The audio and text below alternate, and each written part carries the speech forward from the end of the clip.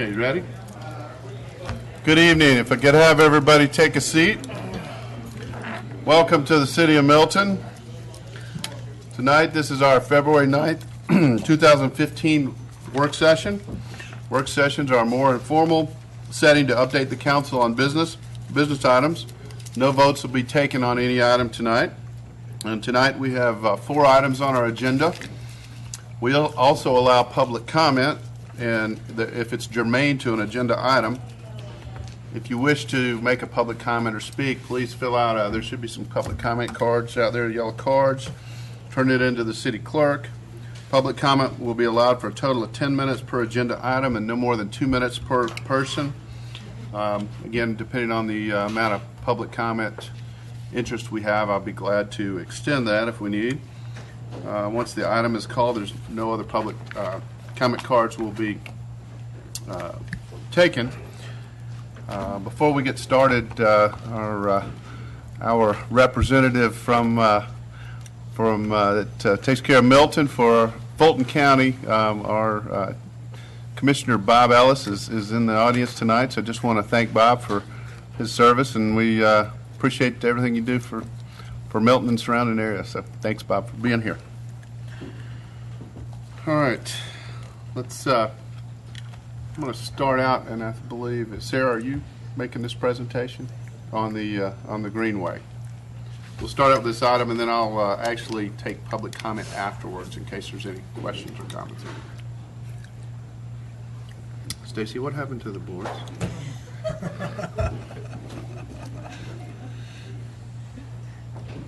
And I don't know, can the public see these on the screen, or?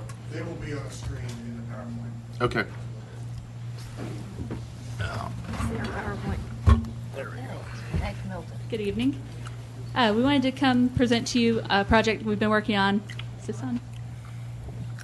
Yeah? Good. Okay. So we started this project about 10 months ago, and it is an update to the Milton connection to the Big Creek Greenway. I want to start with a little background on the project, and then I'm going to turn it over to our consultant to present the presentation. So in 2014, Milton was awarded Transportation Alternatives Program funding, which is TAP funding, to develop a concept study for connection to from Milton to the Big Creek Greenway system. This project, we've partnered with the City of Alpharetta as well as the North Fulton Community Improvement District, and the goal of the project is to enhance the alternative transportation and recreation options available to citizens, businesses, and visitors in this area. This project has been identified in the past in several planning documents and demonstrates a regional significance and importance to the area. It was first identified in the Milton Comprehensive Transportation Plan, as well as the North Fulton Comprehensive Transportation Plan, the Georgia 9 Livable Centers Initiative Study, and the North Fulton CID's Blueprint 2.0. This project provides an opportunity for project partners to develop and implement a plan that makes this connection a reality. So our consultant on this project is Stantec, and we have Andrew Core that's going to present what we have worked on so far. So turn it over to Andrew. Thank you, Sarah. As Sarah mentioned, my name is Andrew Core. I am the assistant project manager on this project, and we have been working with Milton for the past 10 months. And I will say it to begin with, this is an exciting project because it's a win-win-win, we think, for everybody, and it's been a very collaborative project. We need to really also thank the City of Alpharetta, the North Fulton Community Improvement District as well as for being partners. So it's a really good collaborative effort. I want to thank you all this evening, too, for giving me the opportunity to speak just briefly about the project. And hopefully in front of you you'll have the monitors. I'm going to go through a brief PowerPoint presentation, and I will discuss the boards on either side of me. I'm just going to give you a project overview this evening, kind of show you what we've done to date, and then really kind of highlight some key milestone dates going forward where we're really going to be seeking the public input on this project. Our first and most important effort to this is to create a collaborative a collaborative effort to really expand the Big Creek Greenway, and most importantly, to help Milton have a direct connection to the Big Creek Greenway. As you know, we have slightly a large barrier in Georgia 400 that prevents you right now from being connected to that. However, as part of this project, we're really looking at how can we strengthen the infrastructure, the trail infrastructure of Milton, as well as connect to the Big Creek Greenway and to Alpharetta, which has a number of both community development and economic development opportunities and benefits. We always like to show this slide, and we talk about collaborative and integrated design. At Stantec, that's one of the many things we believe. We are a multidisciplinary architecture and engineering firm. I myself am a landscape architect and specialize in looking at bicycle and pedestrian facilities. More so than many projects, this effort involves a number of different disciplines coming together. We have transportation engineers, transportation planners, landscape architects. We have a tunnel engineer on the team. So we have a very large and comprehensive group looking at this project, and we believe this type of effort is really the way to move forward and really come up with a successful outcome. Of course, this is our project team. As I mentioned, it holds a number of different disciplines. We're out here at the Marconi Drive access to Big Creek Greenway, and we're probably looking at a map trying to figure out where are we on the map. So trying to figure out where we are, but throughout this entire process, it's been very multidisciplinary. And of course, this is our team, including city staff and also the city of Alpharetta and North Fulton CID, sitting around the table, working through the process, looking at how we can strengthen the infrastructure for the Big Creek Greenway and for the city of Milton. I want to take you through several existing conditions to kind of provide a context for you, and then I'll kind of provide a better way looking forward to where what we're trying to accomplish. Excuse me 1 second. Absolutely. If I can butt in for 1 second. Sure.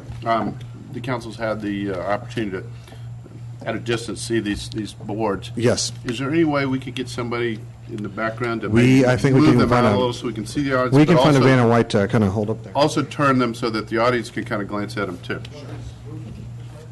Yes, yeah, Jim, if you don't mind. Just to kind of let everybody else get a glance at what we're looking at.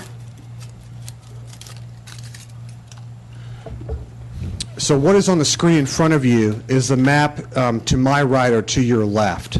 And one of the first things we began looking at is identifying where the existing sidewalks are, where the existing multi-use trail systems are, and looking at where what we call side paths or larger sidewalks where you can actually introduce bicycles on there in addition to pedestrians. And then we also looked at where there were gaps in the system, and that was, of course, of an indicator. So in the areas in red, and there are very few of them, there are some areas of red where you're actually missing entire sidewalks. And we have a great image of State Route 9, Bethany Road, you'll see in a moment, showing where there's actually a gap in the system. But largely, you have a number of subdivisions and developments collecting and dumping pedestrians onto a pretty established infrastructure of sidewalks. So you have a pretty good effort so far. In some areas, you actually have wider sidewalks adjacent to the high school or other places where you've actually widened the sidewalk, so there is infrastructure in place. And of course, you have the adjacent Big Creek Greenway on the east side of 400 into Alpharetta.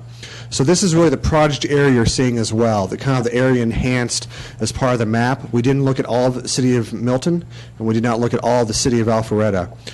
To the north, we're really looking at McGinnis Ferry as being the kind of the top end of the project area and going down to essentially just below Webbridge Road. So that's kind of our section along 400.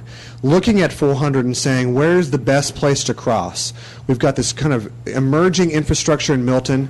We have the Big Creek Greenway and commercial development in Alpharetta. How can we bridge the two so we can really make a really comprehensive network?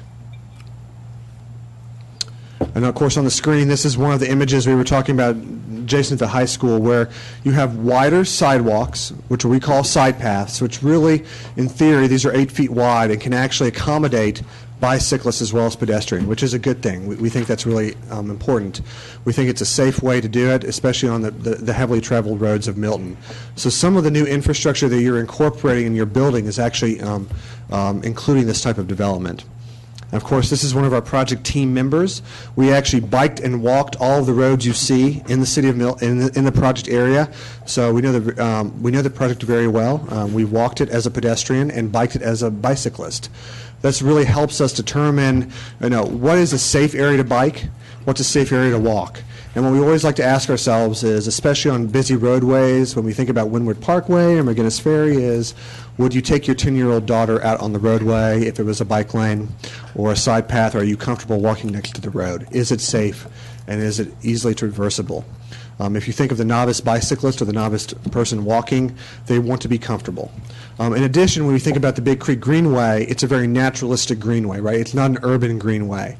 So we're looking for opportunities to create a really attractive environment for people as they get onto the greenway. This example, again, of when we talk about retrofitting, one of the things we looked at is looking at the existing sidewalks, as I mentioned, and saying, well, if funds are limited and we want to grow our network, let's not reinvent the wheel. Let's work with what we have and expand it. This is one example of that, where we consider a number of issues when looking at retrofitting a sidewalk and widening it. So you have everything from the gore zone, if you're looking on the left-hand side of the screen, where you have a lot of areas between the curbs that are kind of roadway space. You have, of course, utilities such as fire hydrants, water lines we have to consider. You also then you have typically in Milton you have a 5-foot sidewalk, sometimes 6 feet to 8. And then you have areas, particularly in this location, where you have utilities off the back side of the road and areas that have not yet been developed. Now, the image you show here would not meet the current development standards in terms of buffers for the city of Milton. So when we're looking at that, we're also considering what happens if we were to expand this sidewalk and make it a multi-use path. What would be the consequences as part of that? That goes into the fact when we factor in how we prioritize and how we approach implementing and funding this type of work. All those factors go into it. And I want to point out at this point, and you'll get to the end of this when we talk about where we are at this point of the project, is we haven't made those decisions yet. I mean, we are looking at it strictly from here's what's going on, we have some ideas, but by no means have we said you have to build a sidewalk, you have to build a multi-use path here tomorrow. We're still working through that process. But it is important to consider.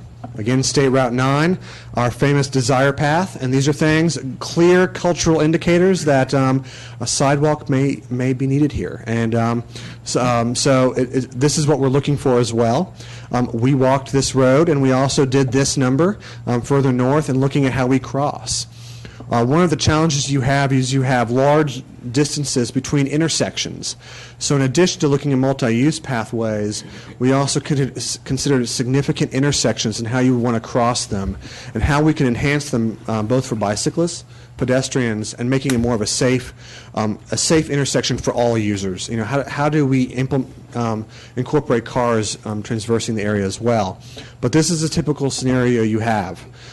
Do you want to walk 300 feet? Yes, we could down to the intersection and cross, but more than likely people are crossing at intersections because they feel it's the easiest point to cross and it's the most direct path. And we're looking at how to make the intersections more friendly, more attractive, and easier to navigate as a pedestrian.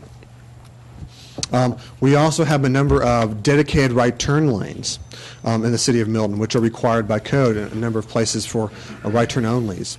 So this is another thing we consider is, as a cyclist, as you're walking down the road, we do not want a cyclist zigzagging back and forth. We want to keep as straight a path as possible. So we do consider that into the configuration of if we were to retrofit this dry road, how do we do it? Do we shift it? What's the most comfortable path for a bicyclist and a pedestrian? And more importantly, how do we make sure that a motorist understands that this is a now maybe potentially a multi-use path? How do we indicate to them so they reduce the amount of crashes and conflicts?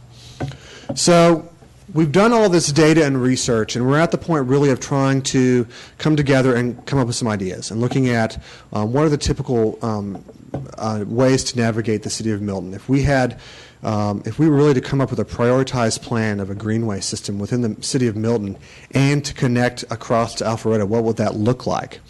So in the map that we have over to my left, which is to your right and on the screen, what we have is a prioritized kind of an initial phasing plan. Now, by no means is this a final plan, but what we did is we looked at the major roads of traffic, the major areas of commerce, where people are moving through the road, and where it's also safest to move through the road. So certainly, we have areas like Windward Parkway that you don't see in green or yellow. And we don't have areas like McGinnis Ferry that are in there, green or yellow. We feel like some of those areas are challenging as a bicyclist and pedestrian, and that's not where your number one goal is, that we want to find ways that are safe that still access different parts of the corridor. What's really important to remember about this map, too, is if you look at the bottom left hand of the screen, you see that yellow line following Deerfield all the way down to Webb Bridge Road. You essentially almost have a connection to the Big Creek Greenway at the southern end of the connection area. So what we're looking at is if you did nothing else tomorrow than put signs up and kind of indicate how you would go, the quickest way to get people onto the Big Creek Greenway and the easiest is sometimes to follow down Deerfield, cross over Webb Bridge Road. Now you would have to sometimes bike in the roadway or walk on the sidewalk. You don't have all the facilities there. But then once you cross 400, very soon after, you can get access to the Big Creek Greenway. So there are very much short-term alternatives to getting on the Greenway, as well as we're looking at long-term alternatives. You also see that large area of green in the middle, cutting through the center of the project area. One of the things we wanted to do is look at, we can go north and we can go south, right? McGinnis Ferry can be challenging. Windward's often a challenge, and Webb Bridge Road is pretty far down in the project area. How can we get the biggest bang for our buck for the city of Milton and connect the largest area of Milton to the Big Creek Greenway? So one of the things we're looking at is there a way to cross in the middle that currently does not exist and does not have a road exist? And so that's one of the areas we also looked at. At this time, we're looking at whatever we define as that project will be the project we submit to Georgia DOT as saying this is the project we want to fund down the road to get built. But at this point, we haven't made that decision, and that may change down the road. So as part of that, we want to get to here. This is one of the areas we want to get to is Marconi Drive, where it's currently a trailhead. This is one of our logical connections. And this is, of course, this is down near Webb Bridge Road. If you were to cross Webb Bridge Road, this is another one of your access points. So we're taking these ideas and saying, let's take this footprint that already exists and how can we apply it to the city of Milton where we can look. We've looked at all sorts of ways to cross 400, how to go above and below both, and we've done a significant amount of due diligence. What you're looking at right now are a series of potential sites essentially between Windward Parkway and McGinnis Ferry of how we could actually tunnel under 400 to gain access and bridge that gap. Certainly, whatever we choose to do, there's a cost to it, and there are different sets of liabilities and consequences for what we do. So it's really a matter of kind of evaluating that. And we have a whole series of about 40 different factors that we look at in terms of a tunnel that you evaluate when crossing. So it's not just, hey, this seems like a nice place. It really is. We go through a very deep due diligence process. So that's one thing we looked at. We also looked at a little bit further north of this area, and you see that heavily green area line, that's McGinnis Ferry. And the three items, the numbers 1, 2, and 3, are showing potential grade-separated crossings, which would be bridge crossings to cross over 400 versus going under. And what we're trying to indicate here is, and what we've begin looking at is, where is the most opportune location where we don't have to have a bicyclist have a series of step backs and ramps to get up. That's what deters people. And you can go to a number of different cities where they've tried that and it just turns people off because you got to get off your bike, you got to climb up, you got to cross, you got to get back down. It really disrupts the flow, and people are not going to look at that. So we've done our best to try to find these locations. We have found several locations that work really well, and we've also found some locations that require more construction, more cutbacks to make it work, and so a little more difficulty. So we are still evaluating these options is what we want to come here to tell you this evening, but we're looking at all options. And just a couple of examples of everything looking at going under to going above. And it's very doable, it's very feasible. One of the advantages I'll say too of going above is that it's really a way to kind of brand Milton as you're going down 400, so people kind of identify where you are. So kind of between Roswell, Alpharetta, and Milton and going forward, this is a way to say, hey, this is the city of Milton, this is where you're coming to. So it's one opportunity to look at. And of course, we looked at a number of different cross sections, everything from an urban cross section up on the top end of the screen down to more of a naturalistic cross section off the road. So we've looked at both different kinds and look at how that impacts the environment. And as I mentioned earlier, we looked at intersections. How can people have safe crossings?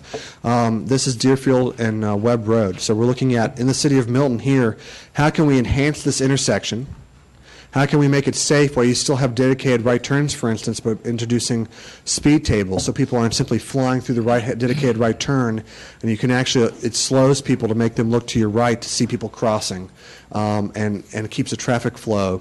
It doesn't deter any type of automobile movement, but it enhances everyone's usability of the intersection. So, and we think these are, again, short-term alternatives that you can implement that really help improve the flow of traffic for all users throughout the city.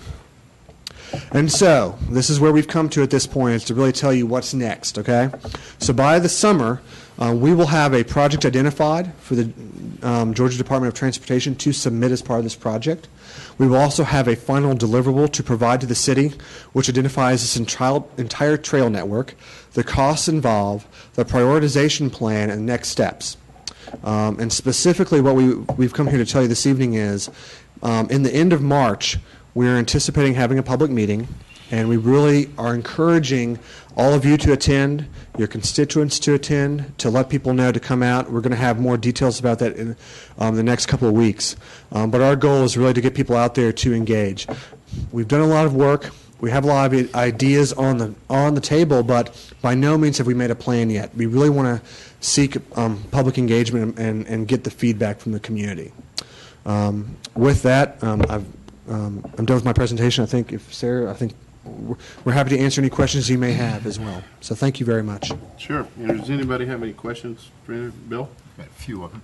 Sure. Good presentation. Thank you.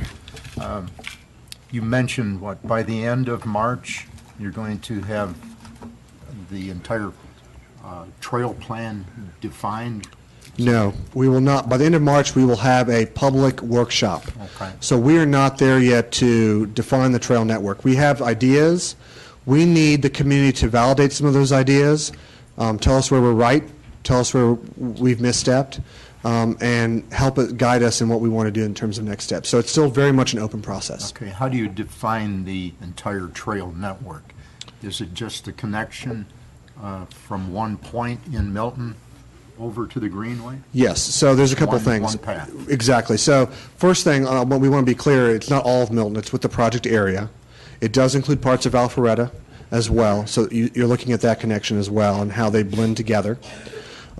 Secondly, we're looking at prioritized ways. We have clear, logical termini, for instance, where we want to connect Big Creek Greenway. It would be considered one good termini. The high schools, another great termini, commercial areas. So we're looking at those key points where a lot of people would use it. It's, for instance, you think of safe routes to schools and connecting students with the trail network. So more users are using it that way. So we have kind of identified some of those large destinations, so to speak, along the trail. By no means is it all encompassing for the entire city, but it's kind of this network centering around how we cross 400 and how we begin bridging the gap together. So you're coming up with essentially 3 different routes then? Possibly a bridge crossing between Deerfield and McGinnis Ferry, maybe a tunnel crossing somewhere around, well, Deerfield, or it could be south of Deerfield or north of Deerfield. Right. And then a connection down Deerfield West Side Drive to Webb Bridge Road. So there's a number of connections you can do. I mean, in theory, McGinnis Ferry can also be a connection. We have Webb Bridge Road as a potential. There's a number of different areas along the corridor. We're still trying to work through we've tried to narrow it down to what's the most logical crossing point and what works best from a constructability standpoint, and also what connects in terms of the largest user group, right? And so we're trying to narrow down and have a decision made by the city to say this is our key project to do. By no means does it say if I do this project, it doesn't mean we can't cross to other areas. But we're trying to find those. What we don't want to have happen is ultimately we don't want just a pinch point where everyone has to go to one crossing to cross. We would love to see all those different areas make logical crossings. So we're trying to evaluate what's the best return on investment for the city right now, but what are also those long-term connection points. And you're right, there are typically more or less 2 or 3 different ways to cross. There's the tunnel method is one option. There's the above ground. There's a bridge grade separated crossing for pedestrian owned pathway. We've also looked at roadway, a joint roadway pedestrian path as well, because that serves other users as well. That would have to be in the right location. And then, of course, if you look at a place like Webb Bridge Road, you're talking about retrofitting an existing bridge or adding a secondary separate bridge. So whatever location you choose has its own set of characteristics. Would you be doing a conceptual estimate on each one of those? Yeah, we would do kind of an order of magnitude cost estimate and identify those. We already have preliminary estimates based on our due diligence. If you picked this option, we have a ballpark of what we want to do. We would then refine that because we have to, specifically for whatever we submit to Georgia DOT in terms of that singular project we've talked about, we will have to have a pretty detailed cost estimate. So we're going to kind of drill down from, let's say, a 10,000 foot view down to more of a 500-foot view. So people really know this is the reasonable cost it's going to take to make this happen. What's the percentage of funding that we could possibly get from the state? And is there a threshold on the size of the project that they would fund? That is a very good question. There are a number of different funding alternatives.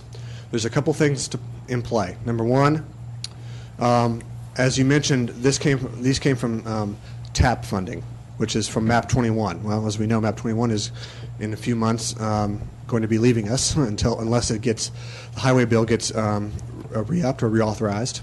So there's still some things up in the air about that funding. So federal funding is still always up in the air.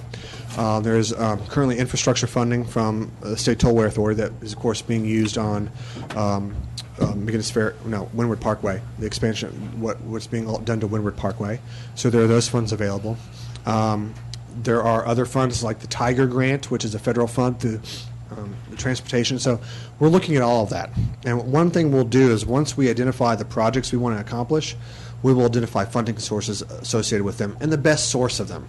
And we have someone on our team who specializes in transportation funding and grant writing. So she'll be able to say, that's a great idea, but don't go after that type of funding. That's not your best bang for your buck. And then we're looking at how can we combine different resources from different communities, okay, and different stakeholders. One of the things you guys have going for you that I want to say, which is really key, is that this is not just Milton doing this, right? You have the city of Alpharetta, you have the North Fulton CID involved, you have other stakeholders who are very interested in what happens with this, and so that's really good from a collaborative effort and from a standing in terms of going after future funding. That's one thing we know. So the more collaborative effort, and of course, the more money you bring to the table, the better you look, right? So that's always how it goes sometimes. So you're saying in the April to May time frame, you're going to develop final documents. Is that working drawings? Yes, that'll include. That'll include working drawings. Yeah, and so design document. And specifically on that, so we will develop a network where we can see how everything looks, very general, but specifically that project that we have defined as the priority project we want to see go through construction, we will identify that and zero down and look at it'll still be a conceptual design. We don't have topographic survey and that data, so we're really working from GIS data, so we're working with what we have to create that, but it'll be as fine-tuned as possible with the data we have. And then we'll work that, and then we'll massage that, and the goal is to get something in front of GDOT so they can review it and respond to that. And in the meantime, we'll have a separate deliverable we'll be developing, which we're already doing, looking at this entire project, looking at all the different projects we've identified, looking at the prioritization that the communities told us they want to see, and looking at how we can fund those different projects. Thank you. So it'll be very comprehensive. You'll have a guidebook, essentially, for implementation, and just kind of go down the list and say, let's go get this. Let's go. Here's the money. Here's where we can do it. Let's go identify how to get these things built. Okay. Look forward to it. Thank you. And I might, before I continue with questions from council, do we have any public comment on this item? Or- Mr. Mayor, I've received a couple of public comment cards. Now might be a good time to ask for public comment cards and let me sort through them. I only have 2, but I know that there's more that I saw circulating in the audience. And we don't have a clerk here tonight. She's ill and would usually have taken care of that for me beginning of the meeting. But There's some in the back, and again, as I made the announcement earlier, if anybody would like to speak publicly, just fill out a card, and we'll take them here. We'll even take them as we move forward. Does anybody else have a public comment for this particular item? Okay, sometimes we'll have a little public comment, and then you can finish asking questions, and may answer a couple. All right, does anybody else have a question for Andrew or Sarah on this? Okay, this is, Sounds good. here. No, Just this jump in. It's exciting. is exciting. You're right, it's a good branding thing. Could be for Milton and a lifestyle. I will just say it's very nice to work on a project where you have multiple stakeholders involved, everyone's on the same page. It's just a healthy project is a good way to put it. Now we just need to pay for it. Maybe the county. Bob's still here? All right, thank you, Andrew. Thank you very much, everyone. I All appreciate right. your time. Sarah, do you have anything to add on that? All right, thank you very much. Okay. Our next item is the update on the future of Milton's tackle football program. And our Parks and Rec Chairman, or Director Jim Craig is going to present this. Thank you, Mr. Mayor. I've seen, since there was the call for the cards, a couple more people grabbed yellow cards. Okay. Can we give folks maybe 1 or 2 more minutes to Oh, finish? no, we'll take them. If there's somebody who wants to speak. In fact, I'm going to change protocol a little. I'd like if Jim make the presentation first. That way it may answer some questions or may prompt somebody to have another question that they want to ask. So we've got plenty of time to turn in the card. Okay, well, thank you. All right, well, again, what we're trying to do here, the purpose here of this presentation is to give you guys, all of you, an awareness of where tackle football has been in the city of Milton right up till today, and what are the options that are in front of us. I've got the slides here. I hope you don't mind. I'm not going to read the slides, but essentially, when the city started, the only actual program that existed was Hopewell Baseball at Bell Memorial Park. Citizens who were playing football in Milton were playing at North Park in the Alfred Youth Football Association program. And at the time, I think there were about 48% of that program was Milton residents. In spring 2011, the city made its first effort at creating a football program with a group called I-9 Sports. It was an interesting business model that you would practice. Oh, I'm not bad, sorry. Thank you. I-9 Sports, it was an interesting model for a flag football program. You'd practice for an hour and play for an hour. It was all done in one day. So it was something that took about 60, had about 60 participants in it, but the director at the time decided they wanted something that was a little more competitive.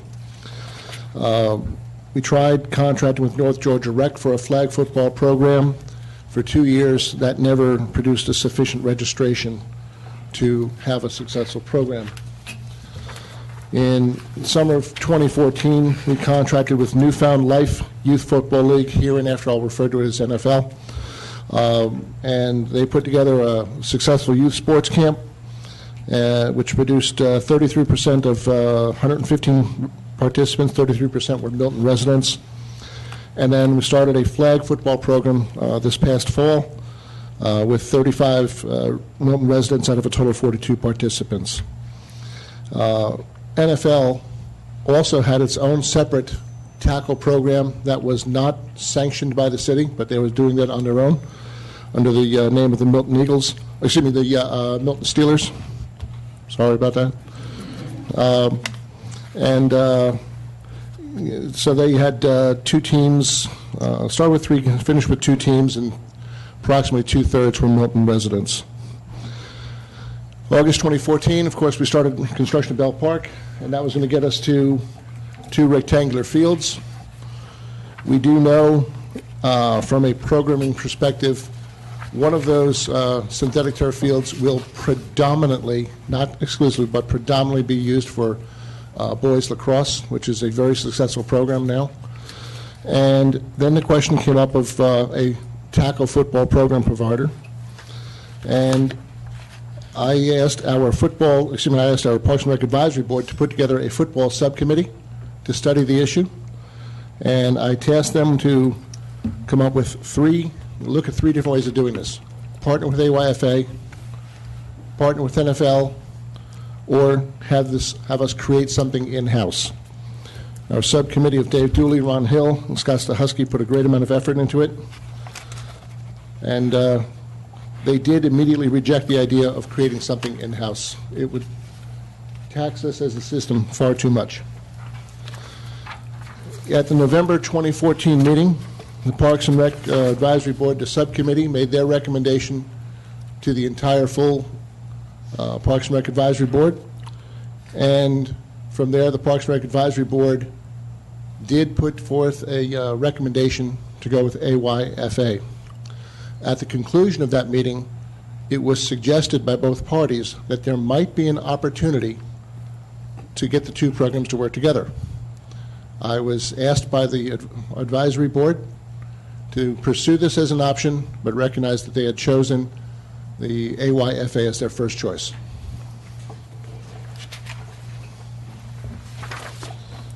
Starting in December, 2 months ago, there was a series of private meetings held with individuals from NFL, Chris and myself, and meetings with AYFA, Chris and myself, to see if we could get to a point where they were working together. And at one point, it did look pretty promising. I kept the Parks and Rec Advisory Board advised that I don't have anything definitive to report, but we look like we're making some progress.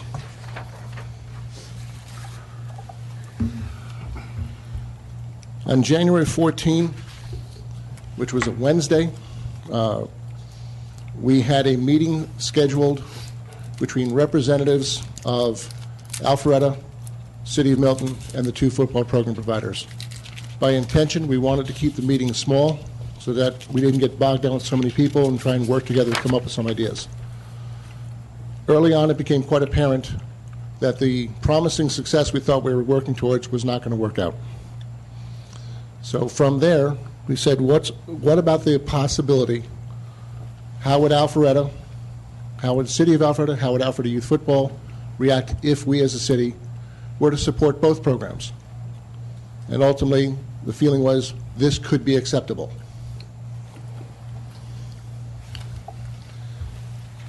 So where we are right now, we have options. And what we're here to ask for you folks is, we'd like to get a little guidance as which way you think we should is best for the city.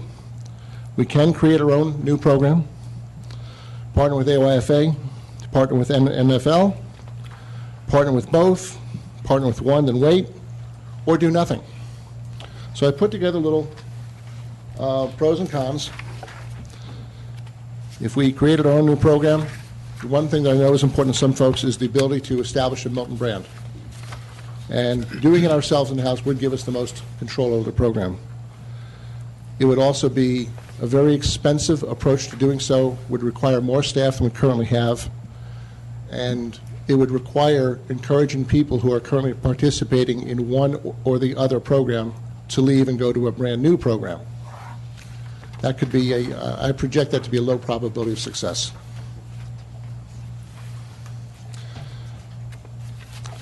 If we were to partner with AYFA, this is an agreement that would support the current City of Alpharetta, City of Milton Open Parks Agreement.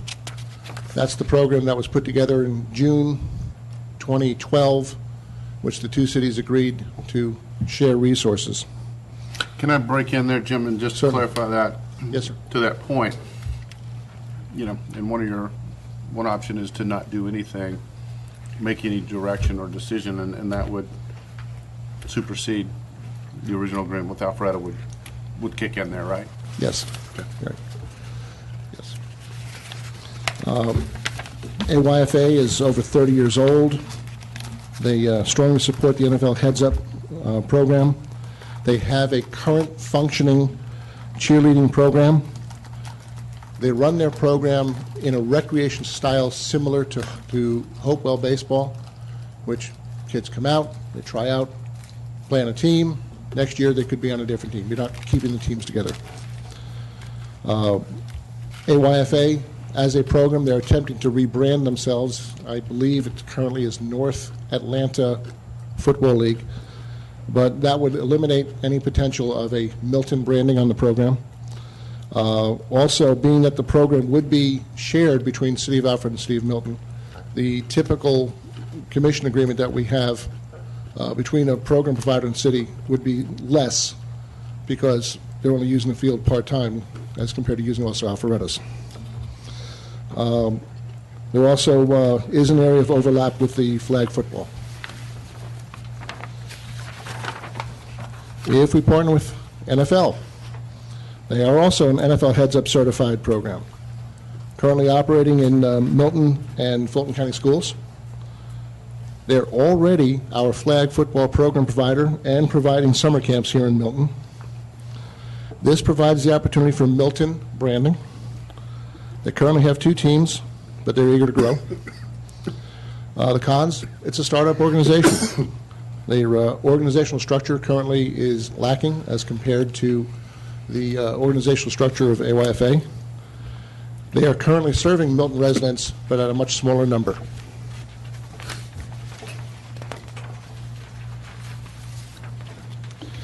If we partner with both,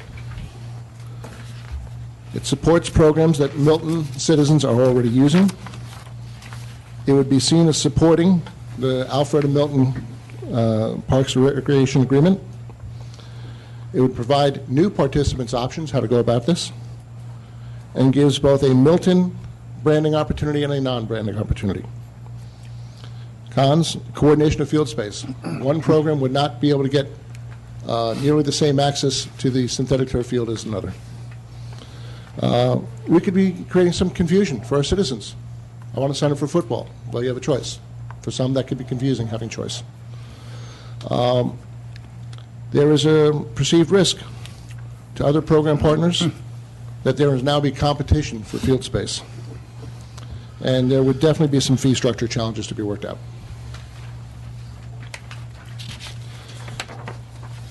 Another option is partner with one, you tell us who, and then reassess in 6 months or a year or whenever and go from there.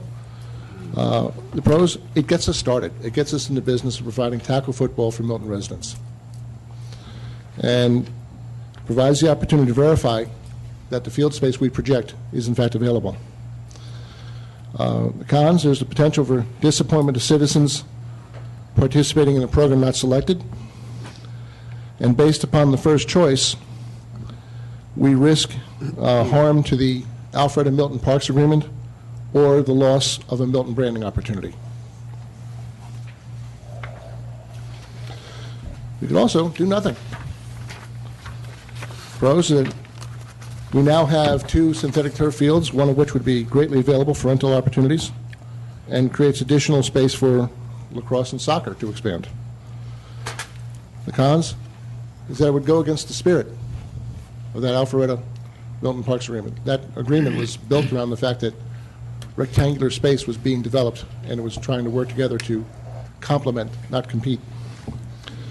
And it doesn't support Milton residents who do want to play tackle football, and forces any football program into a rental agreement.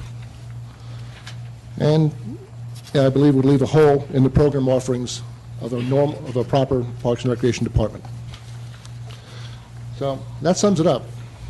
And at this point, I'm here happy to answer any questions you or anyone else would have. Okay. Probably, Jim would like to, at this point, before I open up questions to the council, may take some public comment, because it's also a way to hear some things and from the public, and then questions can be asked that may fill in. Thank you, sir. That being said, is there anybody on the Parks and Rec board that would like to make a public comment, or?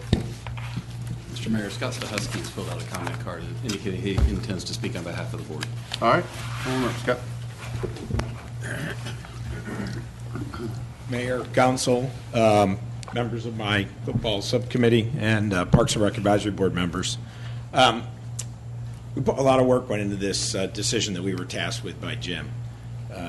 Numerous hours of meetings, discussions with the various providers. And in our mind, the issue boils down to three very simple things. One, going back to the land acquisition of Bell Memorial Park, it was acquired with the idea of expanding the park to enhance the opportunity to remove the out-of-city fees between the two cities, so citizens of Milton playing tackle football, would not be subject to the out-of-city fees in Alpharetta. And that really was the first whole thing of the agreement of upsetting the park and acquiring that land. The second item that concerns us in the evaluation of and was supported our recommendation that we made, was at this point we're sort of considering giving away field space to a second provider, which we don't even know if we have it to give away, with the idea of letting the North Atlanta Football League come into the park and schedule out their field space. We don't know that there is time, quite frankly, yet to be able to consider a second football provider. And third, and most importantly, I think for us, is the history of exclusivity that existed in the partner provider programs. I've been in front of you many times speaking on behalf of Hopewell Baseball. We've talked about many numerous challenges and threats, and I can assure you then and assure you now that if a second organization stood up and said they wanted to be the yoga provider, the baseball provider, in this case the football provider, I'd feel very strongly that, and the Parks and Rec Board does, that we should honor our commitments to the first provider. So our support of the land acquisition for the park, the issue of scheduling before we've even opened the park, and then lastly, our history of having exclusivity with our football program providers are the three criteria that sort of sum up on another 22 criteria that we evaluated when we made our recommendation. Okay. Thanks, Scott. I do want to, on a side note, say that this weekend I was driving down Hopewell Road with a citizen of Milton, and all of a sudden we drove by Bell Memorial Park, and they go, "Whoa, what's that?" I said, "That's Hopewell Park," and he was going, "I can't even," he was just amazed with it. It's looking really good, so that's exciting. All right, I'll open up. Do we have some public comment on this, Chris? I've got 12 cards here, and I don't, other than just having them in the order that they were handed to me, there's no really rhyme or reason the order I'll call, but if you're good just starting at the top and working my way fine. Council through. okay with that? Take public comment first, then you can ask questions. And okay. Okay, the first one I have here is Alan Brock.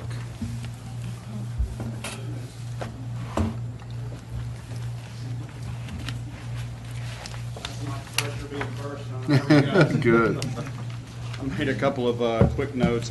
My name is Alan Brock. I live at 15036 Freemanville Road. My family and I have been Milton residents since 2008.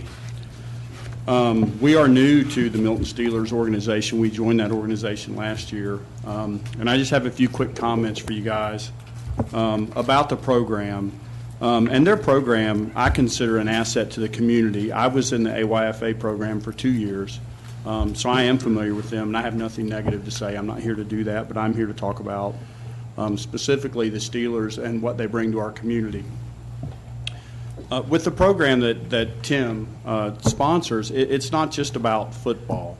It's not just about football for your kids. It's life lessons. It's sportsmanship, honesty, integrity, fellowship with other people in your community, not outside of your community, and most of all, safety for our kids.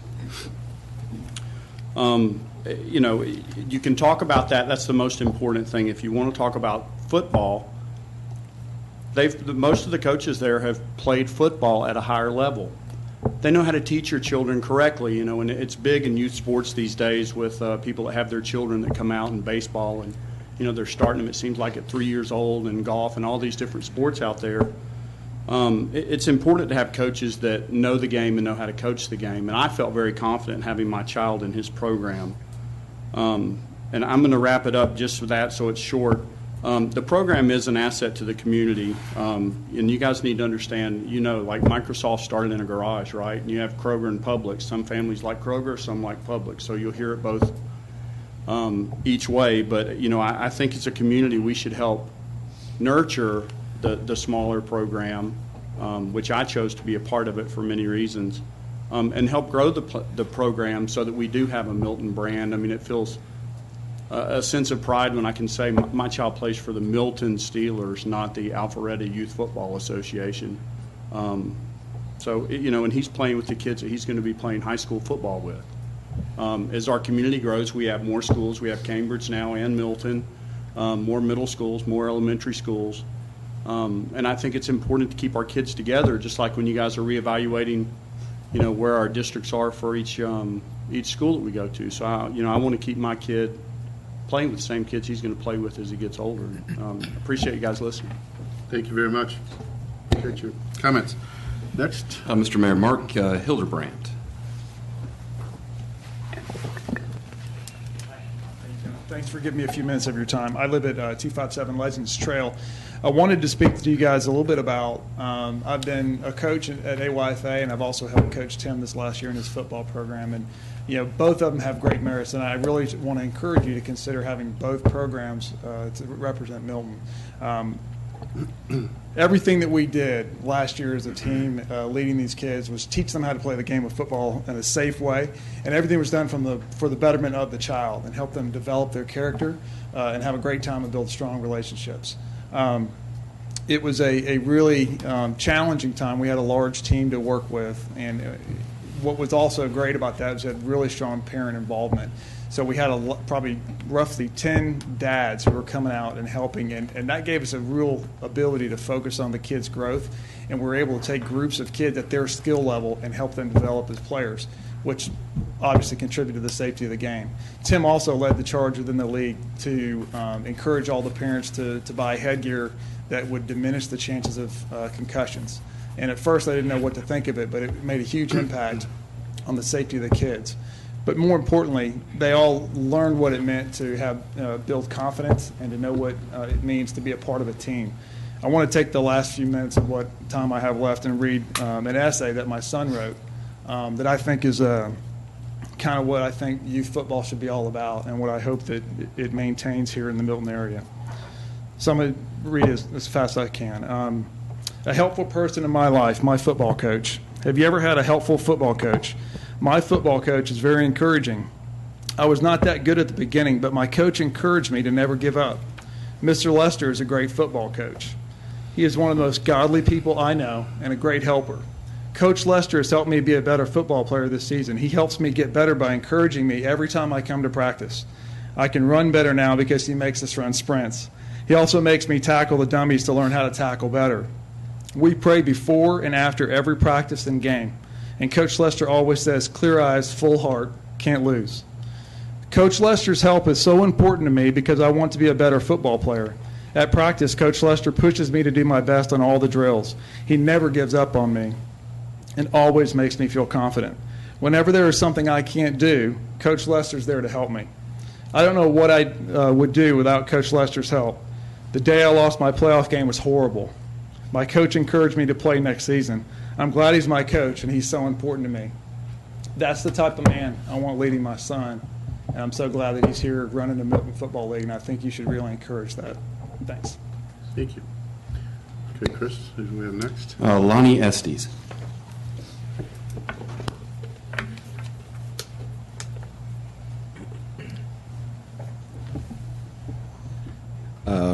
How you doing, Mayor, Council?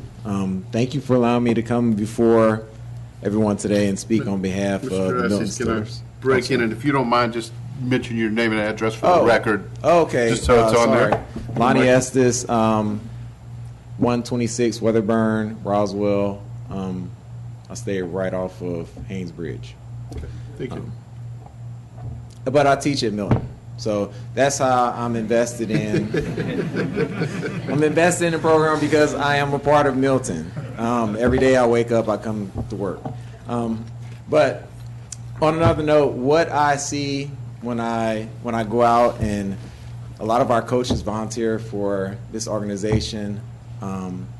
The passion that they have for the kids, for the community, is unmatched. I've been in a lot of different places. I've coached in Florida, but I've never quite seen the involvement that this organization puts into the community.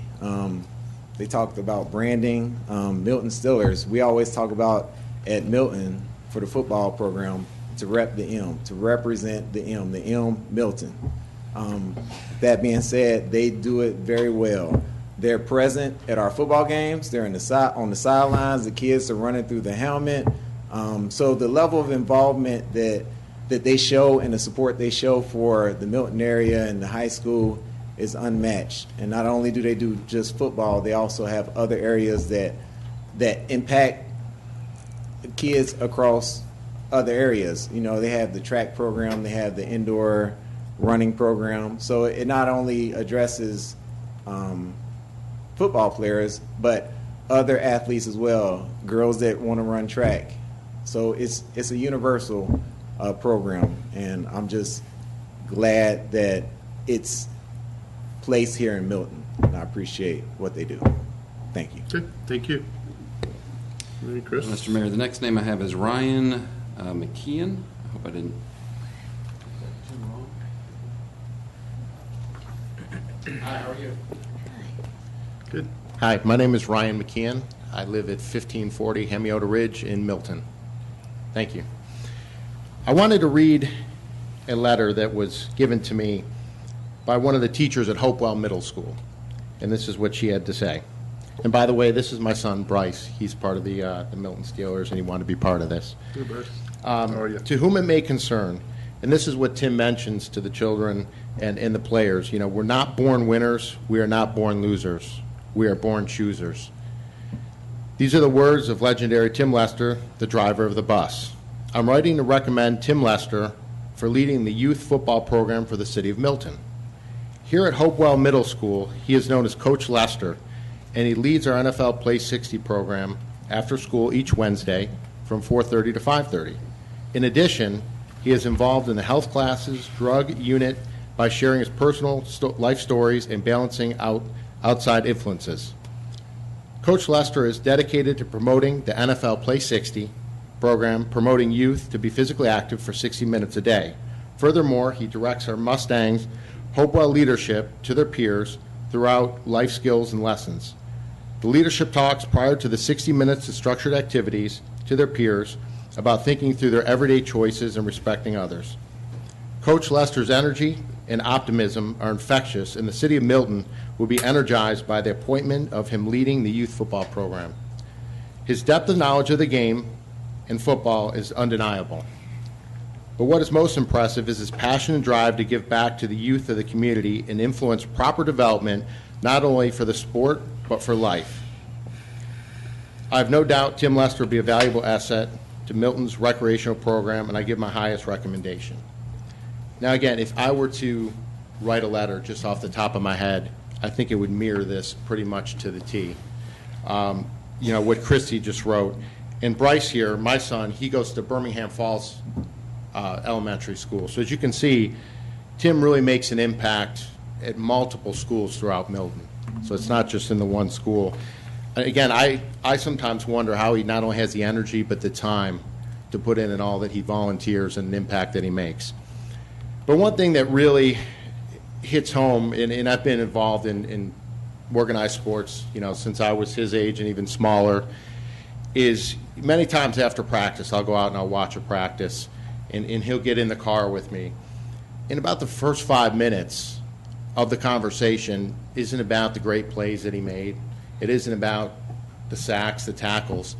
He goes over the different life lessons that he learns and he takes away from Coach Lester and the other coaches that are all involved. It's absolutely amazing. I mean, the things that he's able to instill in these kids that they take to school and they take home, it's just it's incredible. You know, I get choked up really thinking about it. So, you know, last year during the season we had a fundraiser, and we sold sheets for the Milton Steelers.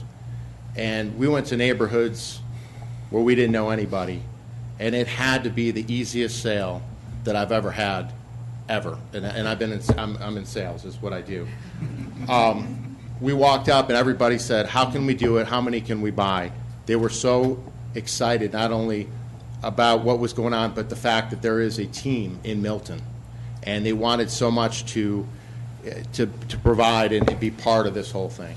So I just want to keep that in mind. I'm definitely a proud resident to be here. I've been here now just a couple of years. I can't see myself living anywhere else, and I hope Bryce and all these other kids that are sitting back here have the opportunity to play football at that Milton field. Thanks. Thank you. Okay. Mr. Mayor, Penny Brucker is the next name I've got. Did I totally make that? Was that it for me real quick? Brucker. Oh, I wasn't even close. Kind of. Penny Brucker, sorry. Hello, my name is Dr. Penny Brucker. I'm at 1530 Hamiota Ridge here in Milton, and I'm a mom to Nathan, who is 9 and is also a Milton Steeler. We moved to Milton about a year ago, and we embraced this community, and this community also embraced us. Without a doubt, Tim and Natalie Lester is one family that absolutely embraced my family. My son attends Birmingham Falls Elementary School, and I volunteer there at the front desk, and I'm also a substitute teacher there probably once a week. Because I'm in that position, I get to see Tim often at our school, and I see him in many capacities. To me, he exemplifies a community member of Milton. Tim spearheaded the Bobcat Dad program at our school, where he has a community of dads join him on Friday mornings to welcome the kids into school. He's implemented several after-school programs in the city of Milton. Tim has arranged for speakers for anti-bullying programs in our school, and Tim has been a speaker at our school to motivate our kids to do their best. I have heard of Tim helping the janitorial staff at our school mop floors, and I've seen Tim sitting in a rocking chair among the Christmas trees reading stories to the kids at our school. I could go on about Tim and Natalie and their good works, their genuineness, and their desire to help Milton grow and to mentor youth in the community. I can tell you in detail of how I was standing with one of Nathan's old football coaches, and we were talking football. Nathan was listening to the conversation, and his previous coach said, "Do you know Tim Lester?" Nathan said, "I absolutely know Tim Lester. Tim Lester is my coach." My son loves Milton football. He has a Milton football sweatshirt, and he wears the sweatshirt to school every day, and he sleeps every night with this sweatshirt as an extra blanket. Milton won't be disappointed to be associated with Tim Lester on a professional level. Tim is a man of integrity and values, and anyone who says otherwise is very much mistaken. For me, regardless of how much esteem I place on Tim, the bottom line is that Tim is a good person who is highly involved in the city of Milton and who is highly involved with our youth. He happens to have a great, phenomenal football program that is growing. He is a Milton resident with a Milton organization, and he serves Milton youth, and the city of Milton should support Tim at the highest level. Tim will make you guys proud. Thank you. Thank you. Mr. Mayor, Matt Dawson.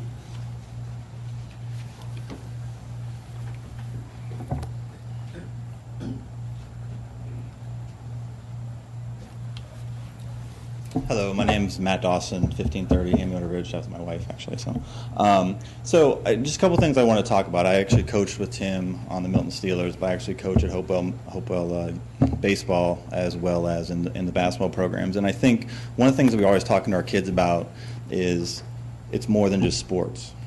And I think that everybody you've heard so far, my guess is you're going to hear more, is about how Tim embodies that particular spirit. And he's also a huge supporter of Milton. He's in not just Birmingham Falls. He's in Summit Hill. He's in Crabapple Elementary School. He's in Hopewell Middle School. He's about helping kids be the best they can. That's what we want out of our athletes. That's what we want out of our football program.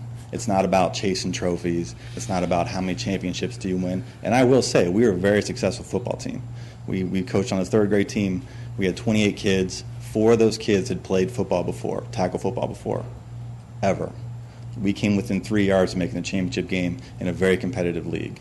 We have great coaches, and great passion for helping the kids not only be good football players, but to be good kids. And that's really what the program is about. And I really hope that you all really help support Tim support the city of Milton and bring this really great program to a much wider audience that it deserves. Thanks. Thank you. Mr. Mayor Bob Stewart.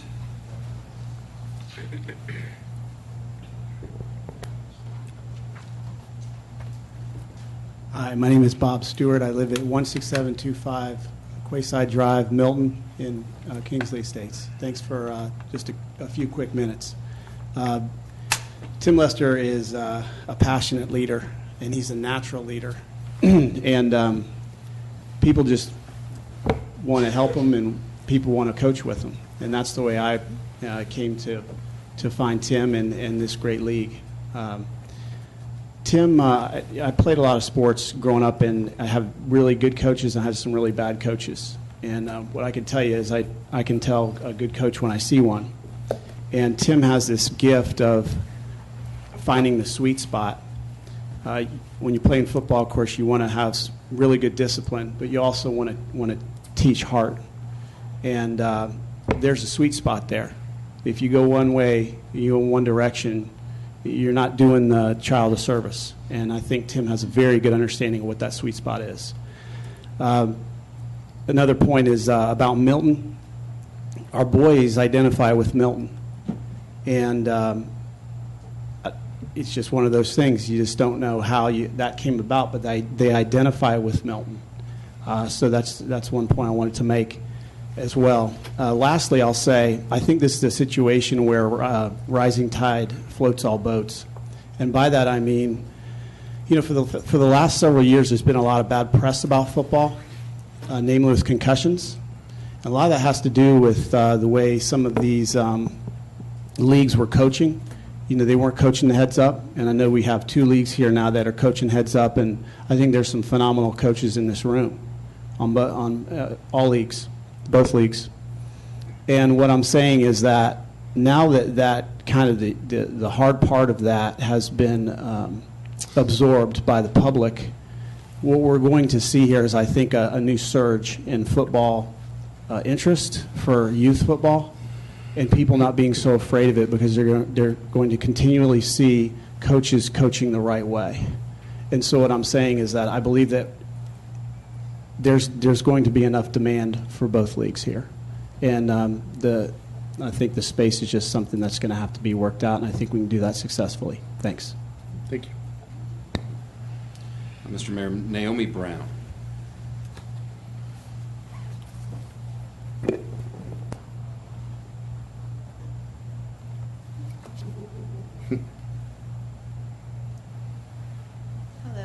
Try to get my son to come up here. Shy, hiding. Okay, I live in North Park Estates, up the street in Milton, and at first I was scared to get my son in football. I was scared he was going to break his bones, but I was, very thrilled that Coach Tim and all the coaches, the team, their number one priority is safety. Another thing that got me was integrity, character building.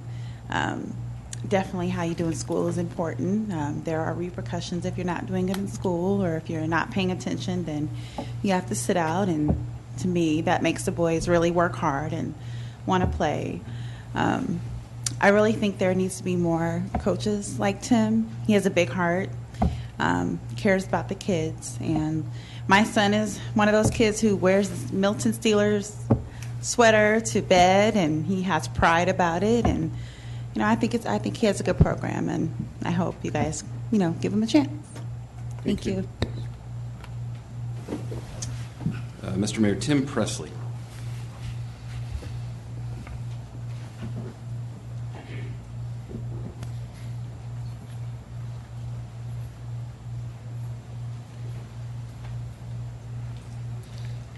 Hello.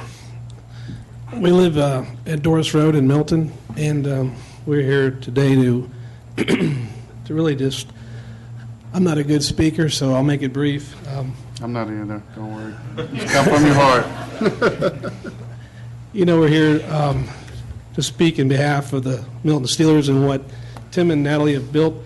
My son Jack here, he enjoys it. Again, he wears a sweater every day. He's excited about it. It builds what they're building is more than the football, and you've heard this. It's true. I can't speak enough about what they've done for Jack, and really excited for what the future holds. And I think they bring what it takes to make the kids bond together. And I'm proud of what Tim and Natalie have built for our kids here. And these are life lessons that I think we're getting. And I think it's worth taking a look at. It's a good family, and they're building so much for the kids that I'm proud and willing to speak in behalf of everybody, as much as I don't like to get in front of people, because I feel so strong about it, and that's why we're here. So we appreciate all your time. Thank you for listening. Thank you. Mr. Mayor, Tim Lester.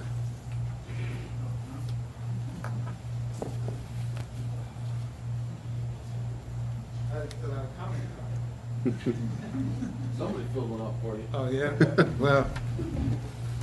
Well, I'm just thankful for just all the support I have from the city people. I mean, they're all Milton. And my thing is, I came here in 2007. I think the city was incorporated in 2006. Am I right? Yeah. When I first came here, I was actually running from football. I had retired from the NFL. I had no plans on being involved with it. But I ran into a friend of mine at Milton High School. His name was Mike Scott. Mike Scott was he passed away from pancreatic cancer. And he convinced me to get back into football. And I started to coach over at Milton High School.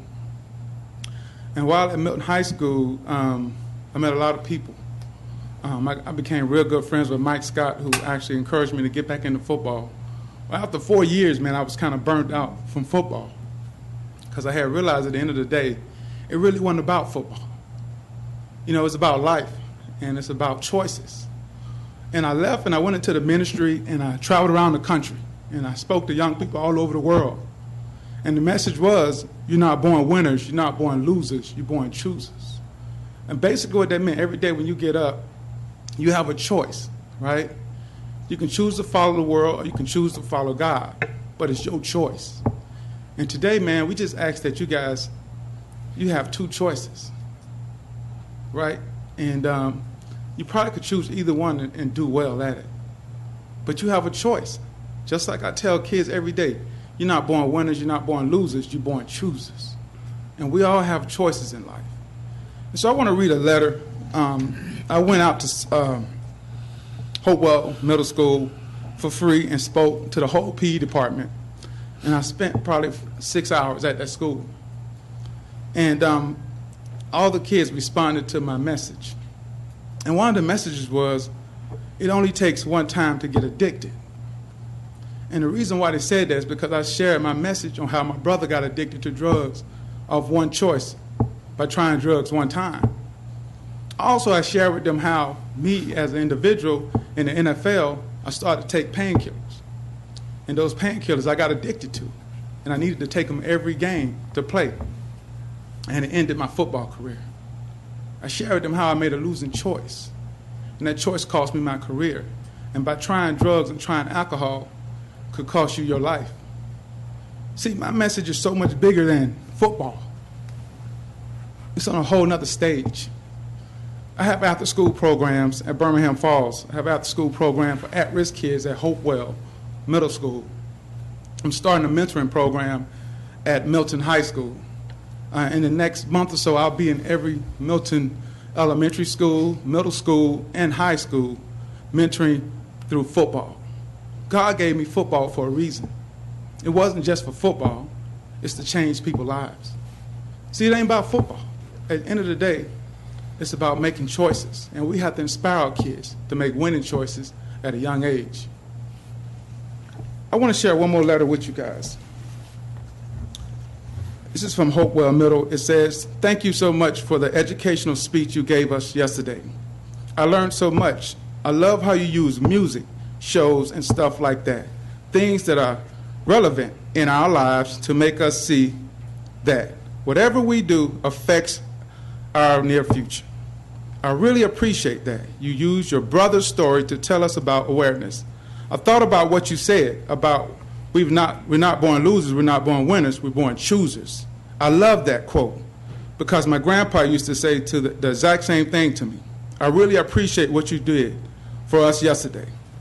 You could have spent your time with someone else or with your family, but instead you came to our school to give us awareness. Thank you so much. We really love your speech, and I'm very thankful to you." What I'm here to say, man, it's not about me. And like I said, I came here in 2007. Milton was incorporated in 2006. I'm okay with being the Milton Steelers. I'm proud of being the Milton Steelers. A year ago when I walked away, when I started the Milton Steelers, I wanted a brand for the Milton community. This is Milton. We're not Alpharetta. When we incorporated as a city, we became Milton. We can't be North Park. We can't be Alpharetta. We have to be Milton. At the end of the day, we're going to be Milton. I'm going to play football as Milton. If it's at Birmingham Falls, either if it's at Milton High School, we will be Milton. Okay, so I'm proud about where I'm from. I feel like I got here right at the beginning of the city, and I just want to represent this city in the right way. Thank you, guys. Thank you. Mr. Mayor, Mo Lewis.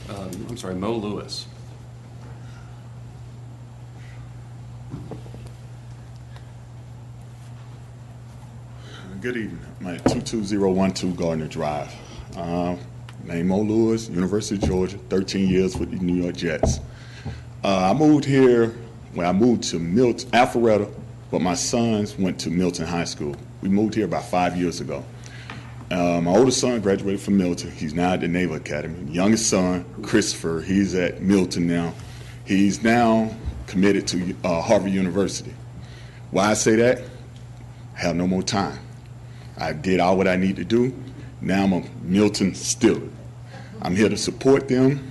No, I'm not a Steeler fan, but I am here to support them. I have a lot to give, a lot of teaching, and I hope that you all can, look at Tim and what he's trying to do. And like I said, I'm from Milton as well. Thank you. Thank you. Mr. Mayor, the last card that I have, unless there's others that are still to come, is from Todd Perry.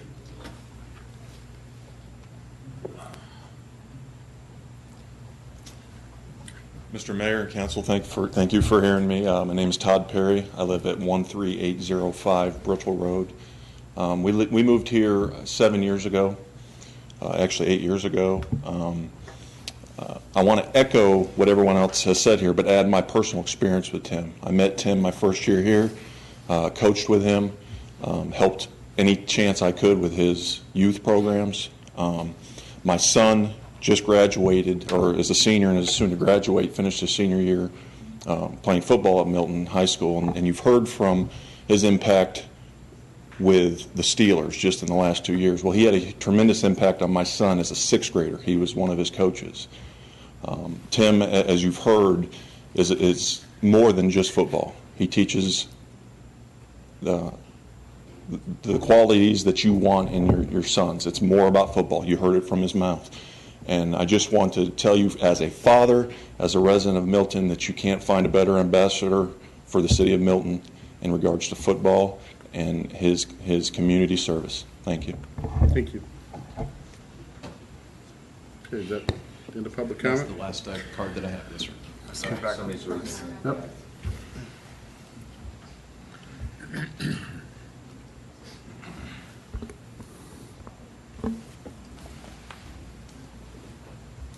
Okay, two more. Brandon Jacobs. Brandon Jacobs.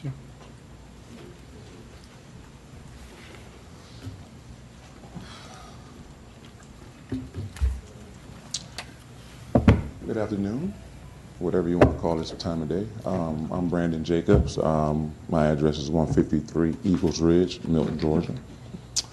And I'm here to represent the North Atlanta Football League. And my wife, this is the reason I'm in Milton. She went to the old Milton High School. She loved the city of Milton, and me myself, I didn't want to get involved with youth football, just like Tim. And first of all, I want to say Tim family and what they're doing with the Steelers is a great thing. I know tons of kids that played there because my son go to Birmingham Falls, and all they do is talk about how great it is, how much fun they're having, and so on and so forth. I had a chance to sit down with Tim not too long ago. A good man. And I know a lot of, like I say, families that represent the Steelers. But I am here on behalf of Alpharetta, being a Milton resident. Rusty Reed and Bill Weaver and the whole community there with 40 years of existence and know how to run a youth program because they've been doing it for years. We are also in the process of doing the NFL Play 60, and in order to be a coach in youth football, you got to be heads up certified. It doesn't matter where you live or who you are, or you just can't do it. I have a bunch of kids here. I coached, again, last year, my wife wanted my 7-year-old son who attends Birmingham Falls to play football. I was against it. I said he was too young. He didn't know enough. He don't know enough about the sport. He's a nice kid. I don't want him, to get hurt, so on and so forth. But if he was going to play, I was going to be his coach, because again, I don't know other coaches' philosophy and what they bring to the game. I just know ever since last year, my first year coaching, I feel like the kids that I had on my team, I have felt some way about them, as if I was their fathers, and I know a lot of people, within the youth football organization all over the state of Georgia. And what we want to do is represent North Atlanta, period, Milton, Alpharetta, and just represent us and be known, that we have a good program and we teach kids how to play football the right way, the safe way, coaching philosophy, never give up. I think as far as never giving up, you probably hear 100 people that get up here and say that, never give up, never quit, always believe in what you want. Me growing up, I grew up in New Orleans, Louisiana, homeless, on the streets for 4 years. My mother was going to work for this Asian lady that lived in downtown New Orleans, going over to her house every day, to do things in her yard, do work in her yard, and she would give us, peanut butter jelly sandwich, some water, and this same lady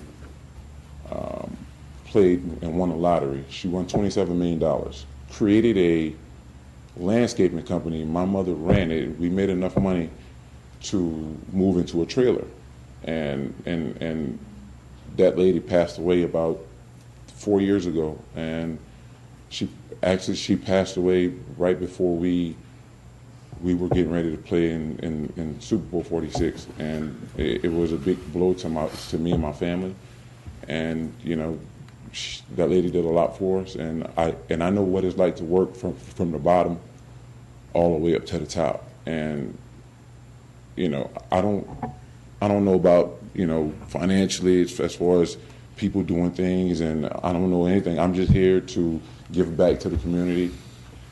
Whether what community it is, I'm not going to pick and choose a community. I'm here to give back to these kids and show them a way, in the right way, to do the thing that they want to do best and play football. And and it's not a big in this area. What I found over the last 4 or 5 months, the appetite for football in this area is not really big because of injuries and the NFL pushing the concussions and so on and so forth. So a lot of people don't really want their kids to get into football. I go out every day and I beg people to get their sons in football. I had a guy come up to me not too long ago, He wanted his daughter to play football on my football team. I didn't know what to do. I didn't know how to answer him. Like, whoa, I don't know. He was like, she's big, she's tough, she can get out and she can play, she can hit with the best. I said, it's not about that though. It's about coming out and learning how to play the game the right way. Now, if she's hitting hard but playing the game the wrong way, then we all got problems. And just being a coach, I gave the guy the opportunity. I said, listen, if you're serious, I talked it over with some of my coaches. I said, if you're serious about it, I'm willing to give her opportunity. I'm willing to give her opportunity to come out here and play football if that's something that she wants to do. She can hit hard and do what she want to do, but it's my job to make sure that, I shouldn't say my job, which I volunteered to do what I do. It's my duty to get here and teach these kids to do the things, the right way. And I think that Mr. Bill Weaver and Russia Reed has given me an opportunity to coach under their umbrella and try to bring football back in this area. And, I don't know what you guys are planning on doing with these fields. I'm not here to tell you what to do. I just know that in 40 years of existence, they know what to do with it. Tim, he know what to do with it because he's played football a long time. He's ran a successful program. So I think you guys have a hard job. So good luck on figuring it out. Thank you. We have one more? Yes, sir. Bill Weaver.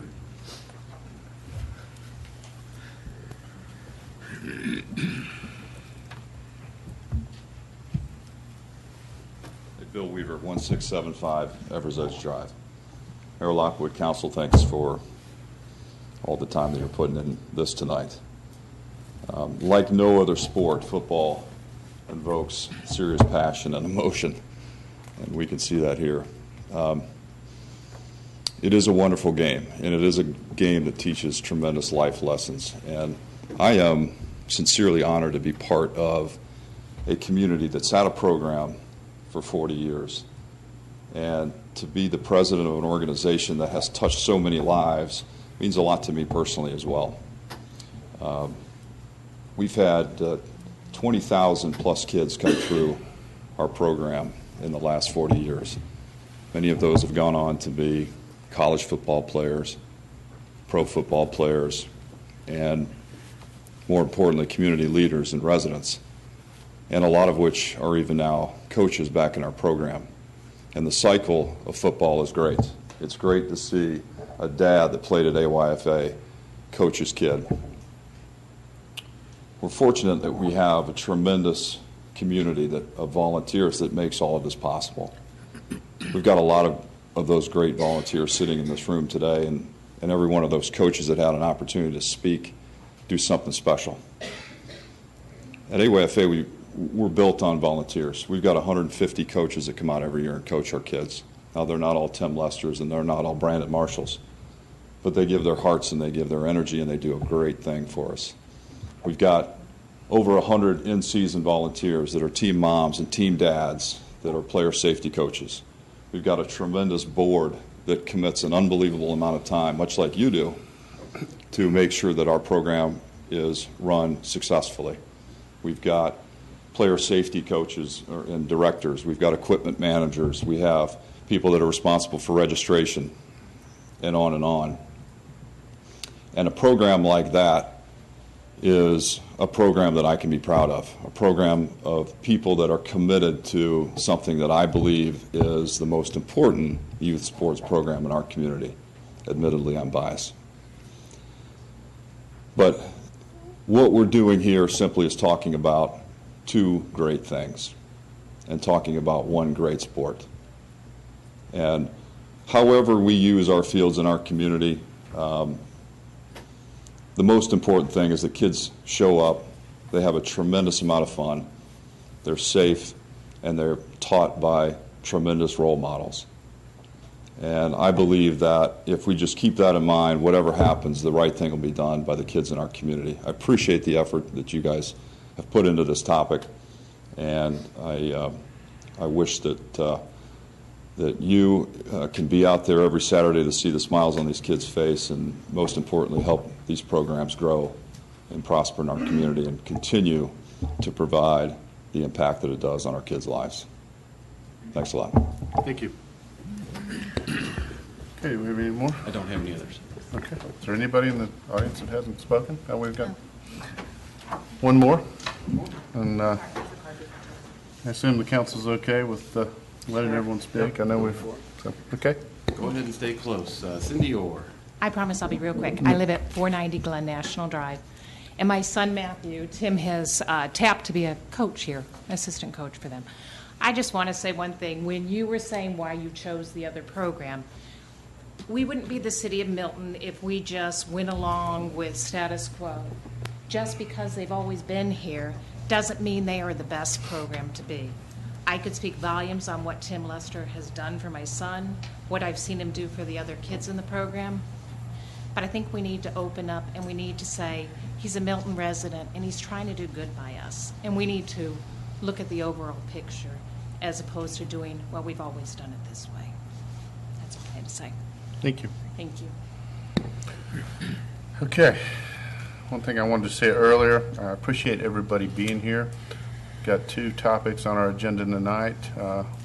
One having to do with land conservation and one with our youth sports. And obviously you can see the passion there. So we, on both the subjects, we appreciate everybody being here. I have to say I did not play football as a youth, but after hearing all you guys talk, I may want to start. So,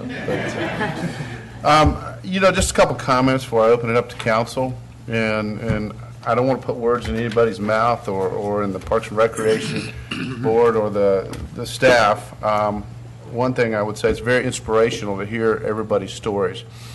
Coach Lester, I'd venture to say that if you quit tomorrow, you've been more successful here in the city of Milton than you ever were in the professional world. So kudos to you. It's very inspirational. But that being said, I want to make sure, and again, if I'm wrong, please let me know, but I don't believe our Parks and Recreation Board, our staff, or anybody here, this is not about Coach Lester personally and the program versus AYFA and whatnot. This is a programming decision, not based on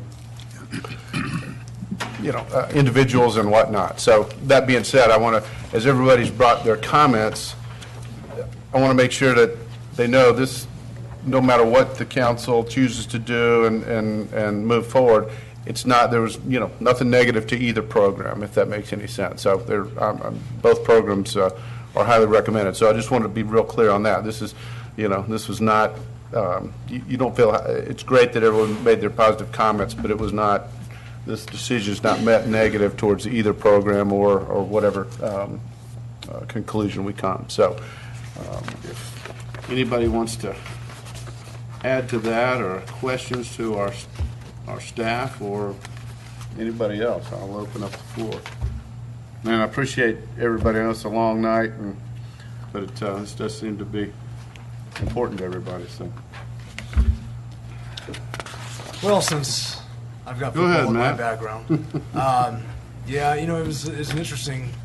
It's great that we have so many people here talking about football. I love this sport. I mean, and a little bit about why. I mean, my father played in the NFL for 12 years. He played for Aero Precision, has a national championship ring. I played for Lou Holtz, who has a national championship ring. And Urban Meyer was there with him as an assistant. He has 3 national championship rings. And I coached at AYFA for 6 years and left on good terms, as much as some people may say otherwise. Steve Mills recruited me to coach at Chattahoochee High School, where the freshmen there were losing every game as freshmen, and then they wound up winning a state championship as seniors.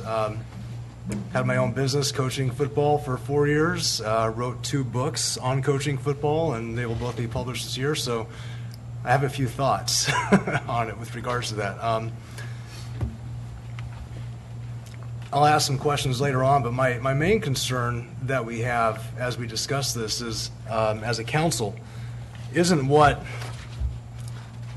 program we want to choose, more or less, because we have great programs available to our citizens. I've been a part of now North Atlanta football program for a long time. I've seeing what Tim's been able to do, whether or not they're capable. And the good part is we have a lot of people that love the sport at a time when, as a community, we worry about our values and what it is that we want to stand for.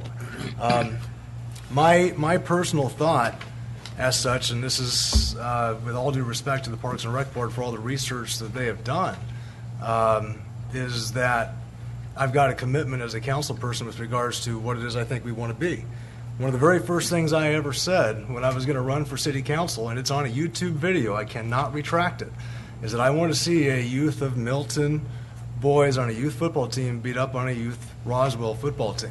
That just would give me... Not politically correct. To me it is. I mean, this is a citizens' community. We are elected representatives of a community that separated ourselves from Alpharetta to become ourselves for self-governance. And in my regard, as what we have as an opportunity before us is to decide on a youth program that teaches values that we believe in. And it may be small. It may be something that we as a community look at and maybe our residents aren't for it and they want to go to a more established program. In my mind, I just think that if we're going to do anything, we need to have a program that's going to stand by our city. As elected representatives, that's what I am committed to do, to make sure that we have a process where our kids know when they graduate from our programs to go into the high schools and they get done playing football in their careers and they're 40 years old and their sons are starting to play, and they look back at that program and they say, wow, I remember those days when I was playing as a Milton youth football player. Because right now is that opportunity we can give to those kids, and we may not have that in the long-term future. And as a city council person with where it is, that's how I see things. Football doesn't mean anything, and at the same time it means everything, because we're so passionate about it, and that's what it means to be human. It's just so wonderful that we have so many people here that love the sport. It gave my father opportunities that he would never have. He was in the priesthood before he ever played football, and I am so glad he chose football over the priesthood. Otherwise, I wouldn't be here. So those are things that I think of when I look at this, and when I ask questions with regards to this sport, it's with regards to the opportunities we may not even see of building character of people down the road, of knowing what toughness is, knowing what it means to be, no offense to Karen, but knowing what it means to be a man when you have to get out there and hit someone hard, and when you get out there sacrificing for your family, for your team. And that's why I love the sport. Okay. What else have a question for Jim Craig?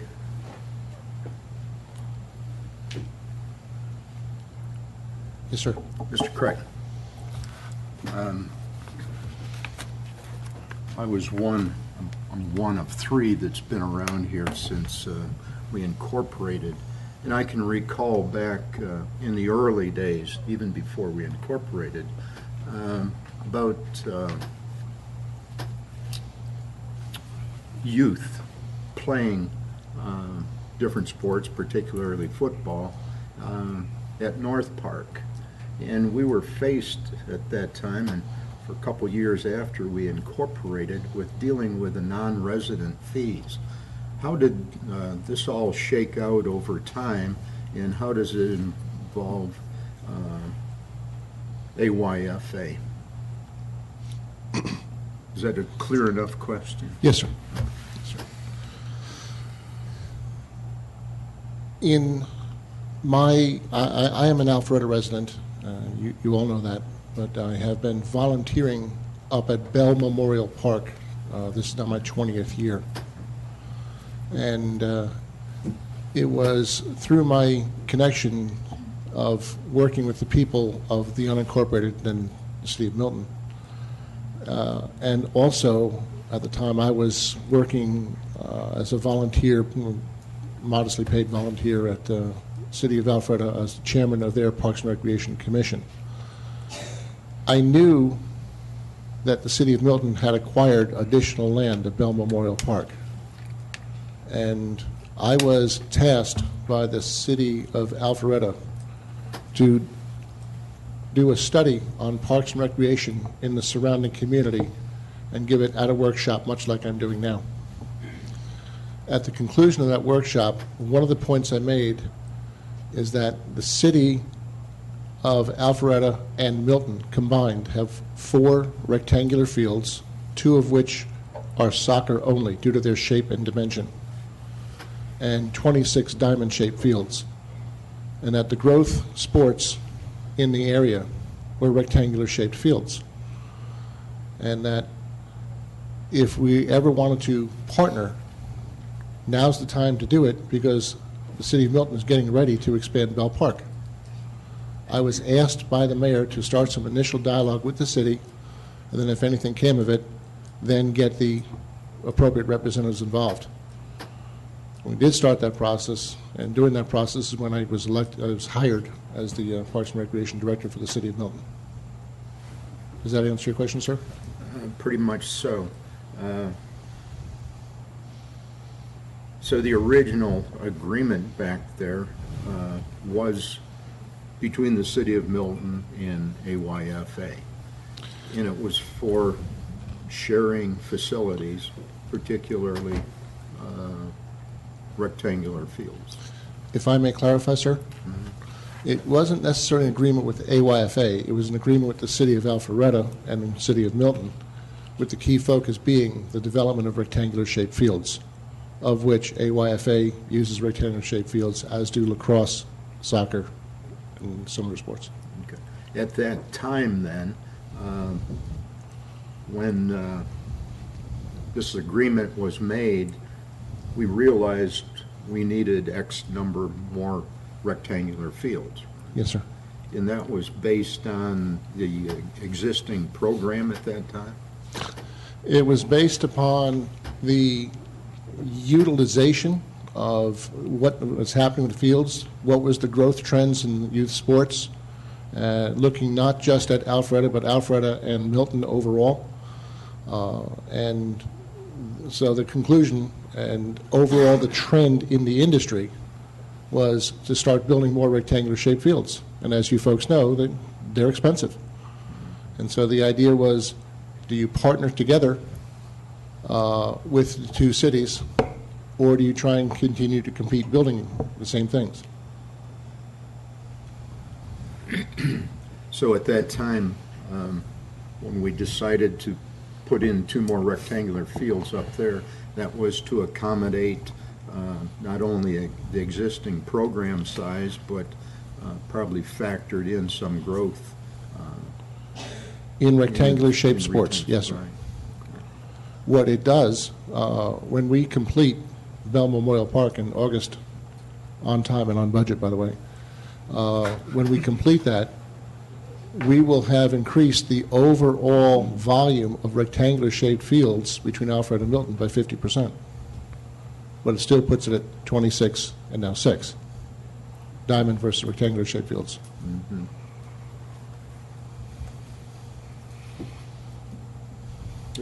Thank you. Joe? Yeah. So Jim, once the fields are completed, because they're not completed yet. Yes, sir. And, we had some pretty deep discussions on this where we were trying to decide, was it a good idea for us to go with an all-purpose, weather turf field as opposed Yes, to just grass field for Yes, sir. one of the fields. And we knew that there was going to be some demand here. So that's why we went the direction of, using turf as opposed to grass. How many hours of access do we have available for our 2 fields, and what's the demand on that access? Because,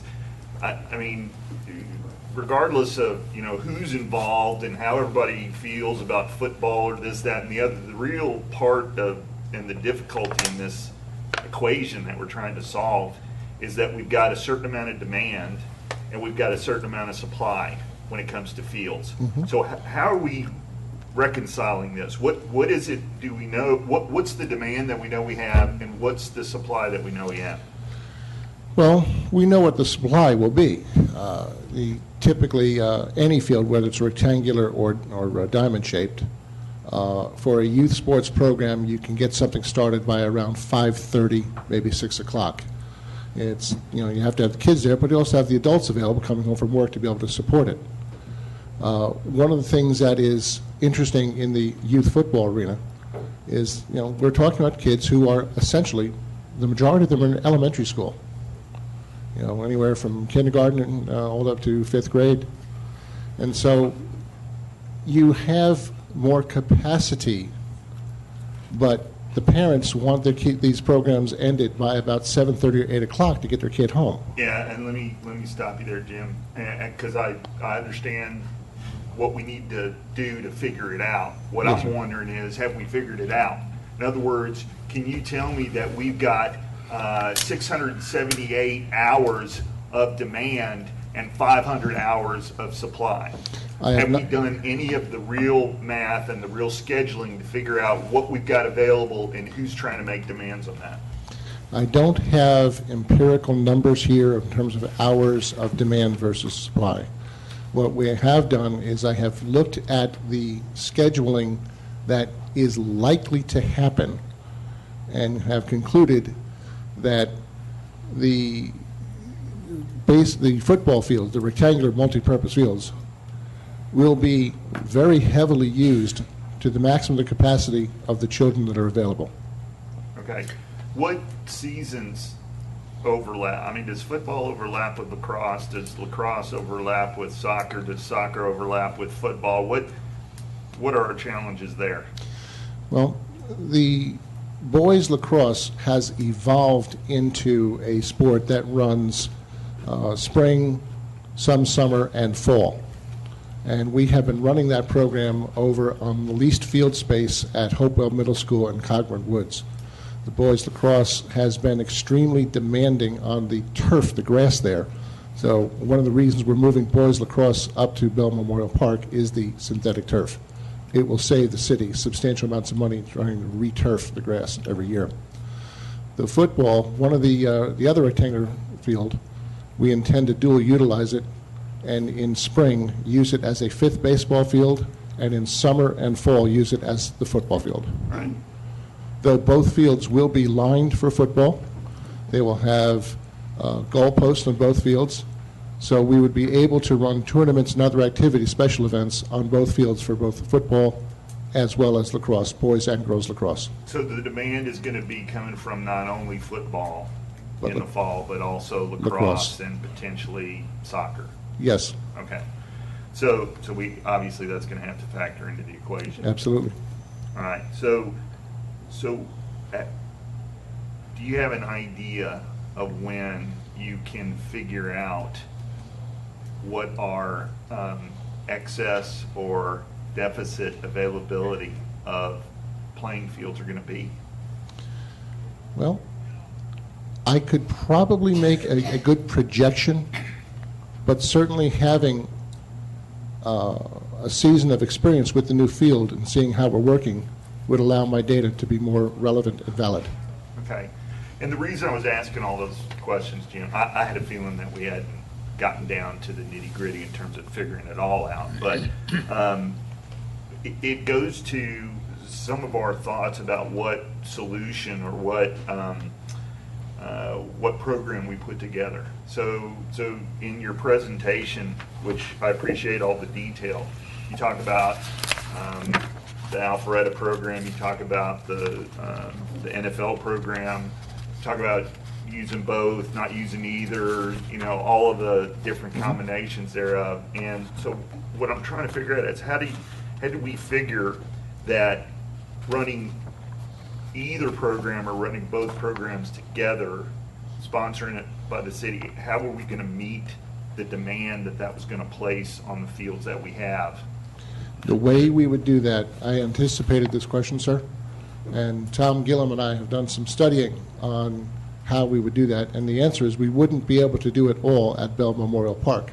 We would have to go back to using Cogburn Woods and Hopewell Middle Schools.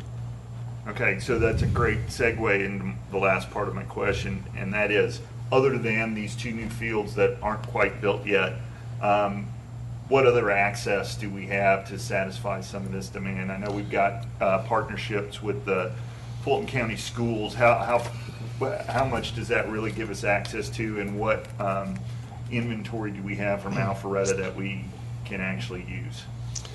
In terms of inventory from Alpharetta, we have none. What we have is Milton residents who sign up for programs running in Milton, in Alpharetta. So we don't have the ability to schedule any kind of activity on any field that's there? That is correct. Okay, all right, good. To answer the next part of your question, we have IGA agreements at Crabapple Crossing, which is Friendship Community Park, which currently has no active programming on it. We have agreements at Northwestern Middle School, and we're expanding those fields there. That is the home of our girls lacrosse program, Eagle Sticks. We have Hopewell Middle School and Cogburn Woods, which is where we have boys lacrosse. And we have Birmingham Falls, approximately 2-acre field there. And these are just open play spaces. These are not lined, fields. And what we're doing there is we're using overflow for girls lacrosse as well as the NFL flag football program. Okay, so until we actually get an idea on how many programs we've got, how many teams are in those programs, what part of the calendar they're going to actually operate under, and we can't really figure out, does the supplies, get outstripped by the demand? To be with exact and precise numbers, no. Certainly we have to go through and get some experience with it. But I can look at the big picture and say, if I take boys lacrosse off of Cogburn Woods and Hopewell Middle School and bring them up to the rectangular field up at Bell Park, that frees 2 fields that are leased fields. Admittedly, they're not the best situations. There's no bathrooms. We have to use porta potties, and there's no lights. So they have what's called varying usage and availability to us. Well, I guess the only thing I'm trying to drive towards here is if you're asking the city council to make a decision that's largely going to be seen as an emotional one in terms of who it includes or excludes, we really need to have a lot of good information to help us figure out if the decision that we're making actually could be implemented without causing additional problems. Now, I would say that the Parks and Rec Board, and specifically the subcommittee that you put together to review this, would have done a lot of that homework. So I'm trying to figure out why I need to be in a position to second guess them on something like this. So any additional data that you can bring to the table, any additional insight you can bring prior to the meeting where we're going to have to vote on this, I think would be a really good thing. I appreciate that. All right, thank you. Just to present, and this is more for the audience's information. Number one, this is a work session, and it's really just a dialogue and for us to learn about issues and have discussion. So this is not a decision that we're going to vote on or make the decision or whatever tonight. And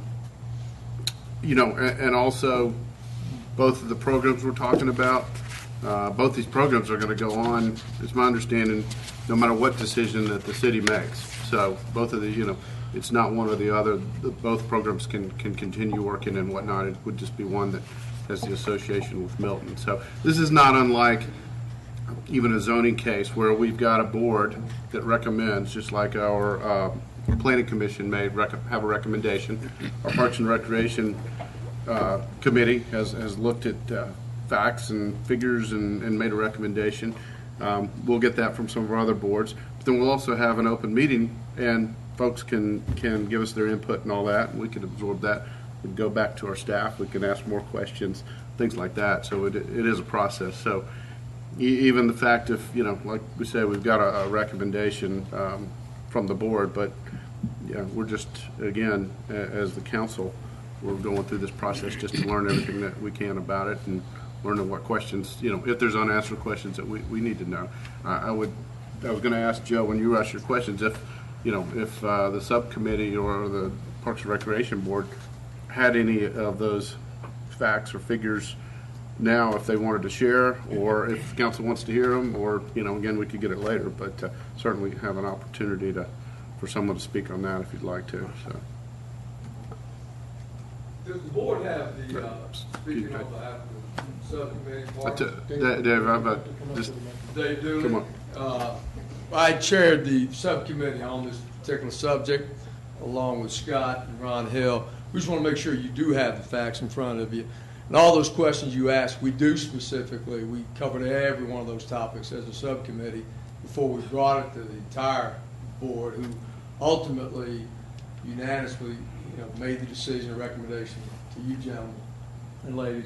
Did we have the list, so the audience knows, of the bullet points of all the criteria we made? Yes. And so all of you should have those points. They don't have it. Yeah. Okay, that's what, I guess that'll answer a lot of the questions on field usage and why we came up with the decision or recommendation that we came up with. So I just want to make sure you know that. Well, I had a good coming. feeling that it was made based on some kind of rational process as Yeah. opposed to just, guessing on something. That's what I'm glad somebody said, because both programs, great people, great history. There is a lot of emotion. At the end of the day, all those were considered by the Parks and Rec Board. And that's why we took as much time as we did to dig into this particular subject, because we represent each one of you up there in the districts in which we live in. So we knew what you would want. So just want to answer that. All right, thank you. Okay, Rick?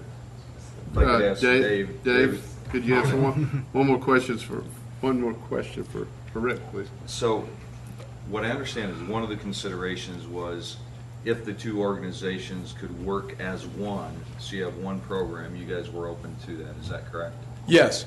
We took about 90 days meeting with both programs and delved in deep to see which we thought for the citizens, the way they both are standing now, currently, not what they'll look like in the future, today, what they look like, that's the decision we made for now, this upcoming season. There was some urgency, the park opening August 1st, registration starts last month, and both organizations would need to know whether one or the other may be awarded the program for the city to get their registration underway to find out whether they would even have space to expand their programs further. That was a consideration on behalf of the board. So during that process, with both parties, we talked about, hey, like Rodney King, can we work together, right? Because that'd be the ultimate thing. And again, for us as a board, it came down strictly to field usage.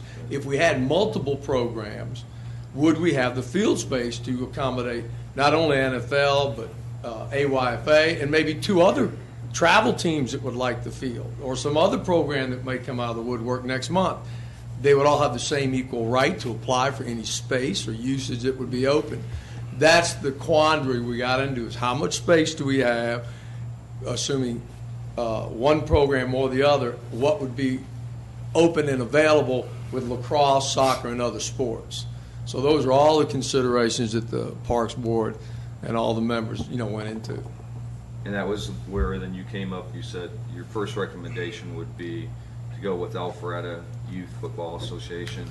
But if the two parties could work together and come up with a program where when they come forward, we don't care how they're doing on the back end as long as it's one program. Correct. You as a subcommittee and as a board said you would be open to that. Correct, exactly. And that's the point that we looked at, was not only the fact that, yes, it's Milton. I'm a Milton graduate, AYFA, on and on and on. But we have Cambridge and St. Francis and Kings Ridge. We have citizens of Milton representing many schools, and that's why one of the criteria, even with AYFA, is we didn't want the Alpharetta name. Again, I don't like Roswell any more than Matt does.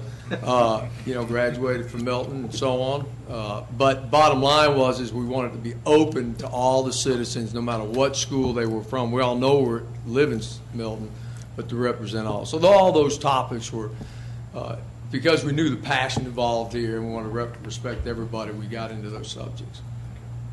Two questions. Matt, there you go. And on that subject, the concern came up that the Parks and Rec agreement that we have with Alpharetta for some reason would be in jeopardy. Why is that? Yeah, and that wasn't a consideration. It was a consideration about the fees, the fact that we did a lot of work as two cities coming together to waive fees, non-resident fees. Alpharetta agreed, but there was no criteria for us as a board to say whether or not as a subcommittee or as a board discussions we had, whether or not, because there was a previous agreement on fees, there were some internal issues on the fact that AYFA currently that uses those fields at North Park doesn't pay. They do a lot of capital fundraising to add to the parks, like maybe building scoreboards or donating money to the city of Alpharetta.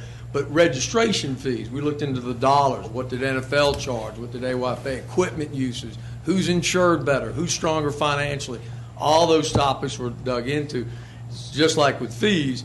And there are some things internally, once we figured out which program the city council decided they wanted to go with, that we would have to decide, is there fees to take care of common maintenance area, right? That what would football versus baseball participate? Those were all considerations that we were making that, for example, Alpharetta now doesn't pay fees back to the city of Alpharetta. Well, up here it's a different ballgame. We don't have the staff, the equipment to keep, so they may need to pay a fee. We asked both parties, would they be willing to pay a fee out of the registration? Both parties, NFL along with, they both agreed to do that or work something out with the city. So all those details were details that we considered, but we didn't lean one way or the other because of the non-resident fee when we were, Scott and Ron and us, when we made the recommendation to the full board. And what is the, I mean, and you and I have experience with the feeder programs. Obviously, we have 4 high schools in the area and plus some outside that are developing feeder systems that are sucking a lot of kids from park programs for the allure of playing for a high school team, even though they sit on the bench. What is the plan to counteract that in order to maintain the Milton Parks and Rec program? You know, obviously, if whoever we partner with, that is a threat for both. What are we going to do with that? Correct, and that's what again, we didn't want to delve into how, you know, the city of Milton saying to any particular program how to run your program and what's in the best interest. Otherwise, we just said our recommendation was, hey, let's start our own Milton program. Let's not go with AYFA or NFL, but we're just not there as a city is where we came to the determination. How internally they run those programs is under field usage. Ultimately is the bottom line. So this issue is field usage, not how do you run your program better than someone else. We gave some consideration, could make recommendations to either program, but ultimately today, different than 10 years ago, 1980s when the first programs got underway, Milton was it, next school was Roswell, and the next one was down the river at North Springs, okay? So I was involved in those programs. What you saw over time is because you're seeing programs, there was no feeder program. The high schools now and the middle schools now are getting involved from 12th grade all the way down through 6th grade. 5th grade down is primarily what makes up recreation. It's open to the general public, so on and so forth. The more field usage availability that you have available, and you'll see it in baseball, soccer, and every other sport, that the city makes available to the open public, they have the same right to ask to rent a field if that space is available. Therefore, it gives anybody the opportunity to start their own lacrosse team, not operate under the recreation or their own feeder program. Pretty soon, just like what you're saying, Matt, is it butchers. You got kids being yanked in 8 directions because they like this coach or that program or whatever. So, again, our job as a subcommittee nor board was to really get into that talking point, but rather we knew overall to say, hey, what's a good comprehensive program that is going to incorporate the most of the citizens at a fair price that can run the program properly and represent the city? And at this particular point, that's the recommendation we made. 2 years from now, that may change. We're just saying today is the way things stand and what we found out. But we didn't get into whether one had extra flag programs or feeder. You know, we just, our stress as a subcommittee and as a board was to tell both parties we'd love for you to incorporate all the citizens of Milton, to expand your flag program, expand your football, so more and more people could participate in the sport, whether tackle or flag. And flag was an integral part of it, not just tackle. I know we keep talking about tackle tonight. Yeah, Bill, you have a question? Already touched on my question about this presentation here. I thought it's a good presentation. Sure brings up a lot of the issues. But on this one particular point here, partner with AFYA only, and its question that Matt addressed here was the pros. It supports the City of Alpharetta, City of Milton Parks agreement. What restrictions, I guess, or were there any restrictions on adding more programs to that agreement, I guess? What constitutes support of the agreement, I guess is the question. And what violates the agreement? Dave, can you bring up the presentation again?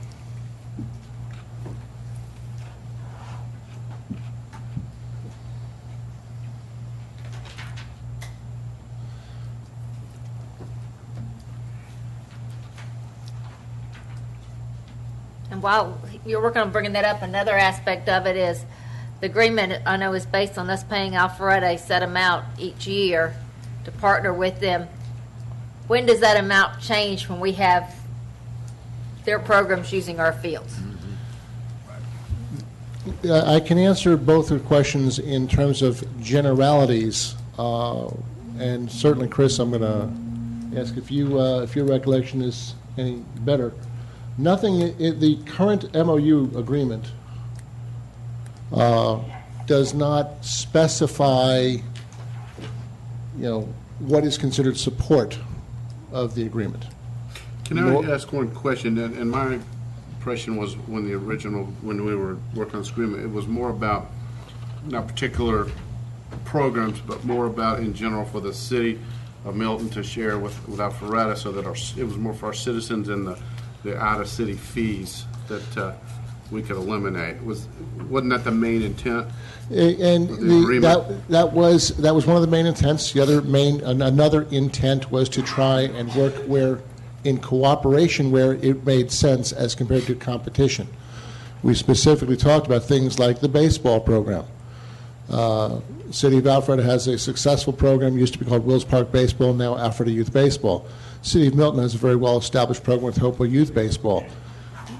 Yes, these are competing programs, but these are well-established programs. So I believe my sense of it, and Chris, I'm going to ask you if you would comment as well.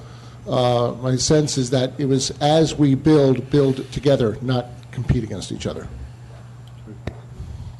And forgive me, was there a question still hanging? No, I mean, okay. Well, go ahead. Yeah, I mean, I thought when we originally had the agreement and the amount was determined based on I didn't we were answer going to the be question. paying, Yes. I thought that amount was going to change as we Yes. had On the facilities. sliding scale. Right. I apologize, Ms. Thurman. I didn't ask that question. Yes, again, the spirit of the agreement was that as we start to build more resources and bring them online, and we're working together, then these numbers can start to get down. And if we ever get to the point that we really have parks facilities that are on equal footing, and I hope we certainly get there while I'm still here, we get to the point that it's just open because we're providing similar services, similar assets and resources to the citizens. So yes, as we were built, the spirit of the agreement is as we're building more, then we start talking about how do we get reductions here. Okay. All right, Bert, get a question. On your January 14th meeting, it said that, at the meeting, all parties agreed that the two organizations cannot work together. What are some of the major stumbling blocks that aren't allowing them to work together, other than them being two operations? I think it was more of a philosophical approach to how they approach things. You've heard many people talk about with Tim's program. There's prayer before each game, prayer after each games, and it's I don't want to say faith-based, but there's definitely a faith component to it. Whereas AYFA, they're certainly trying to do, from their standpoint, deliver messages of appropriate conduct and behavior, as well as teaching how to play football, but they just approach it differently.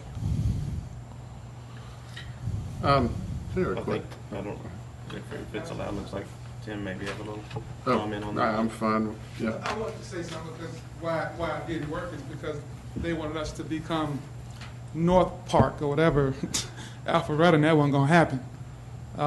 So we wanted to keep our identity as Milton. That's why. That's the only reason why. Good. I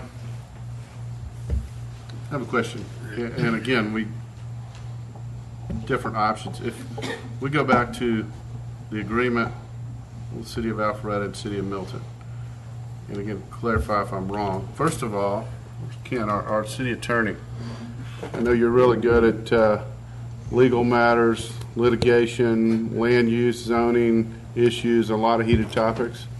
How about this one? Can you, like, I'm kidding, I'm putting you on the spot. Question would be, if we go back to the original agreement, and if we, at this point, council didn't give any direction, the staff didn't make any decisions or move it forward, what would happen with just the original agreement? Is that kind of grandfathered in with AYFA, or what would happen if we didn't technically make a choice, or you guys didn't technically make a choice, didn't change anything? What physically would happen? Chris, do you want to take that one, or do you want me to? Sure, yeah, Okay. I'll take a stab. I mean, I'm trying to make it simple. I'm not No, and I'm looking. going to try to answer it real simply, because I have talked to the city attorney about that, if that question were to be brought up. And the question went something along the lines of, because the Alpharetta and Milton agreement currently exists, is there an action of Milton that needs to be taken to allow one of Alpharetta's program providers to function in Milton's park? And I think we'll go back, and I certainly am not going to try to put words in his mouth, but I believe that there would be some comfort with the city attorney after looking at it. He'd have to look at it more thoroughly than just the manner in which I phrased it to him conversationally, but I believe that there would be some opportunity to just rely upon that Alpharetta agreement to let their program provider deliver services in our park. Yeah, I think that's right. I mean, to the extent that we have an intergovernmental agreement that's in existence now, and if we choose to do nothing, then I think candidly, absent some sunset provision, which the city manager's right, I'd like to take a look at that before I give you a final legal binding decision. But my expectation is that particularly intergovernmental agreements typically have a very elongated directional term. So doing nothing, they would probably still be able to perform the service in the city of Milton. Okay. And to take that one step forward, let's assume that the city did not update or come up with a new agreement and just relied on that. Both programs are free to operate and do as they want. One, AYFA still under the City of Milton and the City of Alpharetta agreement, but physically both programs are free to move forward, and I guess almost like the free market, kids, parents, whatnot can choose which team, which program to go with. I guess what I'm kind of even thinking, let the people decide which program they want to go with. Where am I? Is that thinking off base, or? I would say that regardless of what decisions are made by council, both programs will continue to survive. They will both continue to be here. The question is, which, either, both, and neither, do we want playing on this field that we as the City of Milton are building for our citizens? Okay, Rick? So I guess along the same line then, if we chose as a city-sponsored program, we went with Alpharetta, then they would be the ones that would be utilizing our field. That would be our sponsored football program, tackle football program. Correct. And would that exclude other programs from using our fields?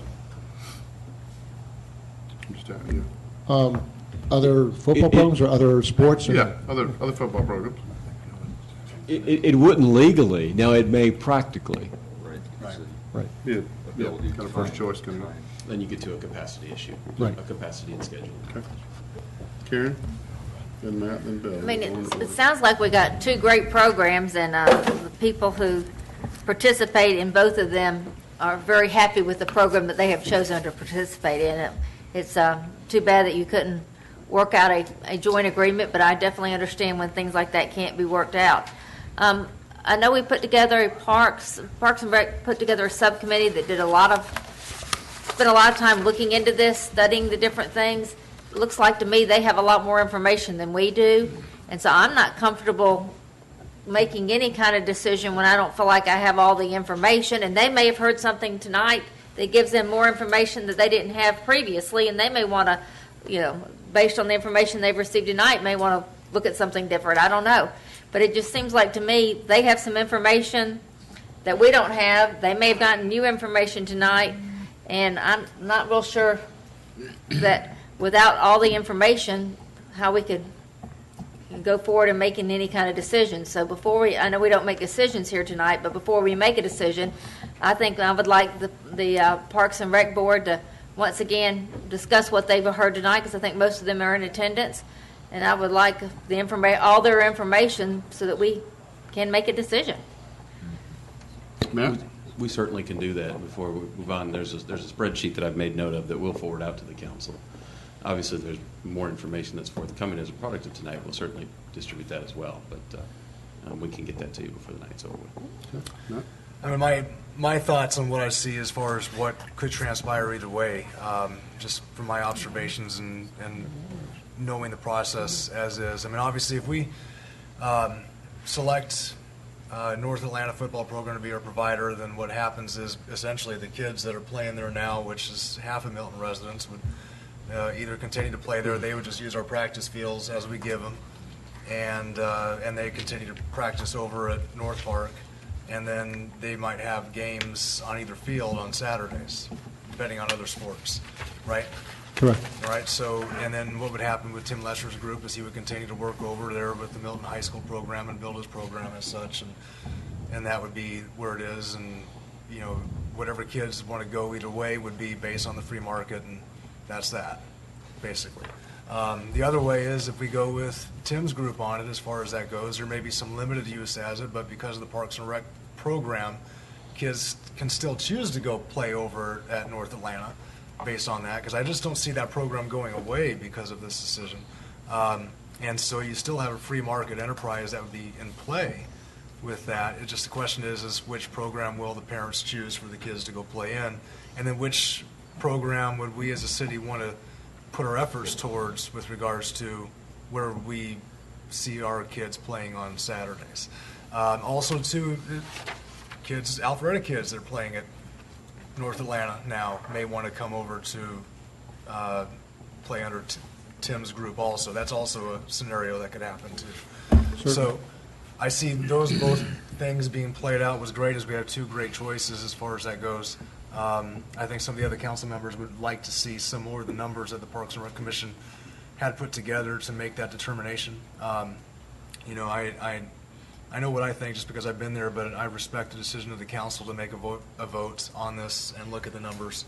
We got a lot of great people in this community. We're even greater when we work together and find a way to do that. And I look forward to what you guys bring together. Okay. Bill, you have a question? I have two questions. First one is for the city attorney. Are we considering a contractual issue here, or is this an administrative decision that's to be Well, made? it may involve both. I think you've got, on the one hand, you've got a policy and directional decision to make, and then depending upon what the vision is of the council, then we may have to do some contracting. That may either be a termination with an existing IGA or the adoption of a new contract with another organization. But again, those are moving parts that I and the city manager can take care of once the vision of the council is set forth. Is my expectation. Yeah, I think that's close. I mean, to the extent that, if you recall the last council meeting where we had an adoption of several contracts in sequence for different program providers, there's certain things that we grant our program providers and then certain promises that our program providers grant us, which is why it comes forward in the form of that contract. So if you want to take a high-level discussion and kind of focus it in on what the decision that or the direction that we're kind of looking for is, at some point we likely will bring one of those program provider contracts forward to the council for your consideration, and that's where I'm kind of trying to figure out if there's direction that's given, is who to negotiate that contract with to bring it forward. At the end of the day, I guess we could negotiate contracts with both, bring them both forward, and they'd either both thumbs up, thumbs down, or one of each.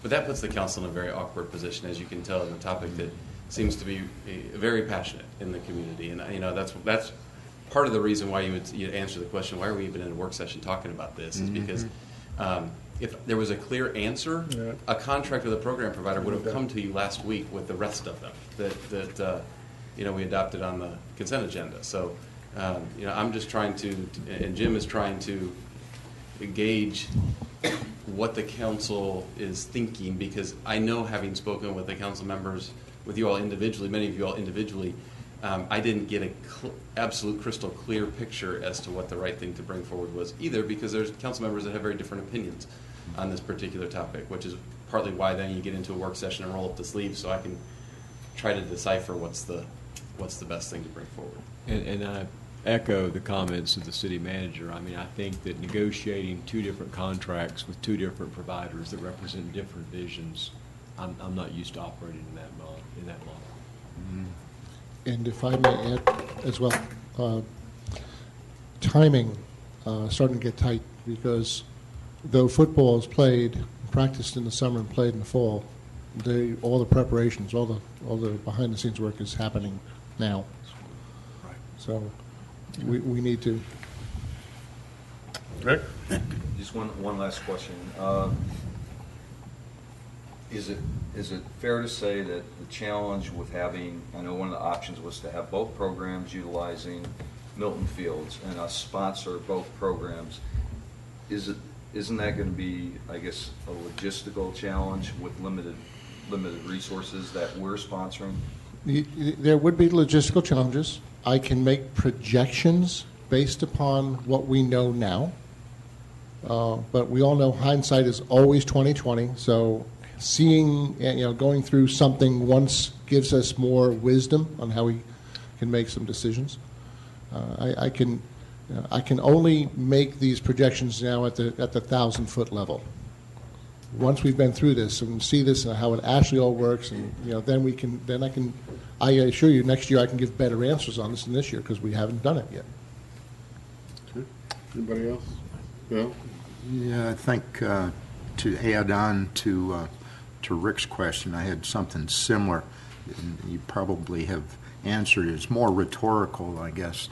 I assume you've made a master schedule of all of the programs out there, and of course, relates to Joe Longoria's question here too.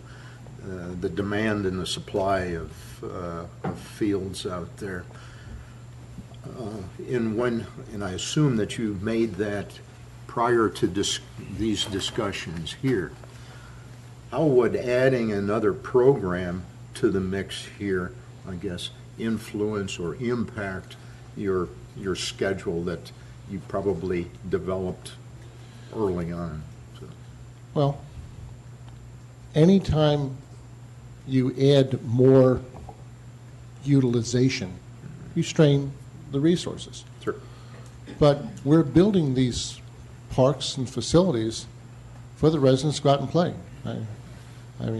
We want them to be used. We're spending some very precious taxpayer dollars to build these facilities.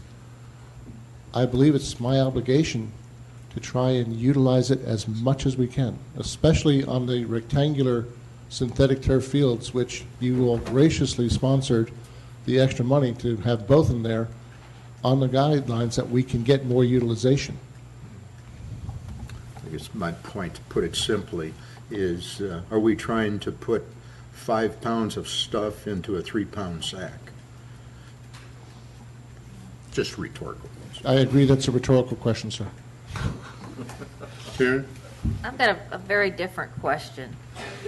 I personally really like the idea of the faith-based program. To me, that's very important. And anyone who knows me knows how important my faith is to me. But at the same time, I know as a city program, there's certain guidelines that have to be followed. And what would those guidelines be? And would it change your program too much to have to follow the government guidelines? No, it won't. I'm a sports chaplain. At the end of the day, we don't have people make choices or choose faith.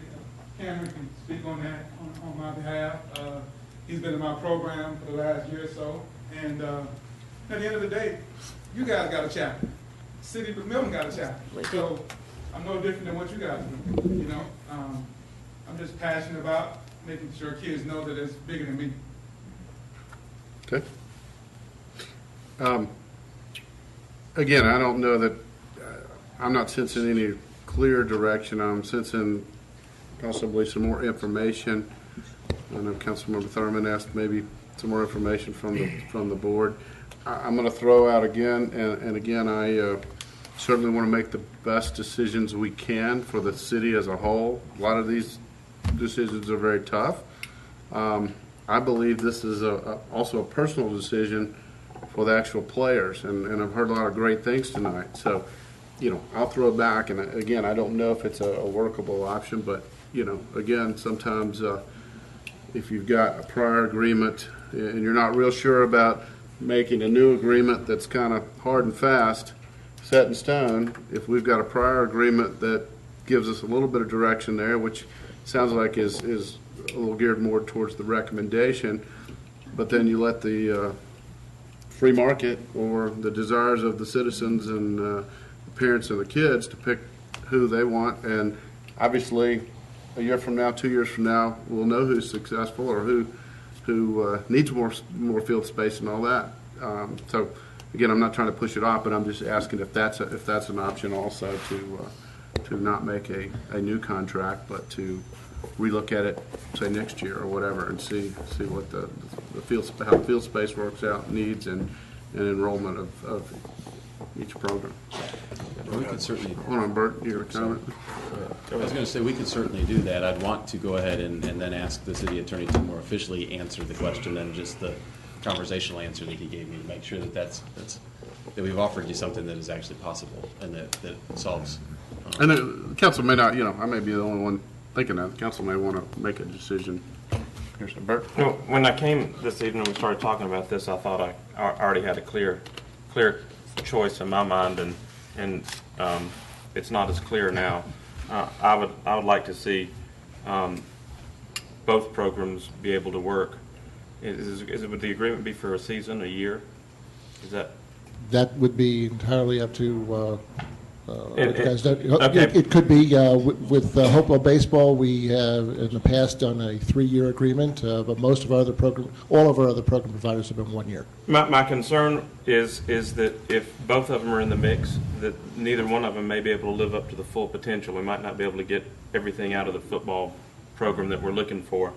But if it's just for a season, you may be a headache and for a season and that Jim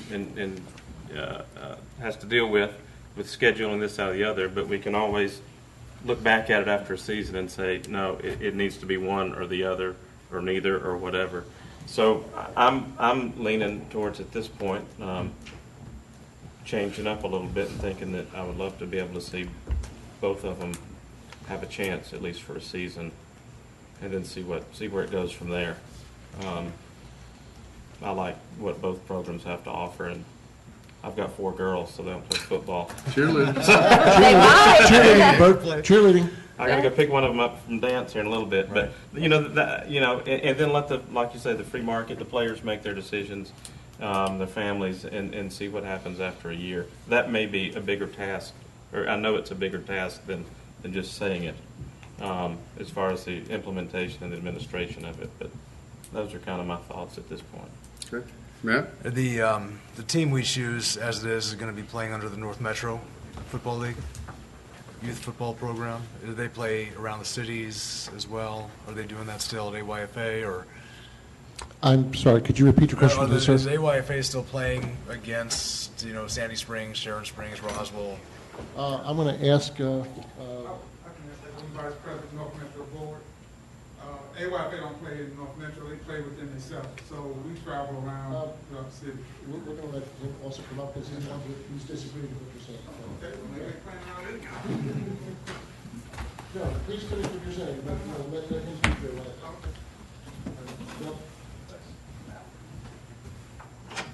Again, we do not play within North Metro. We did a number of years ago, and then broke away from North Metro and formed a partnership with the city of Roswell, where we play games against the city of Roswell. This past year, we also put together an agreement with Cobb Football League, where we kick off our seasons with games against Cobb football. And then this year, we also are bringing the older teams from Sharon Springs into our league as well, and so we're kind of putting our toe in the water there. They play a little bit different. They have a little bit different structure in how they run some of their younger age groups, so we're going to see if that could work long term. Roswell still come with those big green R's on their helmets. Roswell folks here doing. They do. And those big baggy green uniforms and oversized shoulder pads and all those great things. How do you really feel? And if you don't mind, just if I could make one more comment. In that January meeting, I did make it very clear to Jim and the rest of the folks that we fully support two programs playing in this area. It's going to happen anyway. And this really simply comes down to a field usage agreement. And the A in AYFA, the first A, it does say Alpharetta, but when AYFA formed 40 years ago, that was the only city here. Milton was the only high school here, so we adopted the Eagles and we adopted the Alpharetta name, and the affiliation was through field usage. We're not obviously a city-run program; we're a private organization, and we've represented this community for those 40 years. Half of our members, whether it's board or coaches or players, are City of Milton kids and families, and we simply want to continue to support this community, which is why we're actually going to the point of changing our name so that we can appeal to a broader audience. We bring kids in from Johns Creek and from South Forsyth and even from Cherokee into our program. So it's a great thing, and we fully support, if that is your choice, we fully support having two programs out of this league. And whether you call it free market or just common sense, we think that could go a long way to show that you're working in the best interest of the people in this community and giving them a choice. And if a choice can work, then a choice is what we can have. Thanks again. Thank you. And, excuse me, I had cut off Tim. I'd like to let Tim come up and finish his answer. Tim, if you would. For the record, I did suggest that they consider changing it to MAFA, Milton Alpharetta Youth Football, but that didn't fly. My biggest concern is not about Sharon Springs, West Forsyth. I'm worried about the city of Milton. I just want to know, as a resident of the city of Milton, why does Alpharetta Youth Football need Milton Fields? That's my biggest concern, is that we don't have a program, but we got a field, and we're going to give it to Alpharetta. You know what I'm saying? I don't understand it, because at the end of the day, they got 100, 500, 600 kids over there, right? And I can promise you a large percentage, they're not from Milton. They're not from Alpharetta. They're not from this community. Okay, so as a taxpayer and somebody from the community, my whole thing is that let's have these fields for our kids, not for everybody else.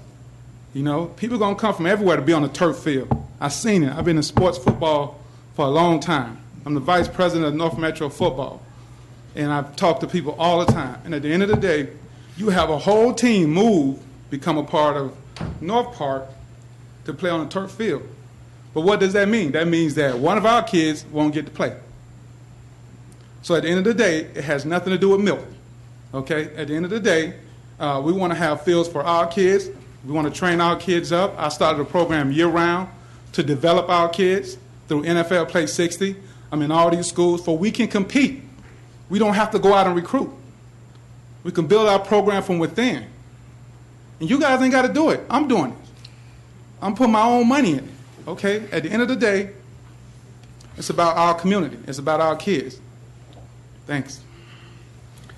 Thank you. And I would, and again, I'm no expert on this, but just to address the comment, Tim, about Alpharetta kids and playing on our fields, that I'm speaking for myself, but probably many more here, we kind of look at it as our community, and there's, the borders, we kind of intermingle and whatnot. We've got Alpharetta kids going to Milton High School and vice versa and all that. But to the point about the fields, I believe we've had a kind of a good partnership with Alpharetta to where for years we've been playing on theirs in North Park. So, I think we can have a fair balance where, but I certainly respect, to your point, when we're talking about going past those borders. But as far as between Alpharetta and Milton, I think we've used their fields a lot and our folks, and hopefully they'll use ours, and we'll work that out. But,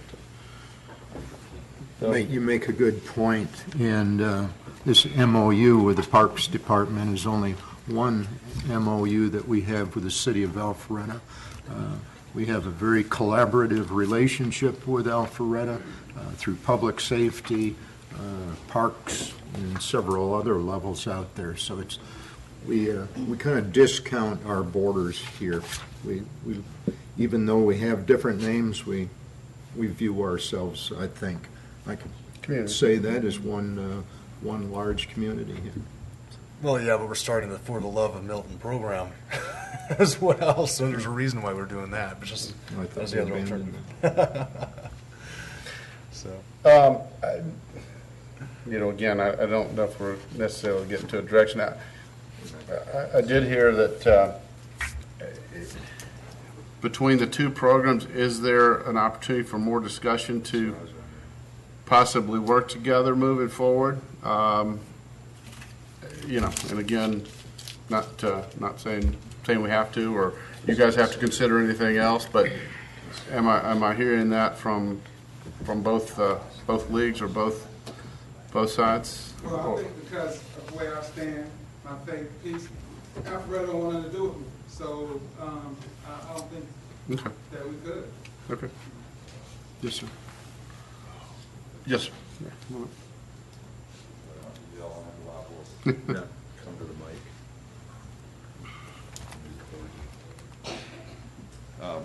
I would like to say that this doesn't have anything to do with faith-based. I have a tremendous amount of respect for Tim Lester, and he and my father actually served in the same ministry, Sports World Ministry, for a number of years. My father was actually affiliated with that organization for 30 years. And I do pray before games and after games with my team. And I have never once had a parent say anything to me about that. And it's an amazing opportunity in this sport to witness to kids, however you do that. So that has never been an issue with us. And we have never discouraged that. And quite frankly, we encourage it.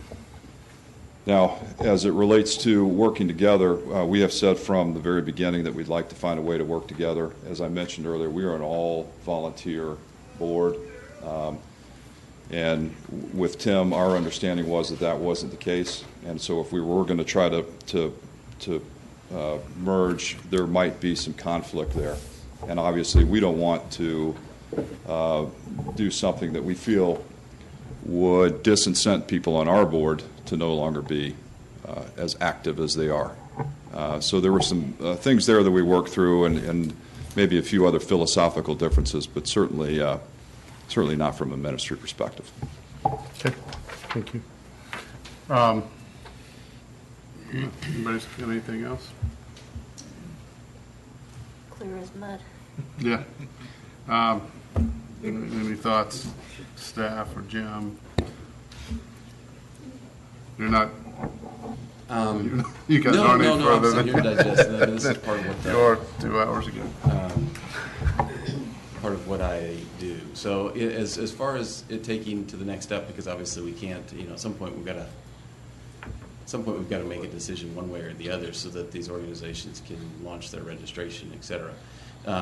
Two things I've heard tonight that I think might be reasonable takeaways that continue to work towards action.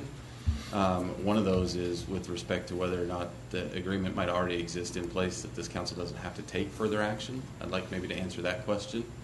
And then secondly, I guess to some degree what I've heard about master scheduling and about capacity, that's something that we have the capability of doing, because we kind of put blocks on a calendar, and say on Monday it's open and available from 5 until 10 or 5 until 9 or whatever those blocks are. It becomes then the real question, I guess, of both organizations to help us fill in those blocks. And because at some point you will get to where your cup is filling, and at some point it will be full. And I guess then if we work through that exercise, it would be to figure out which organization we start with so that the cup starts to fill first with the players from one of the two programs, to see if it gets to the tipping point of full before potentially teetering into a second program. I don't know if that made any sense at all, but at least it's making sense somewhat in my head. Is it worth the exercise of taking that master schedule and working with both organizations to actually legitimately see if there's even the thought of moving forward with where Councilmember Hewitt was before he left on, how could it work?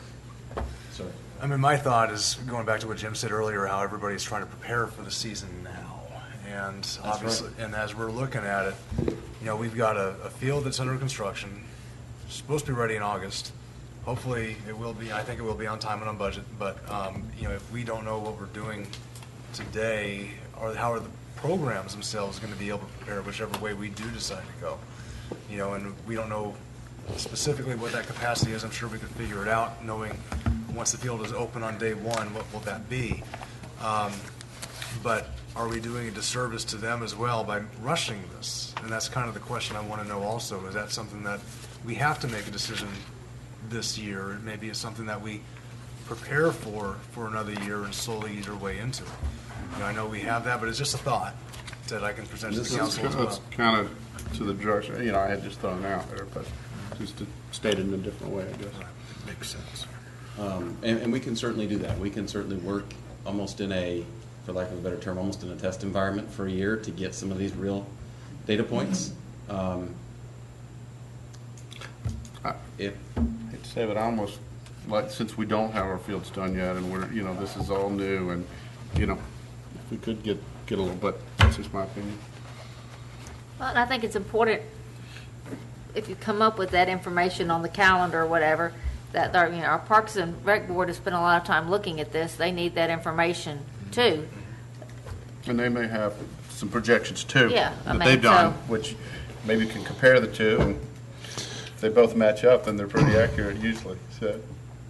Yeah, my whole point coming into this meeting was trying to figure out what compelling evidence has come up since the Parks and Rec Board made their decision, and why is it we're trying to second guess a decision that was obviously founded on quite a bit of work and quite a bit of research. And so I haven't necessarily heard that, other than there are great programs out there, and gosh, if only we had space for them all. I mean, we could support that, but that's really not what's going on.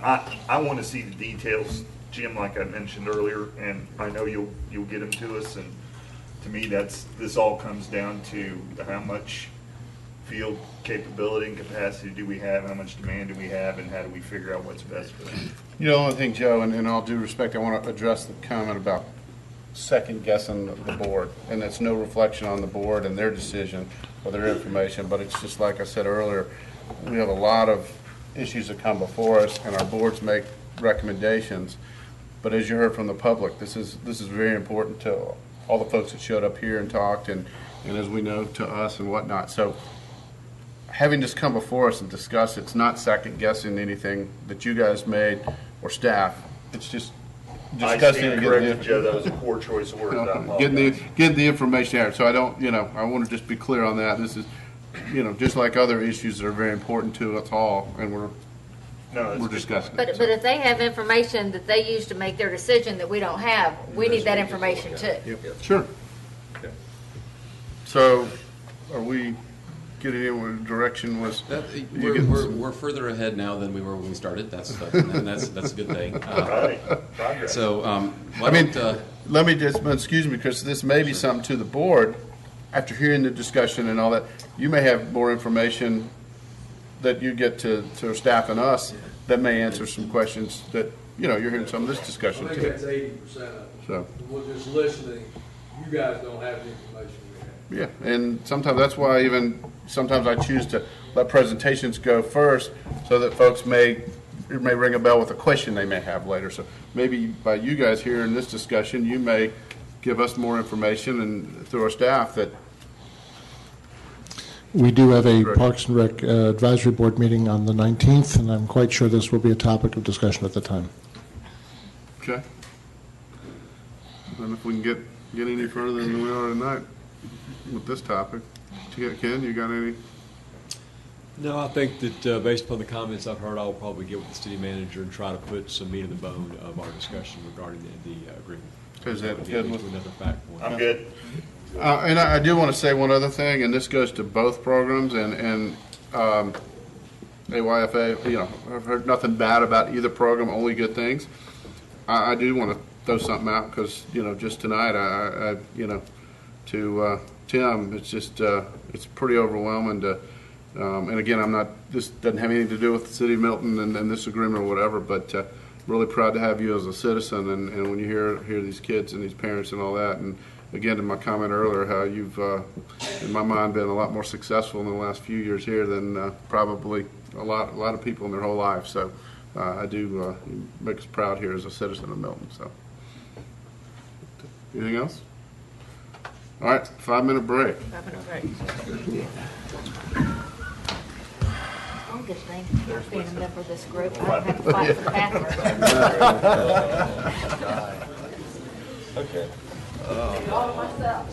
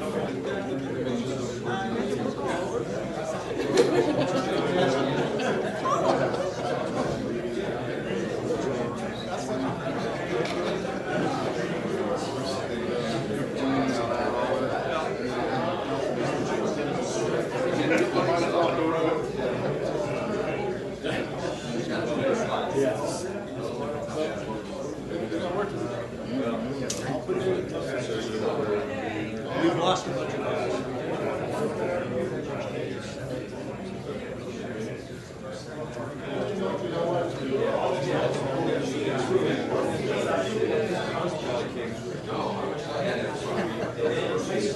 One of them, they go home and wake their husband up.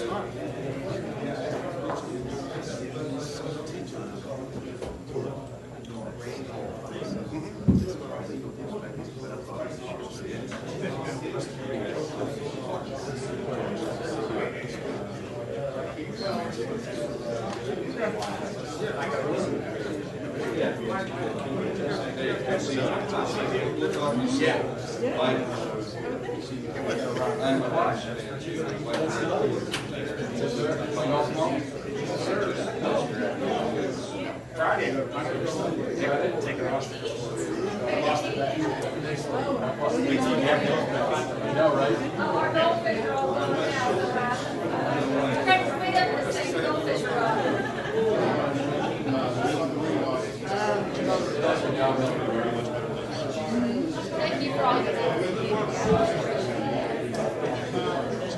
And I can't believe that we're never going to like Top of the evening to you.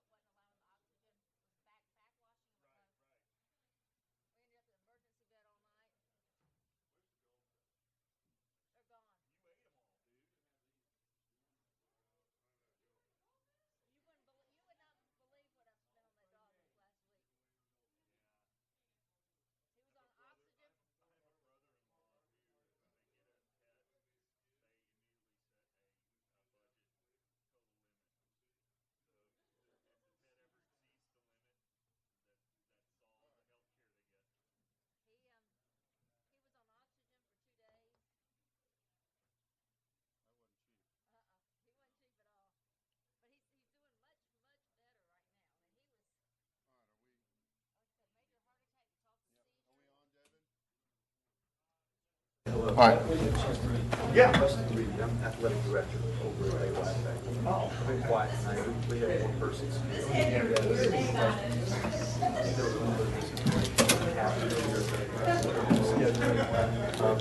I'm Rusty, by the way. Hey, I know Rusty, y'all Joe. I'm Rusty Reed. Yeah, good to see you. Athletic director at AYFA. Okay. And I was quiet tonight, but if y'all have any questions, Rusty. Karen Thurman. Karen's a pleasure. Appreciate your comments, by the Feel way. free to Thank you. shoot me anything, and I'll do Yeah, the well, same if to you have, you. if y'all have any questions, and I know there's a lot of emotion. There is. You know, it's important to people. Everybody's got their, you know, they're all good. I mean, it's all good. It's just rushing. Just let me know if I can help. I'd rather What? rushing and get good information. And I told Tim he needs to go back home. Scheduling, number of teams, and all the things that they wouldn't. okay. Yeah, we're going to try to pull all the information. You have to we can show with up. Everybody and put it together. There's a lot of, just want to put a name Thanks to for the face. Yeah. thanks for Pleasure. coming, Russ. Thanks for having us. Thank you. Okay. All right. Councilmember Lusk. Who else Let's do go. we have? Where's Rick? Okay, we ready, David? I'm going to call the next item, which, and again, I'll go ahead and if we could get the update, and then we'll ask for public comment, and then we can, you know, if there's any questions that are not answered or whatever. Laurel, thank you so much for being here. I'm sorry it's had to wait so long and so late, but we really Lots of appreciate you being important here things. and look forward. So, Well, there's lots of important things going on in the city. Okay. Mr. Mayor, just before we get started, we do have one public comment on this, and I have one to read into the record. I know typically you want to go ahead in the same format and do the presentation first and then hear the public you weren't comment. listening, were you? I wasn't, I'm sorry. Yeah, I was just saying, let's do the presentation that way, public Did I- comment. okay, wow. You know what? Well, my I have to apologies. admit, I have to admit, sometimes when you're talking, and I look up. Okay, I'll check back in for the next Continue gathering those cards. Yeah. Okay, Laurel, sorry. All right, good evening, Mayor, City Council, everybody. Thank you for having me tonight. I'm glad that I'm here to be able to talk about where's my clicker? To talk about the Conservation Initiative, Conservation in Milton, give you an update, and then give you a little bit of a projection for the upcoming year. I have to make sure I'm pressing the right button. I always press the wrong button. There we go. Okay. So if we want to summarize 2014, up until the last few years, that's what we see in Milton. We saw a lot of open space. We see, our rural character really very, very evident as we drive around. Today, it might be a little less so. I know that these pictures are a little dramatic, but that is the change that we have seen. It seems, especially since the recession has kind of come and gone a little bit, and then we've had a definite increase in activity in the development realm. And when I show these pictures, I do so because it will lead to the discussion that we're going to have a little bit about public perception. So it's important that we kind of acknowledge those types of changes. So in 2014, we had 386 new homes completed, 166 additional permits were issued, so a total of approximately 552, and I do apologize if these numbers aren't right, but that's my understanding of those numbers. I don't know what the anticipated building permits will be for 2015, but we will see as we go forward. We can look at these numbers and know that we had about 552, more or less last year. Now, if we look at that and if we remember back to when we did the conservation plan, the conservation plan brought to our attention that if we are building at approximately 300 new homes per year, then 5,000 acres will probably be developed over the next 16 years. So I just wanted to put that in perspective, that at the rate we're going right now, we are probably definitely pushing that envelope. And so we're kind of in line with what that projection was. Whether that's good or bad, I'm not here to say, but certainly it brings to mind the importance of balance of development and conservation going forward. So basically, in summary, conservation in 2014, we didn't really make a lot of headway. I think we did a lot of background work, and I think we set ourselves up to do some actual conservation on the ground. But in reality, it's a zero. And then the development, of course, was 350 approximately. So we see that we are definitely out of balance, and I'm thrilled to be able to be here to help us get that balance and be part of a team to move that balance to be more equal. Now, I've done a lot of thinking over the last few months, and I had to say, okay, well, were my expectations too high that within 8 months of 2014 we would have had 1 deal or 2 deals or 3 deals? Maybe they were. Maybe they weren't. Have we as a city truly embraced conservation? I think we can look at 2014 and see that there's a much more of an awareness of the need for conservation. There's definitely awareness of the development going on. So I think in 2014 we can say that a lot more people are aware of what's going on, and whether or not they have good or negative or bad feelings towards it, they're at least aware of it.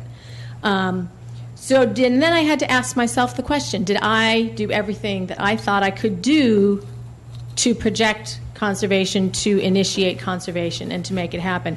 I will say that I'm really hard on myself, so I feel as though that I did do all I could do, but I'm excited to look forward to 2015 in the hope that we can become more of a team at really accomplishing something on the ground.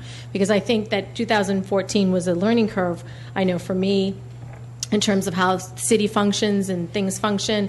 And so I think that going forward with that knowledge, it might be a little bit more smooth year going into 2015.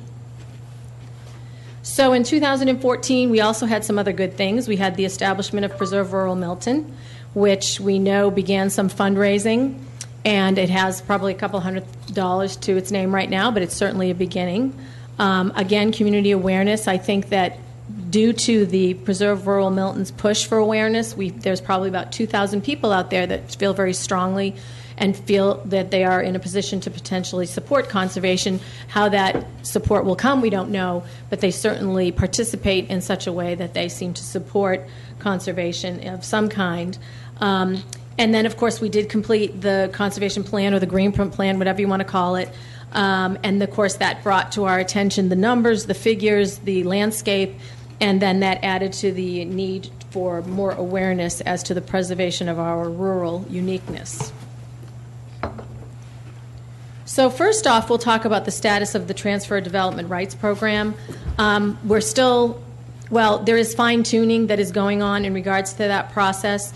After some stops and starts, as we all know, there is a landowner that has come forward that is willing to be the first transfer of development right individual, and that will conserve, if it goes through, 5 to 7 acres of land. We're not sure which.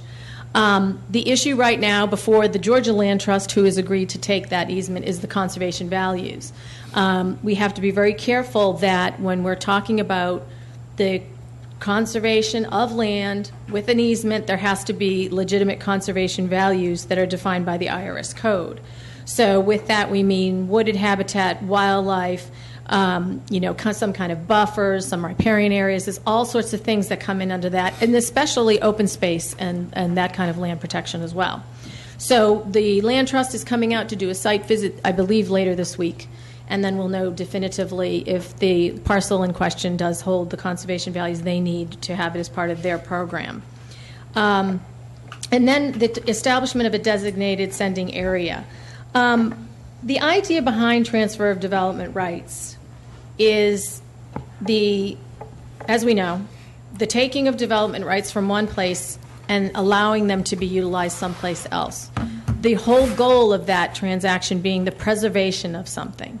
So in terms of the TDR program as it stands, although the ordinance does say that there are specific areas that could act as sending sites, we've never really utilized that terminology, nor have we thought about looking at a sending site.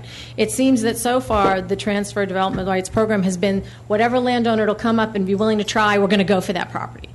I'm making a suggestion that we can talk about in terms of designating sending sites in our ordinance, as well as just when we drive around. What is it that makes Milton so special to us? It's driving around. It's the open space. It's the open scenic view, the rural viewshed that we see from road to road to road. Those are our ideal sending sites. Those are the places that we want to preserve. And so, therefore, those are the places that ideally we would love to see the development rights extinguished and moved someplace else. So possibly going forward, it might behoove us to look at designating sending sites that fall within this realm of preserving the open scenic rural view, and then working to encourage landowners in that area to think about being part of that program. It would take a different tact. It would take identifying the lands that we think qualify for that. And the picture, although it is not of Milton, it is the perfect picture because that's what you see when you drive by. And those are the areas off Bethany Bend and off Hopewell and different areas, Freemanville, Mountainville, or Mountain Road. That's what people want to see, and that's what we want to protect. So ideally, we could talk about the fact that if we established the sending area and then did a campaign to encourage and educate the landowners to think about maybe enrolling and being part of the program, that would enable us to meet the objective of this program, which should be the preservation of unique rural landscape, which is Milton. So that is something that, going forward, I think is something that we should embrace and consider. So what's the status of land trusts? I've stood before you many times and talked about the different land trusts in the area and who is willing to work with us and who isn't. It's come down to this. It's come down to the fact that the larger, broader, area-wide land trusts really are not interested in, due to their capacity or due to their missions, taking 5 acres here, 5 acres there. So those smaller parcels right now aren't desirable to the larger land trusts. Connectivity is important to the larger land trusts. If we connected 5 acres here and 5 acres there, they would probably be more apt to be jumping at the chance to work with us in Milton. They definitely are interested in the larger parcels, and we have, as I've mentioned to you before, at least 3 or 4 landowners with large acreage that are in conservation mode thinking about it, and they are interested in those larger parcels because it fits their mission, it fits the capacity of their organization. So, we have to kind of look at those parameters and say, well, part of why we didn't conserve anything in 2014, well, these are some of the things that came up. That, yes, they're excited to come and help us save Milton, but by the same token, they have a business they're running and a mission, and they can only do so much based on certain lands.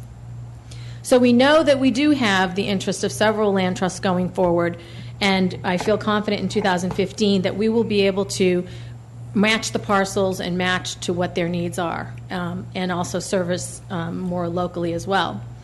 So that includes the potential for the purchase of development rights or the purchase of easements, because there is one particular land trust out of Marietta that's currently going through accreditation that is in the business of hooking up investors and allowing for the purchase of different rights. So that would be very helpful to our program as well.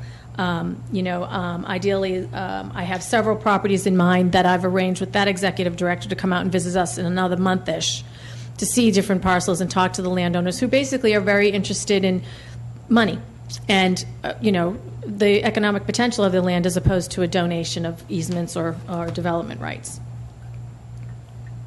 So what about then the smaller parcels? And if if I'm having a hard time finding land trusts that are able to work with us within the capacity of smaller land, the Preserve Rural Milton Group has risen up, and they are seriously thinking about becoming a land trust, a very local community-based land trust that would be able to facilitate the protection of those smaller acreage parcels, among other things that they might be willing to do. So the fact that they're thinking about that as a board is really very exciting, because there's a lot of opportunity for an organization right here in town to assist.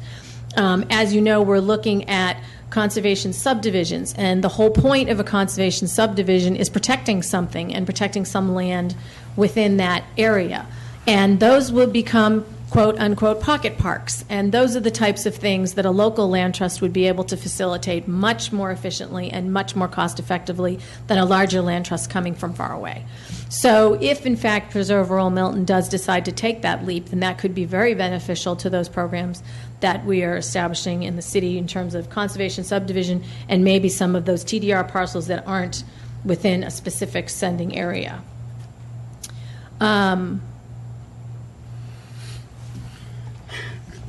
So, private land conservation side, I think that although it would have been nice to have closed one deal in 2014, we didn't. But I think going forward, there are, again, landowners lined up that are ready to continue to talk to us. And so I feel confident that at some point, someone will take that bite out of the apple and be the first one to actually work with one of our land trusts to conserve something, whether it be under a TDR, whether it be under a purchase of any development rights, or maybe even just selling the land outright to that land trust I mentioned, whereby it would be then preserved as a park or something. There are so many ideal potential opportunities. And we're in a better position today than we were in August, September, because this is the time of the year that all these deals are starting to be kind of maneuvered and spun out, and investors are choosing where they're going to put their dollars in terms of conservation. So we're in much better shape to get in line maybe for some sort of an actual closing at some point, as opposed to trying in August, September, October to put together a deal with these land trusts that are by then their plate is full for the year. So that's really very, very hopeful, and especially as we continue through the workings of putting together the conservation subdivision, in terms of, you know, the needs that would be required once that's in place, then by then we will have determined which land trust is best suited to take care of those pocket parks that will be developed. So the current objective, one of them for this coming year, is continued landowner outreach and education. Private land conservation, we need that to happen. And again, it takes a lot of trust on the landowner's part. It takes a lot of their willingness to give to their community in such a way that provides for the open space protection. Utilization of land trusts, and of course TDR transactions that are imminent. We do have that one transaction that may close by the end of February, and that would be great. It may not be the ideal piece of property in that the public benefit is limited, in that it is not visible from a road, but there is enough conservation value there that, so long as the land trust that's going to hold it agrees, that it would give us at least one on the map and give us an ability to say, okay, we've got one done, now let's continue to fine-tune this process and make it easier as we go forward for other landowners. Another objective is the conservation subdivision, and again, talking about the pocket parks. The importance of conservation subdivision is, besides what it can provide for us as a vehicle for new development within, you know, smaller space, the pocket parks. It's really important that going forward there is some input from someone related to conservation, or something that would bring to that team working on the conservation subdivisions the issue of adherence to conservation values and public benefit. And that's all found in the IRS code. We talk about the conservation of natural habitat, wildlife, forest, scenic views, and general open space. And all of those things must be found to, or most of those things must be found on that property for it to qualify. So it's not good enough that we have wonderful landowners who raise their hand and say, I'm going to try it. We need to, again, go back to my suggestion earlier. Let's set up some sending sites. Let's determine ahead of time the conservation value is there, and then be able to put the transaction together knowing full well we're actually protecting something really important to the city. Okay. Another objective for the coming year is the impact fees. I know there's a team that is going on talking about the impact fees and looking at what the uses of impact fees will be, and I believe that the directive right now is the Parks and Recreation and safety are the two priorities that will hopefully come out of those fees once everything's been established. And so I ask, too, that we look at over time the fact that potentially, and Ken may or may not agree with me, but potentially there is some room for impact fee usage towards open space. In other places that's done, it looks like the Georgia Code might allow for that depending on council's decision-making process as to the priorities. But maybe over time, if we can think about looking at impact fees and how they can be utilized maybe in that way as well, maybe as part of, part of the incentives through the TDR program or something, just something to maybe look at whether or not the open space would qualify as a usage of those impact fees, as well as the safety and the Parks and Recreation aspect that has already been determined. So again, just a slide in terms of the growth trend. This one shows, and it's really hard to read, it basically shows the increase in population in Milton since 2013 to 2014. And the next slide that I didn't get in there, I'm not technologically advanced enough, I guess, but it does show that the great increase, as we know, in building permits was greatly increased between 13 and 14. And so what does that lead me towards? It leads me to a suggestion. And this is something that is just being tossed out as a suggestion for discussion. How do we feel about the current rate of building permits in the city? And is there anything that we can do about that? Is there anything we want to do about that? There's just a random list of different counties and states that have utilized some sort of moratorium on building permits or have proposed to do so. I think in Maryland it was just a proposal as of last November, so I don't even know how it turned out. But, there's been lots of places that have utilized that tool. Now, whether or not it's good for Milton, I don't know. I'm sure tonight at this hour that's not the question we're going to answer. But it's certainly something I think it would behoove all of us to think about, in terms of how many building permits we do issue, how that impacts, the rural, unique landscape of Milton, and then to think about, is there something we can do maybe to alter that number or change it over time. And the site on the bottom, the 2002 case, is a United States Supreme Court case where they did determine that a temporary moratorium on building permits or the right to build was not an infringement on anyone's personal rights to utilize their land as they chose. So that's an interesting case set by the precedent set by the United States Supreme Court. So again, something for us to just think about as we move forward and try to really make some things happen in the next year or so in the city. So we know that the comprehensive plan, when it was put together, did very clearly delineate some of the important factors of what conservation is and what it means to Milton. And part of that was and is the heritage preservation objective, the traditional character of the community, the open space preservation objective. New development should be designed to minimize the amount of land consumed, the environmental protection objective of air quality, environmental quality, and the proactive stewardship of the community's extensive green space and woodlands would be an asset for current and future generations. So I think sometimes we kind of forget. We get our plans in, we study our plans, we develop the plans, and then the plan goes on the shelf. And sometimes maybe we just let the importance of what that plan told us, we let it slip. And so I wanted to bring back to us and to our attention the comprehensive plan and those things that we know are important to Milton and these things that are directly related to, the conservation of land and rural space here in town.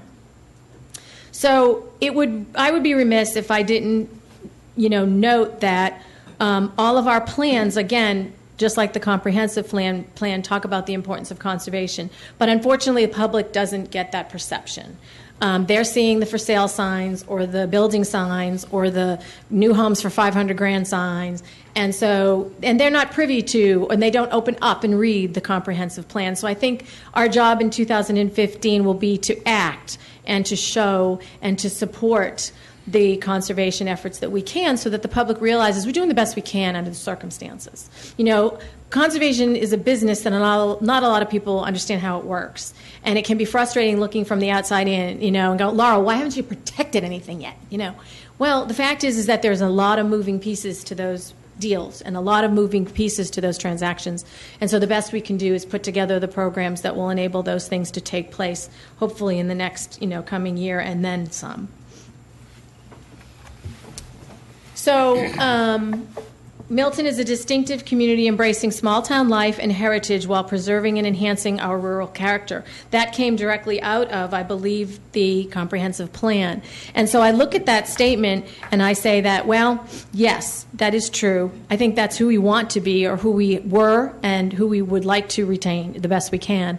And so I think that I tell a lot of the land trusts that I work with in conservation about putting your mission up on the wall and hang it up and look at it every day so that every potential land transaction that you have to vote on or you have to think about, you ask yourself, does it meet my mission? So I think maybe we need to do that too as a city and look at the mission. One of the missions, besides prosperity and growth and allowing the city to just bubble and be wonderful in so many ways, is also that preservation of character. And so maybe we ought to put this little mission up there for us, too, and remember that when we're making different decisions, the impact that those decisions can have on what's left for the land that is available. So I apologize if I seem to rush. I didn't mean to rush, but I think maybe we're in a way that's okay. But I'm open to any questions and concerns, and I'm here for you, so. Start. Matt? Joe? Laurel, early on in your presentation, you Chris, talked do we have about public some of the comment? initiatives that are Public ongoing comment? at this point in time. And one of them that you listed was, I think it had to do with communication or messaging in terms of potential landowners or something like that. It sounded a lot like an education concept. So what I was wondering is what kind of work have we done to communicate and educate our citizens on this? Do you have prepared materials that you deliver? Is this really a one-on-one kind of a education or messaging opportunity, or what exactly is going on there? We talked about this, I think, in November, Councilman Longoria, and we talked about the fact that probably going forward we need to enhance any kind of communications. Right now it's been one-on-one. It's been written materials that I've put together that, because I have all this conservation stuff, and I've put together pamphlets and things that was general information. And then, of course, I've worked to meet with people one-on-one to really engender trust and to talk with them about the different incentives that are available to them. So far that's meeting the needs of, or meeting those people that are already conservation minded, because they've either come to me or I've found out who they are and gone to them. So now the next step would be developing, written brochures or something, which would be rather easy to do since we don't have to reinvent the wheel. We just have to put the logo on it, really. Is then doing that, and that's why I brought up. Yeah, that's great. It's really getting late. Brought up the TDR. If we do choose to establish a specific sending site, there's the perfect opportunity to develop an informational pamphlet earmarked for those individuals that own that land, and say, we're putting together this program. Would you like to be part of it? This is the benefits that you might enjoy. Let me know. We'll come and talk about it. But that would be a nice written pamphlet in order to garner their interest and to see. The last thing we want to do is give the impression that we're taking anything or that we're forcing anything. The issue is, yes, we may have established a sending site because we'd love to preserve this stretch of road, but we're not going to force you into it. We'd like to know how interested you might be. And then, of course, have B and C in line in case that fails. Can I jump in here? Excuse me, Council. I know we've got a couple public comments, so would you guys want to listen to public comments and then we'll ask questions? Yeah. All right, Chris, and sorry, Laurel, if you don't mind, let's put them in that way we can possibly respond to their comments. One of them is from Jack Linden, and I'll ask him to maybe start making his way to the microphone. And while he's doing that, the second came in, and it came in to Sudi in the form of an email that she was going to read into the record tonight, and she's obviously not here, so I've got it. If you'd allow me to read that comment into the record tonight. It comes from Kathy Johnson, who is a Milton resident. It says, Dear Mayor, Council, and staff, my name is Kathy Johnson, and I reside with my husband and 2 young sons at 385 Taylor Glen Drive in Milton. You may know that I am on the board of Milton Groves Green and have been an active volunteer for MGG for 6 years. I'm also an attorney with an interest in environmental issues. Currently, I am serving as a volunteer in the city's Community Development Committee, looking at impact fees, which I am promoting being used as a tool to help fund the purchase of conservation land or easements in Milton. I just want to say thank you for continuing to move forward with the conservation movement. This has been and will continue to be a journey, and will need ongoing support in terms of educating staff, council, and the community on various options for landowners to preserve their land from the rampant development that is now occurring. Thank you for hiring Laurel, our conservation consultant, to put these somewhat complicated yet critical connections together with a small window in which to try and preserve the rural viewshed and character of the city. The council and staff are willing to tackle the challenge. This is our city, and I believe that most, if not all, of our residents desire to keep as much land as possible preserved in the natural rural character that attracted many of us here in the first place. I urge you to continue your commitment to conservation and preservation. Thank you so much. And that was the extent of that comment. And the other public comment is from Jack Linden. Okay. Thanks, Chris. Hi, I'm Jack Linden at 14810 East Bluff Road here in Milton. And I second what Kathy said in her email to Chris. Despite the late hour, I continue to be excited about what's going on here in Milton with the conservation efforts. For me, well, I've been here in Milton since '94, and I've been associated with the city almost from the start. We began our work with the Milton Mills Green organization back in '07, and I have been really pleased with the way we have begun to involve the citizens in the various programs that are going on. Started back with the TDR program. I guess this was 3 or maybe 4 years ago now, lose track. But we were asked, the MGG folks were asked to become part of the committee that was considering TDRs and the form-based codes for Crabapple and Deerfield. And that was a good start. And since that time, now we have a member of MGG that's on the impact fee committee. So it's really encouraging to see the city staff involving people like us who are interested in these things, and I like to think have some expertise in these areas in the discussions that occur, not just the public meetings, but sort of the behind-the-scenes discussions with the committees and that sort of thing. More recently, we had Professor Daniels here last year, who put together a green print for the city. And after that, we had Randall Art come in, begins talking about conservation subdivisions. He's the national expert on conservation subdivisions, written about 6 or 7 books on the subject, and it was really great to have him here. That was a terrific advancement in this whole cause, I thought. And now we have, and I forget their name, the current consultants who are actually affiliated with Randall, who are working on the conservation subdivision ordinance proposal. And the main point I want to make is that I'm hoping that we can continue to involve people, citizens, in these sorts of discussions. I'm not sure exactly what's going on now with the current conservation subdivision proposal. I was at the meeting that they had, the public meeting that they had, made some comments there. I haven't heard anything about it. I have heard that they've run into a bit of a roadblock, or not a roadblock, but they've been delayed because some of the issues dealing with septic systems have become pretty thorny issues. So smelly issues. Right. So I'm just hoping that we can involve more people like we have now in the Impact Fee Committee in those sorts of discussions.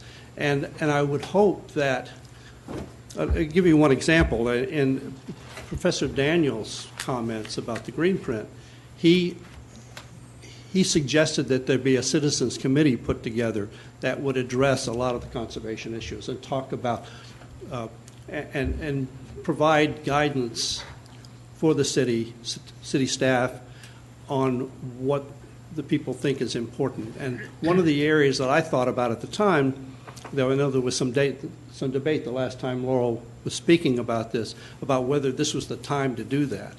And I think that that's the sort of committee that could put together the sort of thing that you were talking about, Laurel, which was this idea of identifying areas that are particularly valuable, not only from a conservation standpoint, what constitutes good, important conservation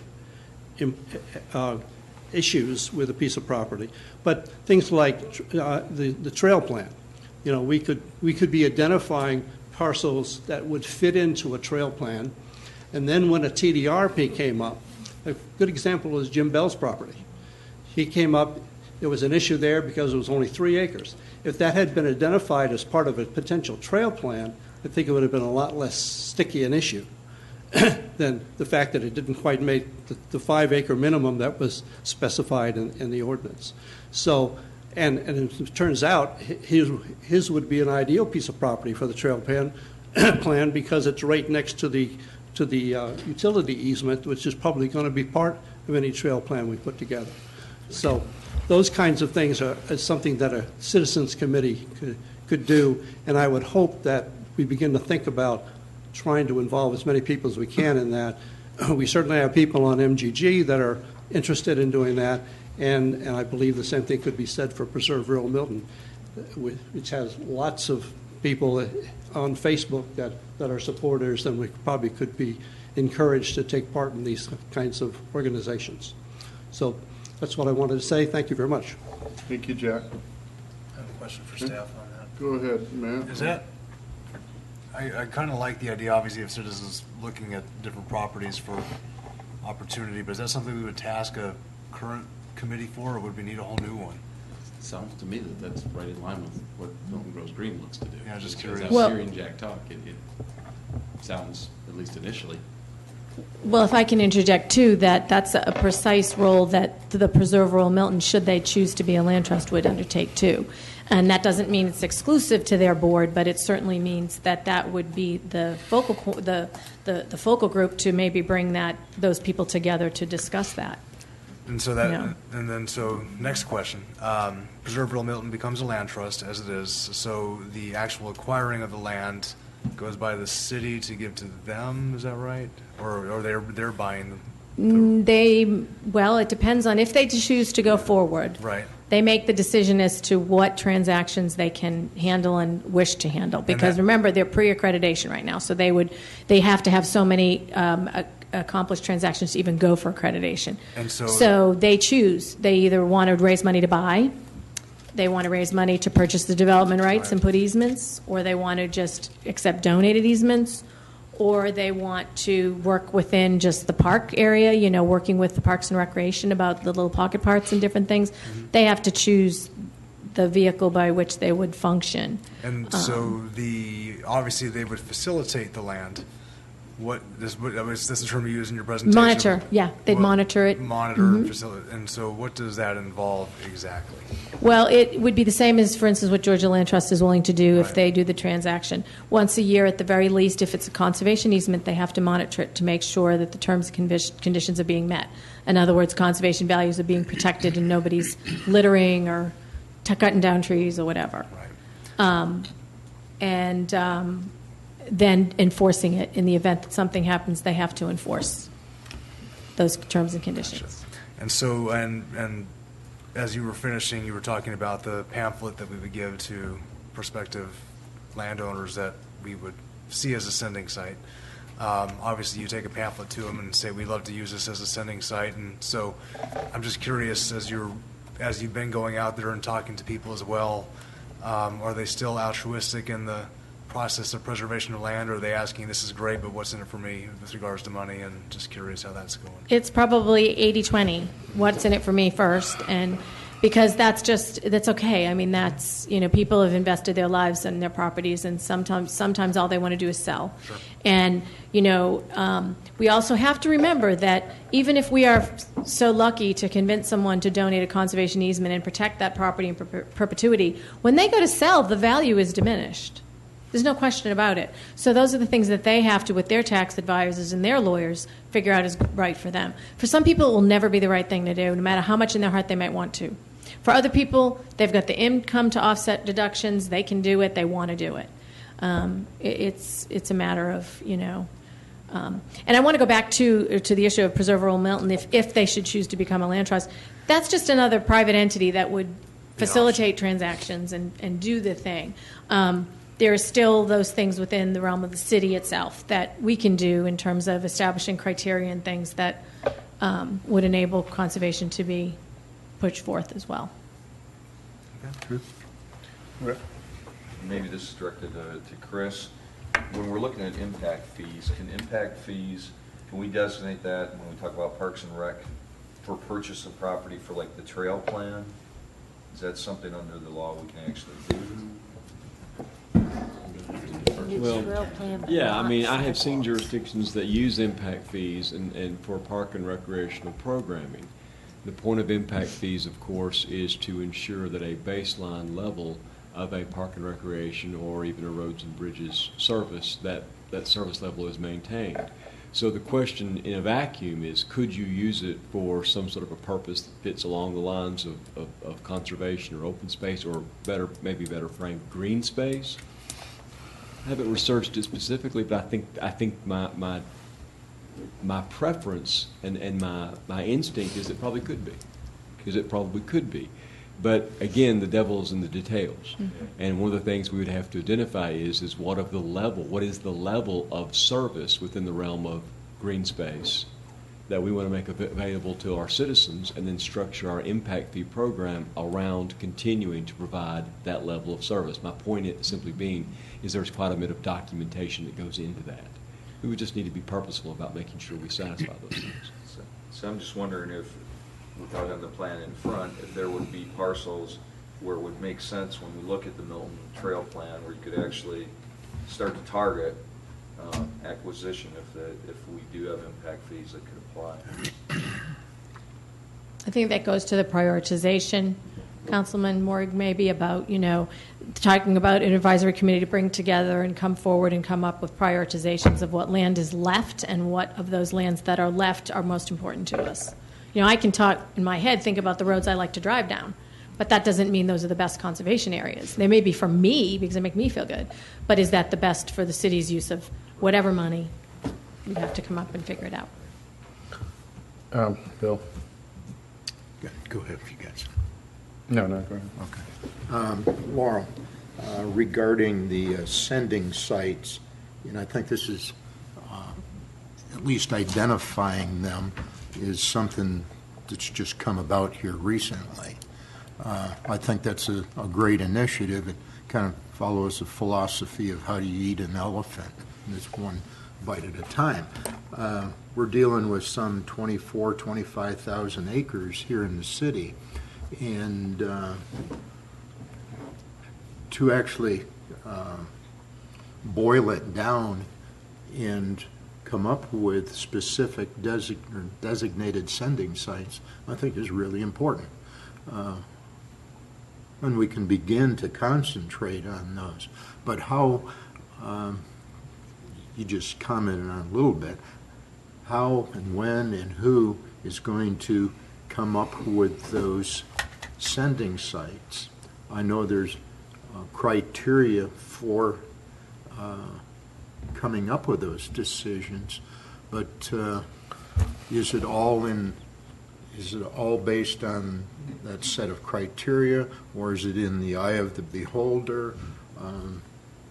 How would you address that? Ideally, I think we have to look at the IRS code that guides us in terms of defining conservation value, and then from there apply it to, the city of Milton, and what is it that we want to protect, the rural open space view shed, if you will, that exists.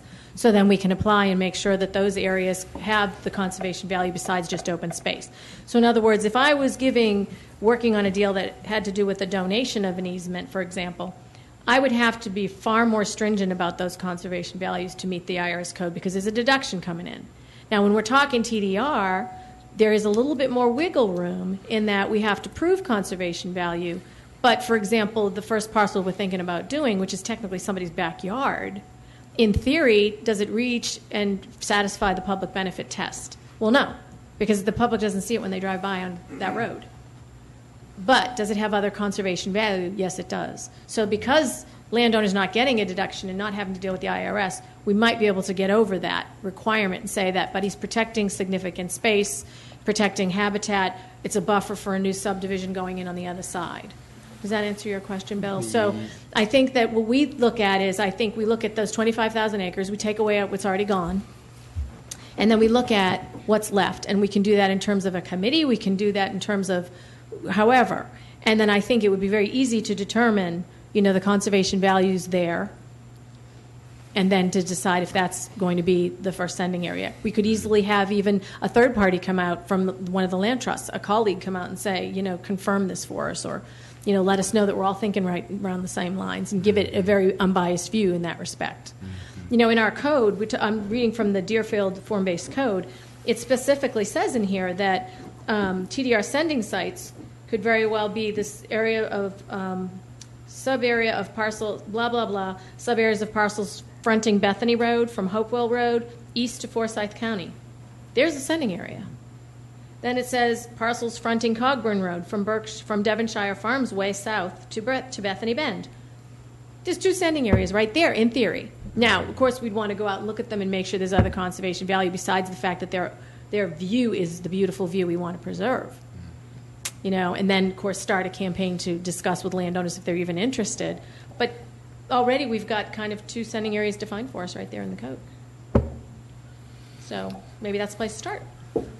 One thing that comes to mind, I guess, is in identifying some of these areas, as long as it doesn't constitute a taking, can we, through conditions of permitting or use,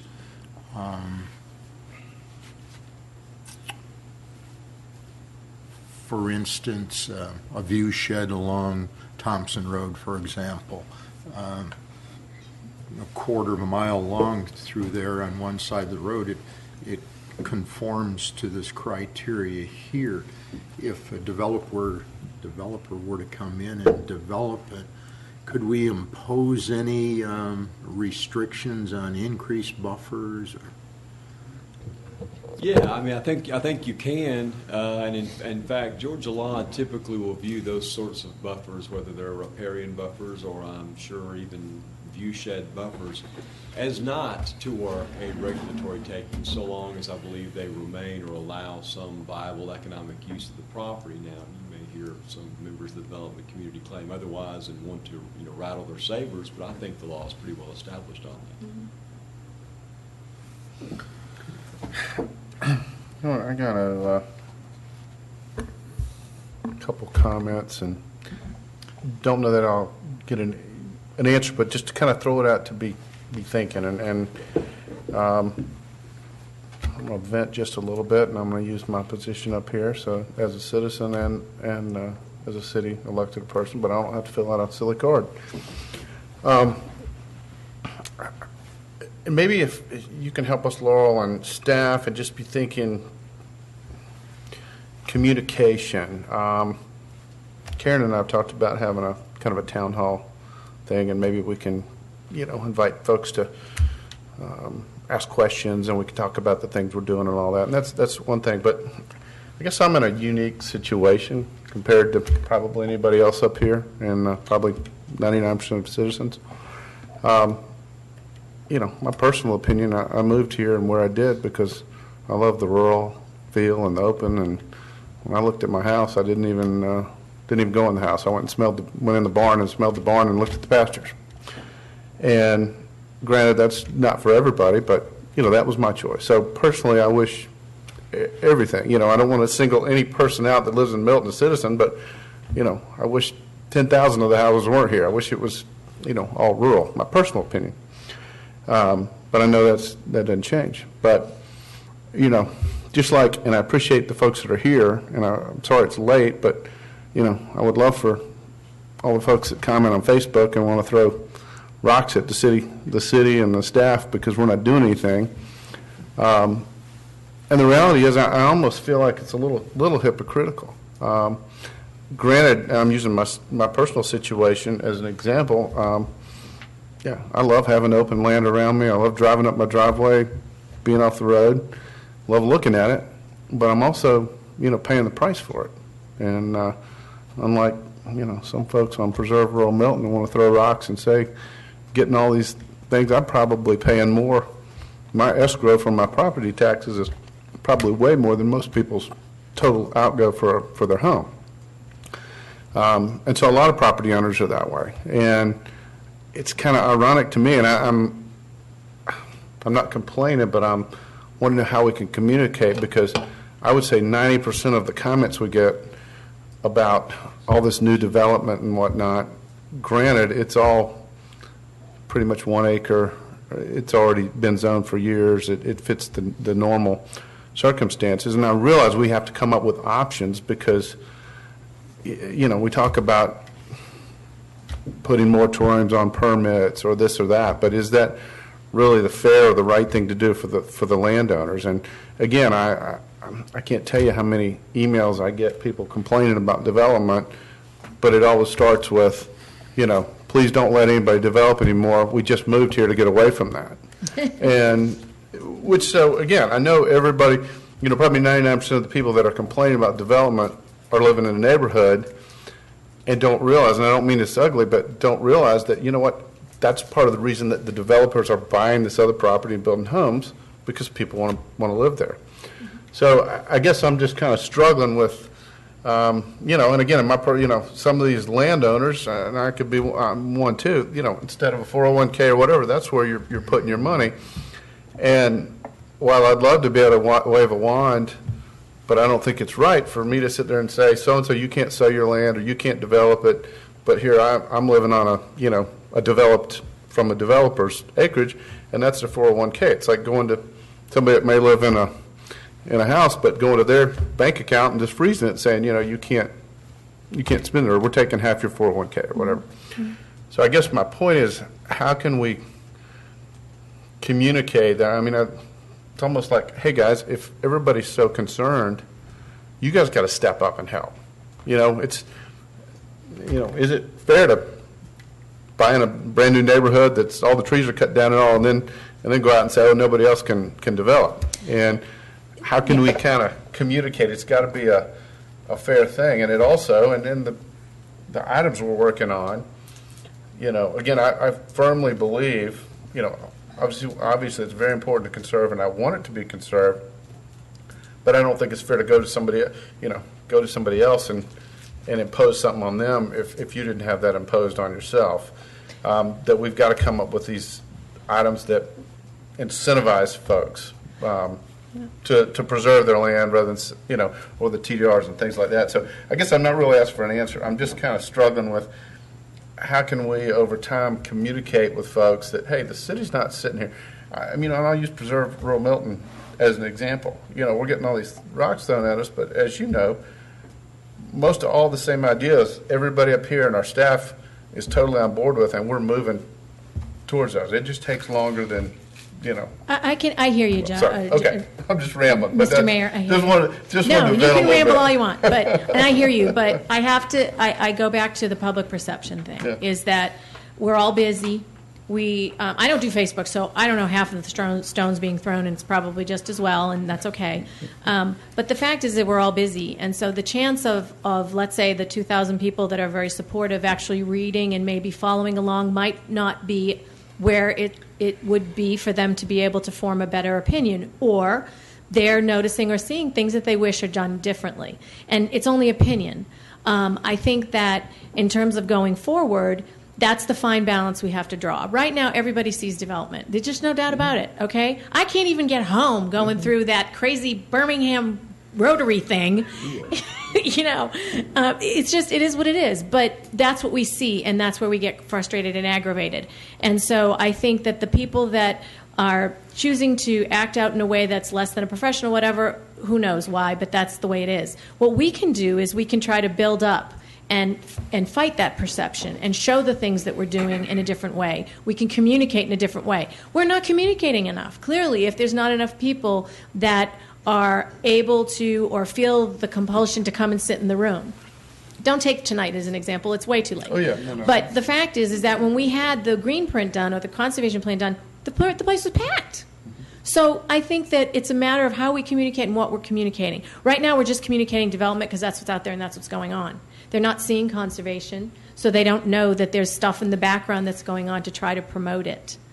And and I appreciate that, and that's to my point right there. I think, and maybe you can help us, our staff, council, everybody, help get the message out, that we are working on this, with professionals, with volunteers, with citizens group, with Milton Grows Green. I guess I'm saying this to all of us. We need to kind of try to work on getting that word out more, so that, because people do, they see a new subdivision going up, and and again, 90% of it never comes to us because it's previously, it's AG1 land that someone has the right to build 1 home per acre on. Well, I'm So- going to go out on the limb and say something here, and maybe it's my Italian, but here it comes. It has been a challenge to provide professional input at times during the process of developing certain programs. And so ideally it would be great to maybe rethink how we team. I think that there's great potential in that there's a lot of voices, there's a lot of knowledge, there's a lot of really great stuff going on, but there still seems to be compartmentalization going on. And so I think it would be ideal, like I suggested, making sure there's an input on the conservation subdivisions because those conservation values are going to matter later. You've got some MGG folks on the impact fee committees. That's awesome. And then there needs to be things maybe internally, too, that would allow for a little bit more collaboration to go on. And those are the things that get out to the public, too.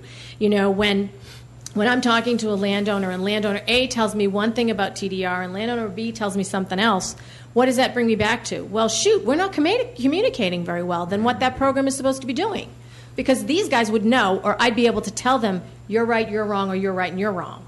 So I think that if we really sort of do a self-assessment and look at some of the struggles we've had in the last few months and try to maybe team up and clarify some ambiguities and, kind of just gel and just do things a little differently, we might be able to provide the impression that there is a lot of really good stuff going on. And so be patient. It's going to happen. These deals don't happen overnight. Okay. Karen?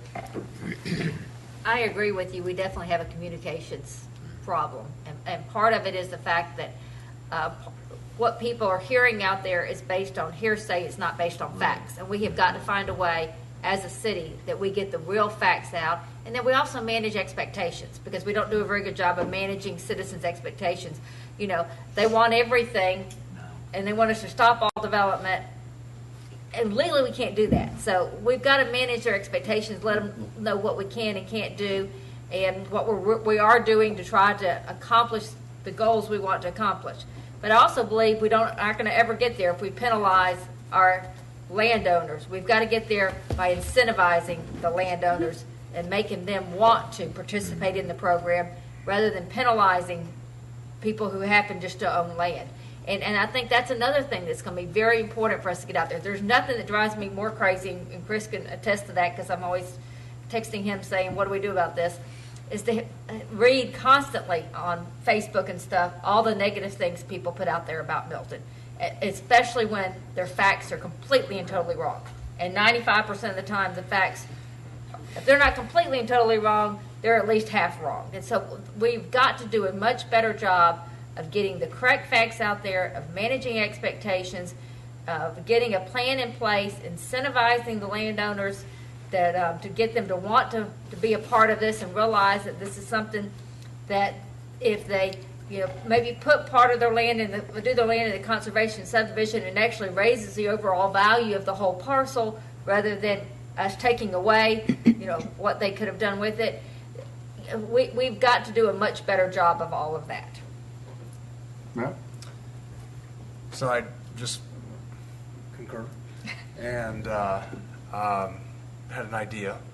I don't know if the council wants to give direction on it or not, but obviously we've done a great job with the Bell Memorial Park videos of the progress that we have on that. And, I would love to task our communications director with creating videos with regards to our progress on conservation subdivisions or the conservation process. I think the community needs to see what we're doing, and we should have updates on that process over time. If we can take a drone and fly it over Bell Memorial Park on a regular basis, see what it is, we can also do that over land that we think has a potential of being conserved. Obviously, the attorney would have to tell us whether or not someone's property that's private can be used for that purpose, but I'll leave that up to the expert. But I think that with what we have from a communications director doing what he's doing, we need to communicate this more regularly, and I would like to see the council offer direction to staff to do a regular update on our conservation initiative of videos that we can put on the website on a regular basis. Just a thought. Okay. Anybody else? Yeah. Bill? I concur with what Karen had to say. I've been somewhat disappointed on our lack of comprehensive effort to bring all of these issues together: TDRs, conservation, subdivision, impact fees, and everything else that goes along with it. It seems to me we need a commanding officer taking charge of this whole thing to bring it together. The TDR policy, I haven't seen anything, unless I've been sleeping, and I've done that a couple times. And for goodness sakes, I think we've been working on that for a year and a half. I think it was a year and a half ago, Kathy and I went down to Monroe, Georgia to promote TDRs. And I don't see where we have a firm policy together on that yet. And I don't know how we're going to make any of this stuff work if we don't firm up these policies. I totally hear you, and I know that we do have a working document, Councilman Lust. There is a working document, and it's a matter of probably pulling that out again. And I got to say this too, is that, I talked about when I was, doing some self-examination over the last couple of months as to, my role and whatever. I thought that my role would be in a position that would engage and guide. And I don't feel that that's really been taken place. Maybe that was my overstretched expectation / desire, whatever it was. But because I agree, I think that there needs to be, and I think we talked about this almost a year ago, is sort of this umbrella of conservation, and under that falls the TDR and this and that and the other thing. Well, they're all tools in our and toolbox. they're all tools in the toolbox, right. and it needs a direction. And so I guess I always thought that was what an expectation of my role would have been, and one I also put on myself, but I haven't seen that come to fruition. So I don't know if that was I'm not thinking right, or maybe that's something we could do. I don't know. It's not about... It's about the focus. Everybody's busy with so many things, but it seems that it's almost like you need a conservation department, and there isn't one yet. It all seems fragmented, or it's not a consolidated effort from what I see, anyways. Well, let me... We've got issues...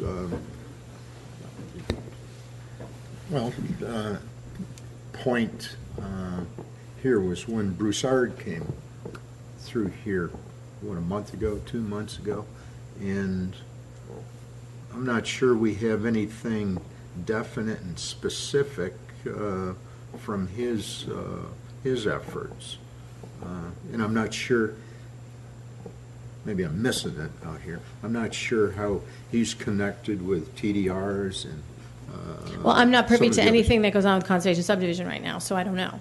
Okay. But I would think that that's a separate spoke in our wheel than the TDRs, although they all fall under the same umbrella. It's just another tool that can be used. Remember my old little wagon wheel, when I used to do some writing for the website that not many people, I guess, read, but one of the spokes of the wheel was the conservation subdivision and the TDRs, and so all those things coming out from the middle being conservation as a whole. Mm-hmm. So, they are related, but they're not interrelated, but they're related to the big picture. Well, sure. I'll take the lead or the hit on the commander in charge of communicating this. My comments about that were to kind of get everybody thinking, to kind of give me information and that we can get out. And again, it's up to us and me to push that out to get it out, get our give direction to our staff to do that. Laurel, to your point, if you think there's more you need to be doing or more of a, I'm sure we can all give direction to our staff or Chris to work with you to figure that out. And if you've got to come back to us and it's going to cost more money or more time or whatever, I'm sure we're all open to that. if we think that's what it's going to take to get this thing moving. I would just love to be able to make more of an impact. I'd love to see that. So I guess I can speak for everybody that we'd certainly be willing to look at something that a plan moving forward that you guys want to present to us to move in that direction. Coordinated Mr. Mayor, effort, I it- think is that's certainly a fair direction to give. To some degree, though, I do want to react and at least respond to the comment that, at this point we have a professional services contract that has a cost cap at $30,000 for a consultant that charges $150 an hour. And that's very different than a city staff member who might reside in the community development department who's here being paid a salary to perform certain functions for the city. So, to some degree, we're here because we've already burned through more than half of that available contract for this fiscal year, and we're not halfway through the fiscal year. So, do we rely upon the staff that is more frequently in the building? Absolutely. Do we rely upon the Don Broussards of life, who's the expert in conservation subdivision, to be the lead author of a conservation subdivision in coordination with specific stakeholder input? Absolutely. I mean, those are the things that we look to those experts to do. If the council is interested in more formalizing somebody that does conservation on a full-time basis or a much larger contract, I certainly am willing to accept and would appreciate that direction. But I can tell you that that's some of the reason why, same reason with the city attorney. If there's two people that can answer the question and one charges $150 an hour, billable every 6 minutes, and the other, I don't get that bill at the end of the month. To the extent I look to a professional to ask that question of, that's why I go certain places. And if that has caused people to feel as though they've been left out, then that's maybe a product of what happens when you manage that type of a contract to some degree. Yep, and that's good information there. That's anybody else have anything? Thank you so much Thank for going to this point. And again, to my whole point, when I was venting a little bit, I do think that conservation is very important, and I think it's very important to our citizens. It's very important to me. So We should talk about your front yard. yeah, maybe I love it when people say, "Oh, I love driving down your road and love looking at your property." It's like, well, here, throw $1 in every time you drive by, pay the taxes. So, Rick and then Bill. I guess kind of echo what we've been talking about here. The challenge is, here's the reality of what the perception is. I mean, I read the Facebook stuff, and I can tell you a lot of the comments that are out there are uninformed. They don't take into, I'm not being defensive, but they don't take into account the effort that we are playing. So I guess the challenge is, how do we leverage and do some education and get that information out there? Are we going to please everybody with what we put out there? No. Some people would want us to take property and say, you can't develop. That's not the law, and that's not, and like Karen said, and Joe, you said too, the challenge is, how do we incentivize? How do we take this toolbox we're developing, get it to the point where we have it developed, and then be able to start utilizing that and educate and try to move some of those efforts forward? Because we've talked, and I talked to some folks on Preserve Rural Milton right when they were forming. Matt and I did, and said the challenge is, you can't just come out and say, I'm going to take your property. Right.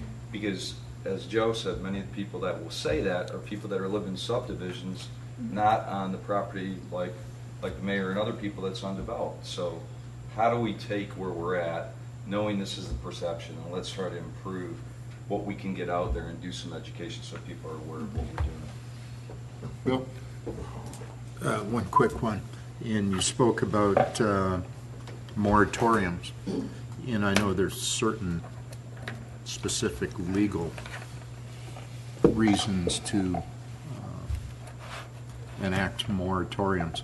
And I was involved in one about 10 years ago when I built another office over in Forsyth. And Fulton County and Forsyth had a moratorium on sewer taps until they expanded Big Creek treatment plant. And you gave, I think, 7 different examples of other jurisdictions that have enacted those moratoriums. I'd like to do a little more research in that to see if in fact it's feasible for us to do something like that. Oh, yeah, it would require definite research. I'm sure of it, because I'm sure Ken has more to probably say to that, too. Councilor Lusk, I'll tell you, it's interesting that you raised that and that Laurel raised that as well. Actually, another jurisdiction I work in is actually considering tomorrow a moratorium on building permits. And I've actually written a paper on it, and not to go there, but just to say that we weren't really able to find any example of a permit moratorium in Georgia. Now, certainly there are zoning moratoriums, but they're very different animals. A zoning moratorium versus a permit moratorium. Candidly, one of the things you can expect on a permit moratorium is you can expect a challenge on a permit moratorium, much more so than a zoning moratorium, because really by the time you get into permitting, a lot of times the investment into the property is realized at that point, and so the individual building permits are sort of the way you then derive, candidly, a lot of times your payback, because that's in fact leading to the sales of the homes, the residences. Nonetheless, my guidance is going to be that I believe a building permit moratorium is likely lawful. I believe a couple of factors have to play into it. Number one is it has to be of limited duration. Number two, it has to be supported by a reasonable and realistic justification. What is the reason for it? In other words, it can't just be because we're getting a lot of citizen pressure that build out is too much. It has to be based upon a compelling interest. For instance, in one jurisdiction I've got, the issue is infrastructure. Are we behind on literally being able to meet up with the demand for roads or schools or water, or, as you pointed out, maybe in another context, sewer? And so the point simply being is that is another factor to consider. And then on top of that is that if that is in fact a legitimate consideration, how many permits is enough? In other words, now I need to take whatever my negative is, whatever I don't have enough of, and I need to link it to then what is the rate, the nexus between what's missing and how many permits we can actually issue in a year. And then I need to provide some criteria as to when it ends. When are we caught up? All of those factoring into the fact that I'm going to get a challenge by the Greater Atlanta Home Builders Association or somebody else. I don't know who it would be, but you understand that's who it would be.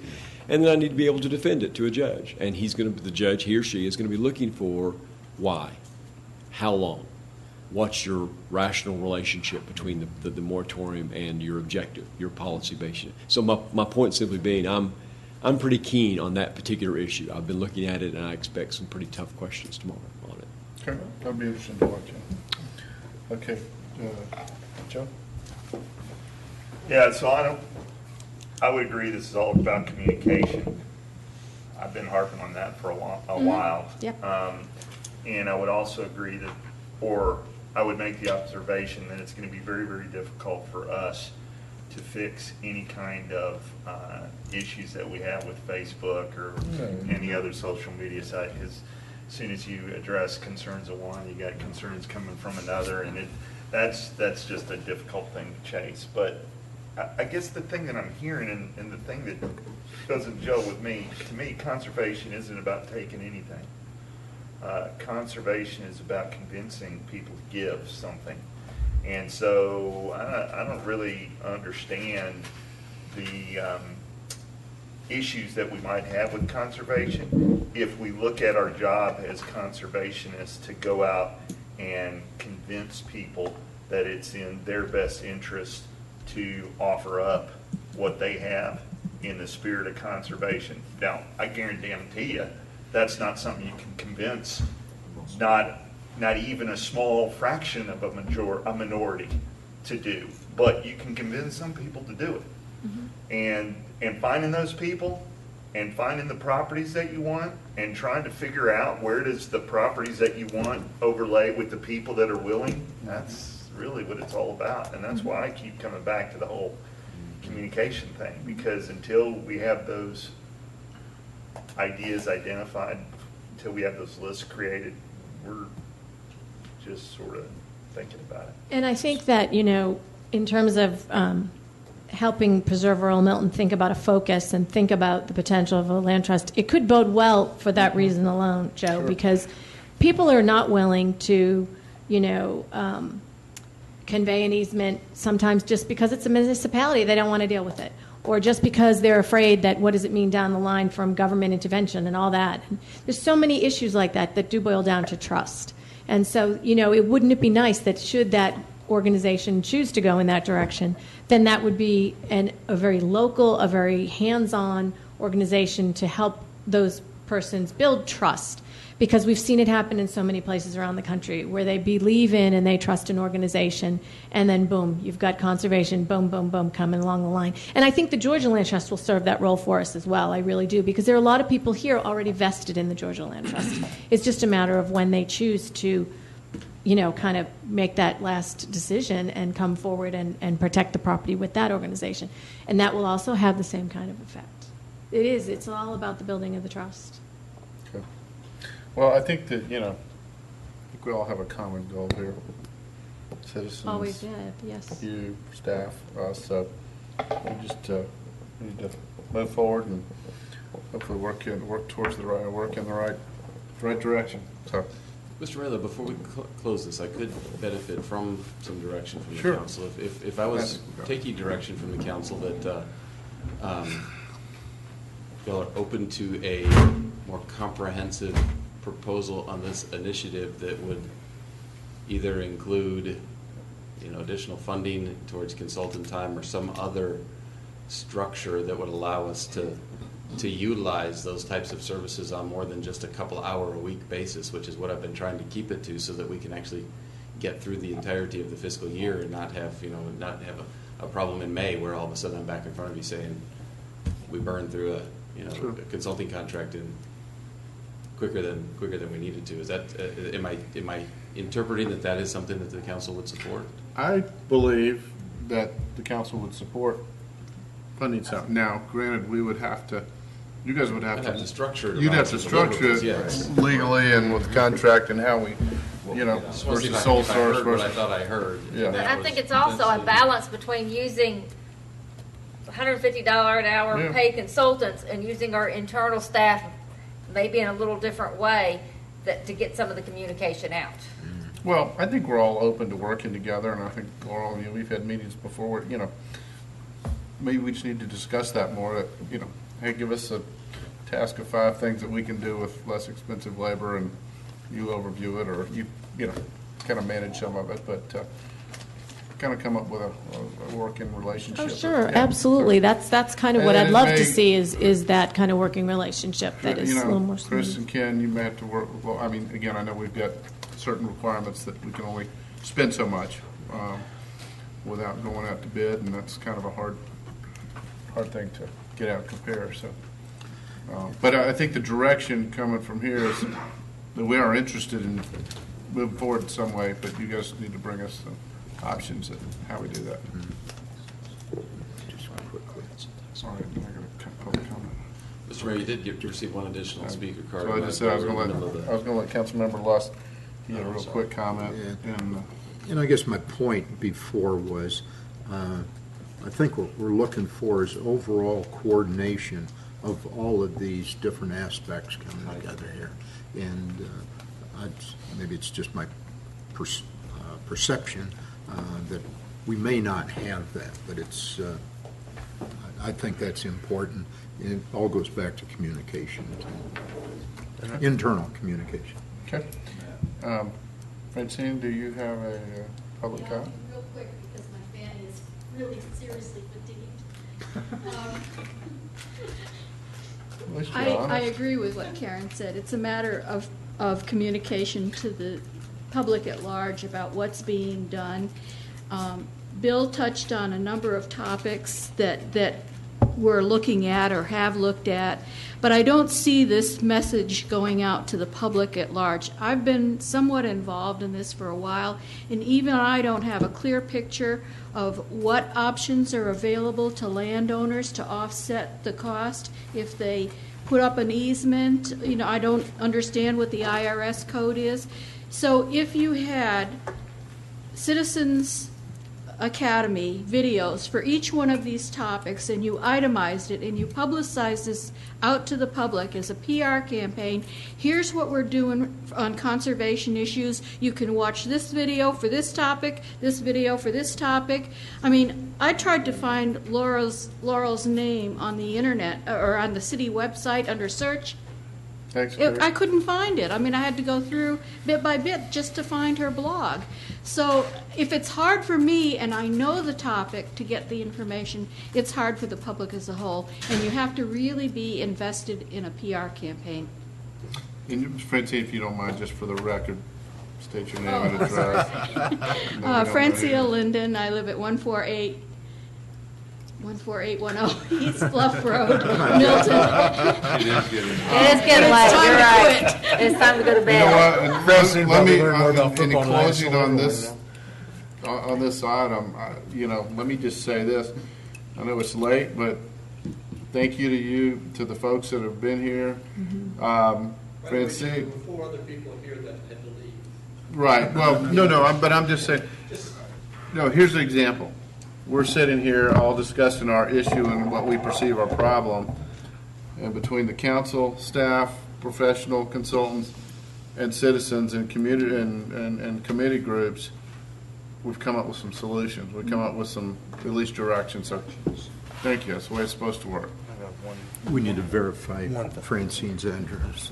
All right, Matt. One more thing. And just one thought too. I mean, on Bill's comment also, I kind of would like to see a. I mean, I don't think we need to hire additional staff, but maybe a conservation org chart, between staff and Laurel and how it all kind of works in that regard. More of a functional based org. Yeah, just to kind of see it too. 'Cause I think I've got some confusion on that too. Just make sure we have it. That'd be great. Great. All right. Thank you. Thank you very much, everybody. All right, Appreciate it. Stacy, this next item, how long do you think it would take? Do you want to? Are we going to? Based on heft, it was the heaviest thing in our whole package. The question is, are we going to consume or are we just going to talk about it? Don't ask me that right Maybe now. more fun to talk about if we were consuming. 45 pages. All right, go ahead. Should I be offended that there's not any public left to listen to this riveting discussion on? I did get resident discussions on this calling me today though, so. Did you really? I did. Okay. Okay, so none of the content has really changed since I brought this forth to you back in December. And I can briefly go over some of the things that we discussed back in December to kind of refresh your memories. There are a few things I need to get some guidance on from you. So how would you like Why don't you just, the specific items you need guidance on, and then if somebody has a question, they can. Okay. On publicly owned facilities, the attorney that was working with me on this, Elizabeth Whitworth, she did a fantastic job about going through the whole ordinance and correcting some of the issues that she saw. But in the publicly owned facilities, which is on page 33, if you really want to follow along, it discusses allowing you as the council to decide whether or not somebody would like to rent a park or our historic structure, and us allowed to serve alcohol within those facilities. Is this something that you would like to do, or would you like staff to handle this? Get a park. So it comes with. So if a corporation wants to rent out our park and for a corporate event, do you want, as the council, to decide whether or not place the parameters on them, how long they're going to have the event, the hours that they can have the event? No. You don't want any of that stuff? No. Okay. I think that goes to what's. I would agree. Okay. As long, and I think we're all open enough to, give you direction to the reasonable, I don't think we're making a statement, no, and curtail it, or, have it wide open, but a reasonable use and a reasonable function with that. We trust you. To staff. Okay. Okay, the other item, I went through and I listened to what we presented and some of the discussions that we had from the December meeting. And I know that there were some questions about special event facilities and how other cities handle them, because particularly Karen Thurman asked about questioning Roswell and how they handled their special event facilities. I honestly did not get a clear answer, because what she said was that they have to tighten down their ordinance and make it clarify who needs a special event facility license. So the way our ordinance is currently written is that a special event facility itself would have the alcohol beverage license, and then they could get caterers to come in and serve the alcohol. That is the model that I had from Roswell. It was also what Dunwoody put in their ordinance.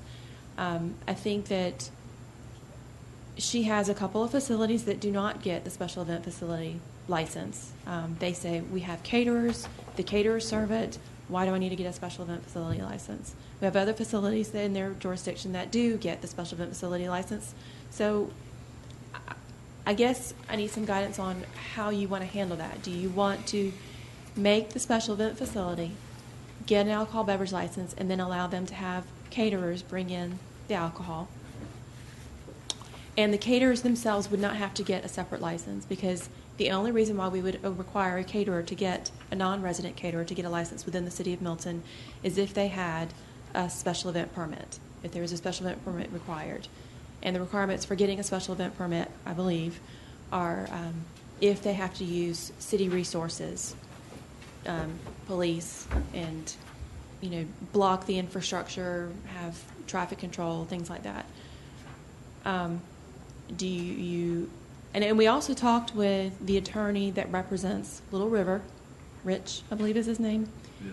And he said that he did some research and he couldn't find where any caterers would have to come in and pay for each catering event that they have. Of course, we weren't going to require that anyway.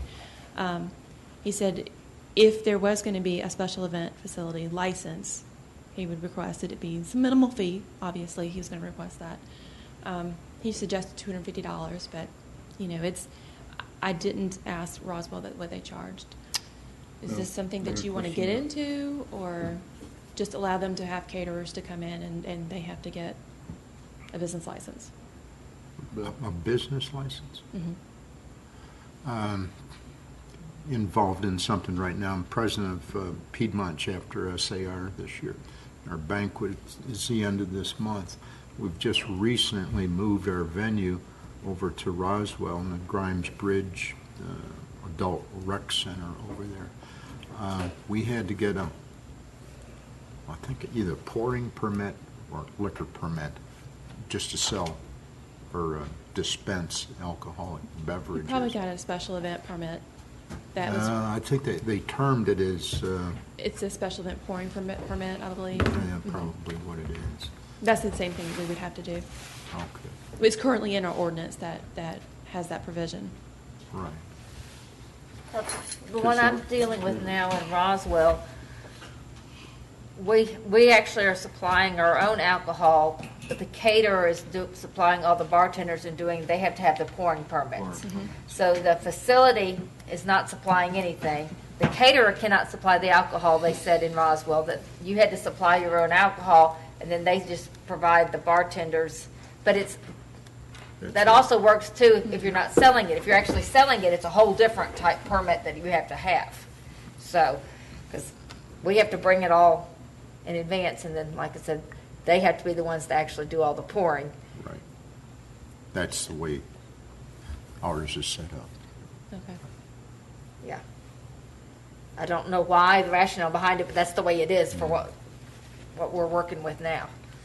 Seems to work. Yeah. I think for us, the way our ordinance is currently written, and also what we're proposing in the new revisions, is that if it is associated with a nonprofit organization, they do not have to get pouring permits if they're going to serve alcohol. If it is a currently licensed consumption on premises, this is in the revisions, and they want to have a special event, then they have to use. They can do so without having to be tied to a charitable organization, but obviously they would use their pourers, their licensed pourers in that event. And the pourers would have to be licensed in the city? Yes. Yeah. You're saying using the licensed organization as a caterer or at their facility? At the facility, Okay. but there are also some provisions in there that talk about the alcohol beverage caterers for residential, currently licensed consumption on premises, that they can get a caterer permit and serve within the city. How would that work with like Little River or Yellow Farm? That's what we're discussing, is we can charge the special event facility itself and not worry about getting the caterers to come in, and because we wouldn't allow that anyway, because they wouldn't have to get a special event permit. Or just not have that provision in there at all and allow the caterers to do what they would normally do in their normal course of business. I'm more in favor of trying to charge or regulate the people that are initiating the want of the use of the alcohol. Does that make sense? Can you repeat? I'm sorry. I'm more thinking about in line of how do we issue a permit to the people that are in want of using the alcohol. So not necessarily the caterers, not necessarily the poorer, but the people that are using the facility. To me, makes the most sense. It's just my train of thought. I don't know much sure Yeah, the but caterers those will be people aren't going to charging know how to Yeah. go about doing it. So that's why you've got to do it with the caterers or the facility, because those are the ones that are going to be familiar doing it week in and week out. But does the permit have to go to those people? Can't it just go to people that want to use it? That's what. Those people aren't going to have any idea what to do with it, though. I mean, it's going to have to go to the actual facility or to the caterer, one of the two. And the facility is kind of my train of thought. But anyway. With the caterers, each of the bartenders, don't they have to have a pour? They'll have to have a pour permit, I'm sure, For that. wherever they are. And I'm sure, and I believe, just forgive me, I'm very tired and Yeah. running on no dinner, but I'm trying to think of whether or not we can require them to have licensed caterers only for alcoholic beverage licenses, but I don't even know if we can regulate that type of business. Do we want to, can you just continue this at another? I am perfectly fine with that. As long as we promise to put it first on the agenda. Well, either that or we can even, this just works out, even if we put it, reports and presentations and get some That's fine. feedback to you on that if I you can want. do it in March at the work session there or Okay. whatever. All right. You guys, all right, then that'll conclude tonight's meeting.